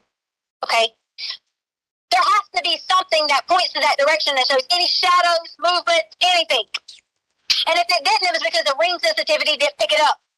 All right, so listen, I want to be clear with you that I don't give a flip about social media. You know that. I don't have Facebook. I'm not on there, so I don't know what these people are saying. So let's me and you focus on us getting to the bottom of what's going on. Okay, let's try to block out that other stuff so we can get the truth here. Man, this Craigslist thing is really driving me nuts now. Do you think that when did you go? What was the time frame you went there again? You went to Dunkin' Donuts, right? Because they have whatever time they have me on footage. The first time at Petco. Oh, at Petco. So after that is when you left. Because I went back to Petco to get more clothes. Okay, so you went. So then when did you go back to Petco after the Craigslist trip? Yeah. Oh. And you said the guy was already in the house before you got there. You think? When I got there, the guy was already most definitely in the house, or had already been in the house waiting, or whatever it may be. Which is why I thought it was the carpet guy, because that was the person that I gave the garage. Yeah, you gave the garage code to him. Yeah, right. The more I laid, and the more I slept, and the more I kept worrying about it and thinking about it, and yada yada yada. Gannon kept having his room door locked. I was even so terrified to think that this person even spent the night not home. Oh, you think he was there the whole time? I don't know. Do you know how worried I've been about this? I know, that's freaking me out, because remember those other stories you were talking about people coming in the back door and stuff while they thought people were away? I've been going through all that in my head too. Albert, I've done nothing but look. I have this book right here. You can hear it. It's like of all anything and everything that I thought of that might have been out of order. But so maybe you think I don't want my life back? You think I don't want my family back? I know. Trust me too. I'm tired of being portrayed as one. Okay, but you got to help me, because I'm trying to sort through all this and put a good timeline together so I can tell this. Somebody reached out from the FBI, and I'm trying to tell them a timeline of what I know. All right, I'm trying to make sure they get the truth the first time. This lady that called me. Okay, so. Are people not going after this? Why? I don't know. Maybe the FBI is. I don't know. That's not. I know they're doing everything they can. Maybe they missed some things we don't know. Listen, something you told me that first day that I'm trying to figure out when did you do the? Like you said, you cleaned everything up. Cleaned everything up. Yeah, from Gannon's room or wherever you got. Somebody did bad things to you or whatever. I was just talking about like the clothes I had on and like shoes and stuff. Oh, so you just changed your clothes and then threw them away, like you said, and whatever Gannon had on, you said you threw that away too? They got that out of the back of the trash. It was a shirt that he wore that was burnt and stuff like that. Oh. That's what I meant, like cleaned up. I didn't mean like clean up anything bad or anything. I'm just saying like I didn't want to keep that stuff on and go and believe. But you told me that first day you cleaned up the whole area because you didn't want Lena to see it when she got home. That's what you told me. Yeah, my clothes and my underwear. You want me to really go in depth about that? I'm not trying to make you relive anything that happened to you. I'm just trying to. There's just some truth that I'm trying to find about. I mean, if something was cleaned up or something, then I don't know. Maybe. Whatever you're trying to say to me, don't just be honest. I just don't want the police to miss anything else. Okay. I mean, we think they've missed all these other pieces, and then if you cleaned up something that could give them DNA evidence on this Mexican guy, then we need it. Took my whole DNA from this. They wouldn't let me pee. The hospital bill that I sent you was the whole kit on my body.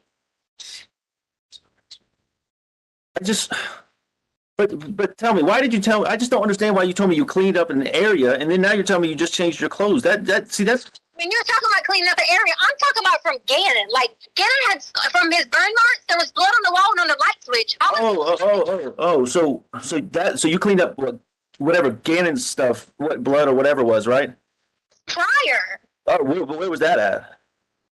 In his room when he woke up Monday morning. But like where? But where in his room? You did say the wall because he was wiping his fingers on the wall or something. I don't know if he wiped his fingers on his wall. I just know his arm probably hit the wall when he was asleep. Oh, I got you. Okay, all right. So you cleaned that up. Okay, because I never saw that. That's the first I heard of it. So you cleaned up wherever his blisters or his burn mark hit the wall. Did you clean something else up? Light switch from where he touched it. Oh, but that was after you showed it to me. Yes. Yeah, you showed it to me and Lena, and then told me that he was picking his fingernails so bad that he bled so bad. Remember? Yes, he did pick his fingernails. Oh, okay. So he picked his fingernails and I'm just trying to clarify. Picked his fingernails and his blister or his burn mark or whatever. What do you mean? Gannon picks everything that's open. Yeah, I'm not. Why are you acting like you're got me on some trial with this? He picks his fingers all the time. Babe, because It's open. Babe, you're absolutely right about that. But I don't know why you feel like you're on trial. I'm talking to my wife, trying to figure out the truth. And like I told you before, the truth hasn't always lined up. So I just want to find out all the details so we can find Gannon. That's it. Albert, I gave you every detail. But you were coming at me saying, I thought you did this afterwards. Gannon bleeds all the time. Right. Gannon has huge nosebleeds. Did you tell him the nosebleeds from your truck is from Gannon? When did he have a nosebleed in my truck? Oh my God, don't even play. It's been there since Alaska. And the top part of your truck, his hands had blood marks on it from like a year and something ago. Maybe. I'm not doubting you. I don't know. I just don't remember that. But that might have happened. I know he has had a nosebleed once in a while. I don't remember that in Alaska. Nosebleeds are like in Colorado, or at least once every week or two. Every week or two, Gannon has a nosebleed. This is where I get angry. Like, people come up here and talk all this shit, and they don't even know him. I don't know. Like I said, I don't know what the people are saying on social media. I don't even bother with that. And I haven't for a long time. But I'm just trying to. All right. Just say what you got to say, Albert. I'm just trying to retrace some steps in my head. So the Mexican guy, did you see like anybody? I'm trying to think of this Craigslist. Did he have a picture or did he like give you any information about him? Like, hey, I'm, other than where to find him at or anything like that? I mean, what was the framework of like how you set up that to meet him? Everything is on my phone, Albert. Babe, I don't know. I guess they got your phone. You keep telling me that, but I'm just trying to figure out how you went about doing this. So maybe we can, that freaking lady that called me bugging the shit out of me from the FBI, maybe that's something relevant. I don't know. I reached out to him. They have access to my phone. Okay. On my phone, I click the Craigslist thing, which generates this whole like number, something, whatever the email they do to protect the people that are selling. I had all that and access to my phone for that. I have limited access because a lot of my stuff didn't load. A lot of it weren't backed up. My emails weren't backed up. My notes weren't backed up. The only thing backed up when I logged in to the icon that it let me in temporarily was pictures. If they gave me my phone, which is mine, it would clearly have everything. And since they've done all these things, they should see this. They should see pictures of where I took Gannon at home with me later. They should see all this shit, man. And it pisses me to fuck off that no one's even caring. Everybody's want to point the finger, but won't let me sit there and show you. All right, Letecia. Okay. You told me to be straight? I got you on the phone, and I'm trying to sit here and tell my own husband every little detail, everything. You think I don't want my family? All right, Teisha, listen. Like I said the whole time, I'm just trying to help you and trying to keep you and Harley safe from all. I mean, these people are after me now. I don't know who the hell it is, but like I said, I had to go get my clothes changed and everything just so I can blend in better. And I want you to know that no matter what, we can work through this together, and I can help you. Okay? But you just got to let me help you. But you told me to be straight up. I got a very straight up question. Okay? Are you ready? Yeah. Did you kill Gannon? I need to know. I need you to answer me yes or no right now. I killed Gannon. The answer is no. I can't believe you asked me this. I just got to know you. I told me to be straight up. I got to know what's happening to my son. Tell me why you would think I killed Gannon. There's a lot of unknowns. I mean, being straight up again, you changed your story again to me for the fourth time. No, I changed my story. You did. This is the fourth version of the same story. Okay. Wow. Like half of what you told me today, with the cut foot, and now he's got burned arms and picking it, and his butt's bleeding. All this stuff is new to what you told me the other day. And the other day you told me you cleaned up the area where you got raped so nobody would see it. But now you told me you just changed clothes. I just don't know what the hell's going on. I didn't tell you. First off, you never even listened to me about anything that went on. I did. No, you stopped because I listened to you. I listened to you, and then I went and got the guns and put them in the truck, and then I came back and listened. Me and Landon listened to you, and then I stopped and picked your story apart. So get it straight, Tisha. I listened to you, and I said, if I'm wrong about the rape, I will get on my knees and beg you for forgiveness. Did I not say that? Yeah, but you haven't. Exactly, because I haven't been proven wrong yet. I want the truth. If I'm wrong, if the police, no matter what they're doing, the FBI, the CBI, the CBS, whoever, okay, if they tell me I'm wrong, I will publicly, in front of the world, get on a camera and tell you I'm sorry. But until that happens, we're going to find the truth. How can you tell me that someone didn't? I don't understand. How can you tell me that someone didn't do something to hurt me and take Gannon? I'm not telling you that. I'm telling you it hasn't been proven one way or the other. You said you banged your head on the freaking table. Now I got to tell them to go check out the table and see if there's any blood or any of your. You knew that. They had already asked that. Okay, but that's the first I heard of it. You see what I'm saying? Because you never would talk to me. You literally just sat here in a conversation and asked me, did I kill our child? Yes, I did because because if you say no, then I can't. I'll stop thinking that you did it. Okay. That's horrible. I don't know what to think. My son's blood. You're telling me his blood's all over the walls, and now you're telling me the Mexican guy that had the gun to your head or whatever took him away, and he knows him, and he could be anywhere. Hold on. Gun. So where did you get that piece from? That was what. So now you got me twisting all your stories up because that was from the first time you told me the rape story. That he had a gun to your head. You told me it was your gun. You told me.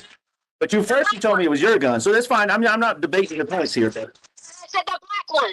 Okay, fine. But I mean, you know in your heart I would never hurt Gannon. Yes, I absolutely believe that. But I'm doing everything I can to help you right now.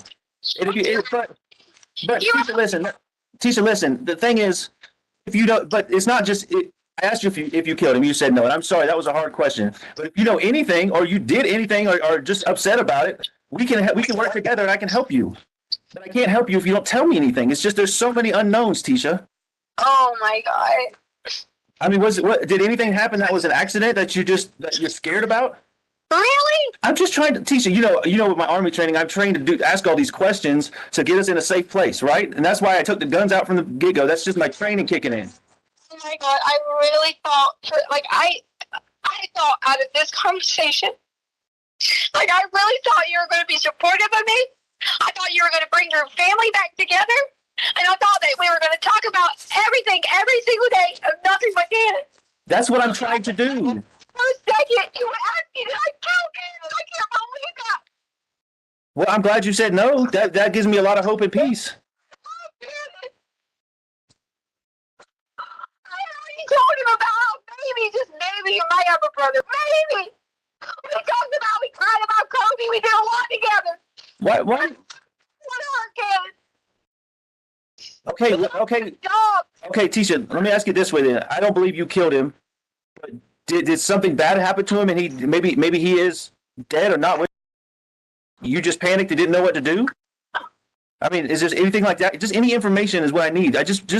We can help you. I can help you get through this. But but we got to know the information about Bubba. I mean, just think of, Really, yes, I'm just trying to figure out what happened to him. He's gone and nobody knows anything, but you were the last one to hear him speak, okay, which was Monday when you were driving around and he left the house. The last time we heard him speak, I don't know. I don't know when that was. Before I left, probably. When I left and he went downstairs to watch Pokemon. That's the last memory I have of him. Now, let me tell you something. People don't have the life that I have. People don't just be a normal person, just doing their thing, finally had what they want to do and be in the sky, working.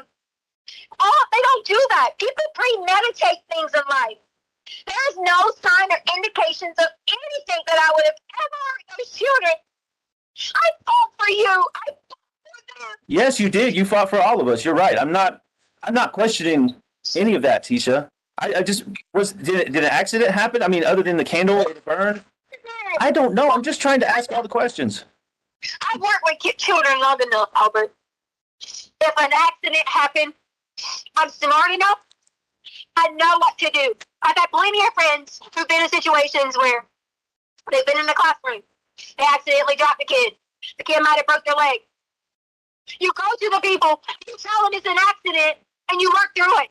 Okay, so all right, you made a you also said something that was calmed my heart, tremendously about Bubba. That basically you didn't premeditate anything. So whatever happened to him had to be an accident, just like the candle. And obviously you wouldn't plan on something like that because you're a teacher and you do all those babysitting events. I know you wouldn't hurt kids intentionally, but whatever happened was an accident, and I know you didn't plan it. I didn't have anything to do with it. Why are you saying this to me? So he would have had to have died naturally then. Other than, He's dead. I don't know, Tisha. I can't even believe you were saying that. Gannon isn't alive. What's wrong with you? Because it's just none of this makes any sense. I mean, he would have been found by now. Okay, he didn't. All the cameras, all that footage shows him not leaving the house other than in the truck. And I like I said, I'm just trying to help you get through this.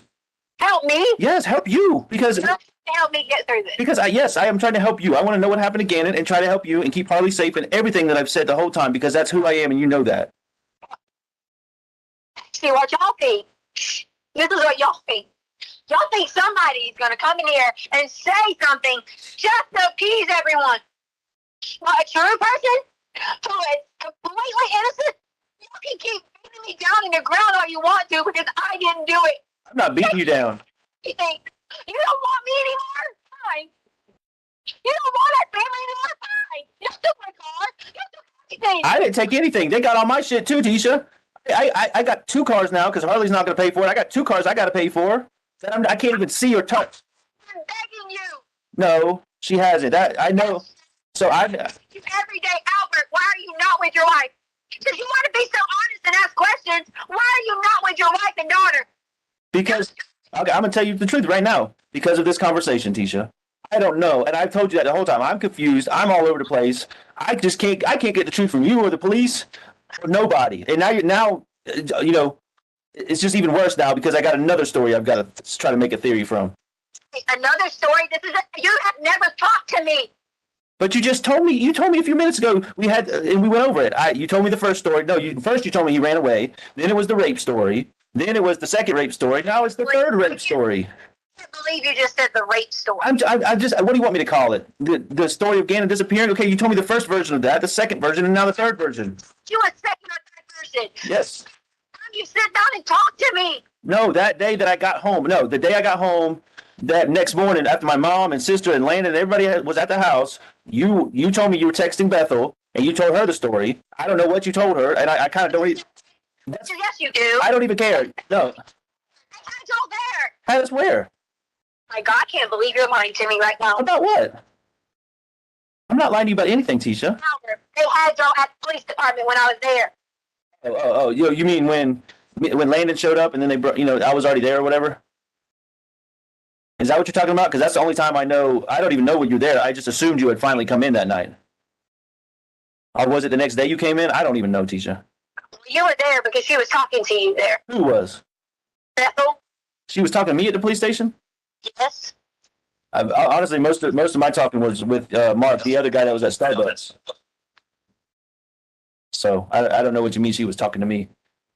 I think I talked to her for like 10 or 15 minutes. If I'm not. Did not tell you anything different. This is how my day went. I was going to lay down. Hey, Tisha, I believe you. Okay. What I want you to answer for me is those simple questions. Did Gannon die and you just freaked out, or was there an accident involved? Did you kill him? Answer all those questions. Those are the ones that I want to know. Okay, I don't care about who talked to who, when we went where. Honestly, at this point, none of that freaking matters. What matters is that little 11-year-old boy is either out there or he's not, and I got to know that. And you're the only one that has any information regarding that. I gave you that information, and you're not going to look for it. No, but you ignored my question. I mean, answer those questions for me. What's the first question? All right. Did you kill Gannon? No. Okay. Did you did Gannon die on your watch, whether it was an accident or naturally from some injury? No. Okay. Did Gannon have an accident of a serious nature and you freak out and cover it up? No. So the answer is no to all of that. Correct. Okay. Now, this is going to be very uncomfortable for you, even more uncomfortable than what I just asked you. But did Harley kill Gannon?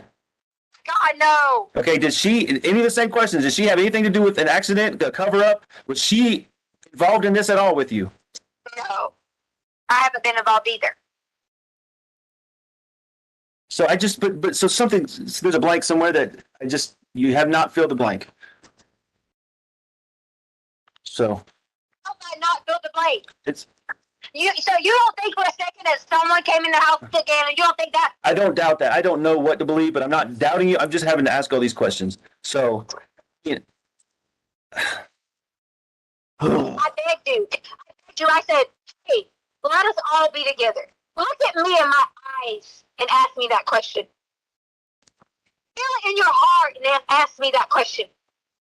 But you gotta look at it from my perspective. Okay, first of all, and I got a couple things to say, so let me get through it.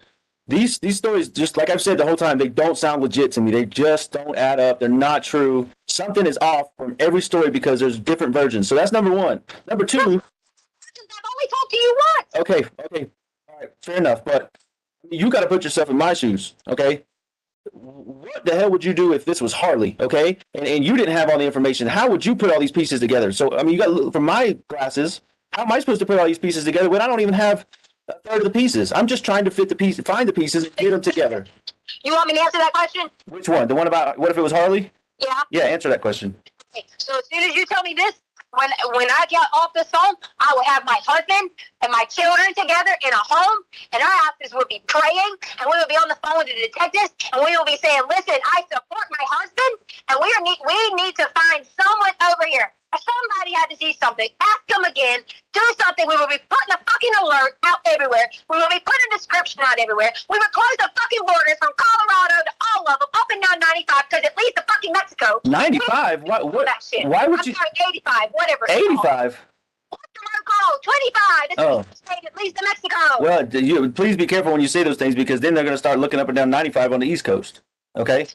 Sorry. And that's not going to help us. I mean, since you know he's not over there, that's not going to help us if they get sent over there. Okay? But you didn't answer my question. How am I supposed to put all these pieces together? You're telling me let's go home and pray, and I've been praying I've been praying nonstop. Okay? But we got to have action too.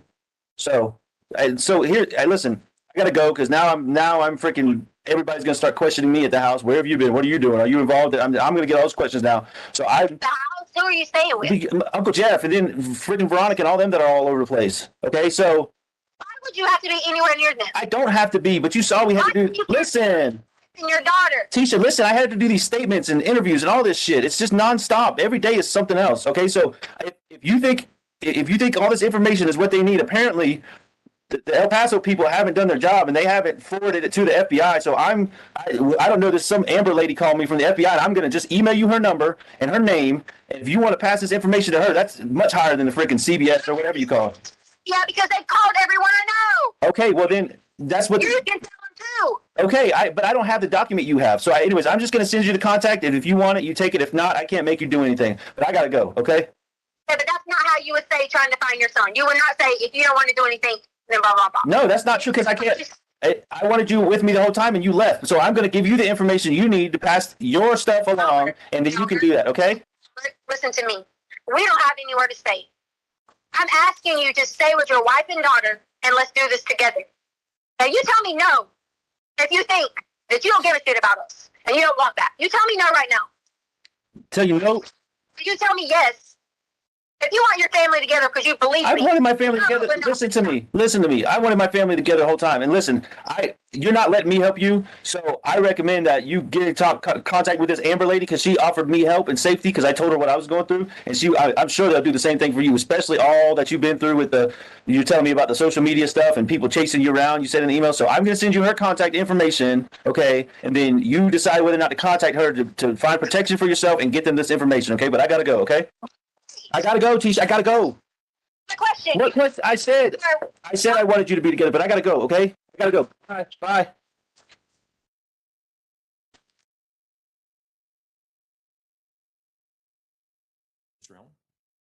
bringing Mr. Stauch back up. Okay, Mr. Stauch, if you would resume your seat on the witness stand, I remind you, sir, that you're still under oath.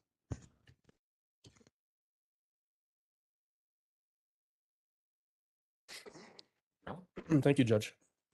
At the time of this call, Mr. Stauch, did you know the defendant's location? I did not know, sir. You can move that microphone closer to you if you want to, so you don't have to lean over. Right. Yeah, the chair doesn't move. Everybody makes that mistake, but the microphone does. Thank you.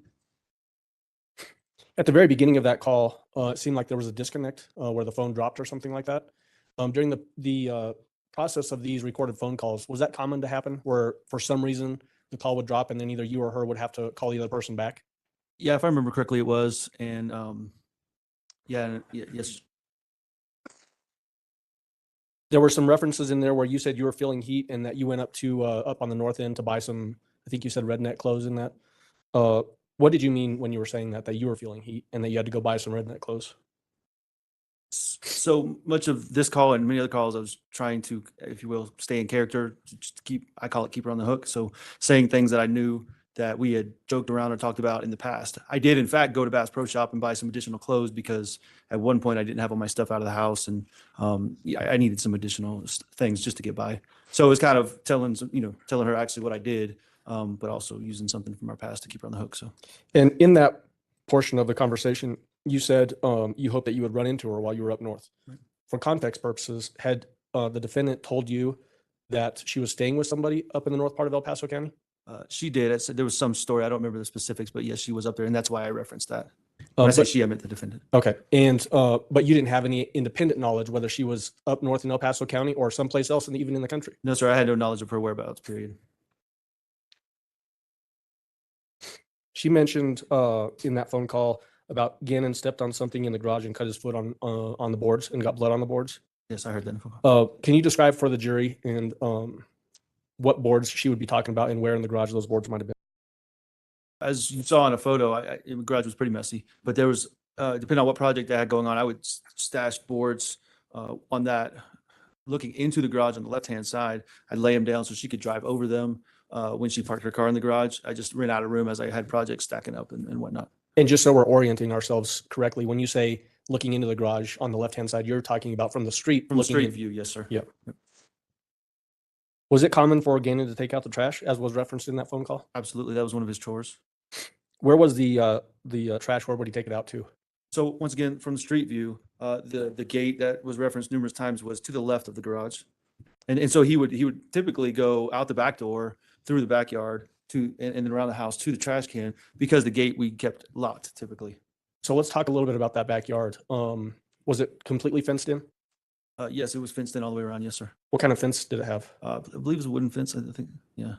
Was it short fence, tall fence? It was like a maybe 6 or 8 foot privacy type fence all the way around. Okay. And joining, the neighbors had joining sides, so there wasn't 2 fences. It was just one fence on each side and the back that joined the neighbors.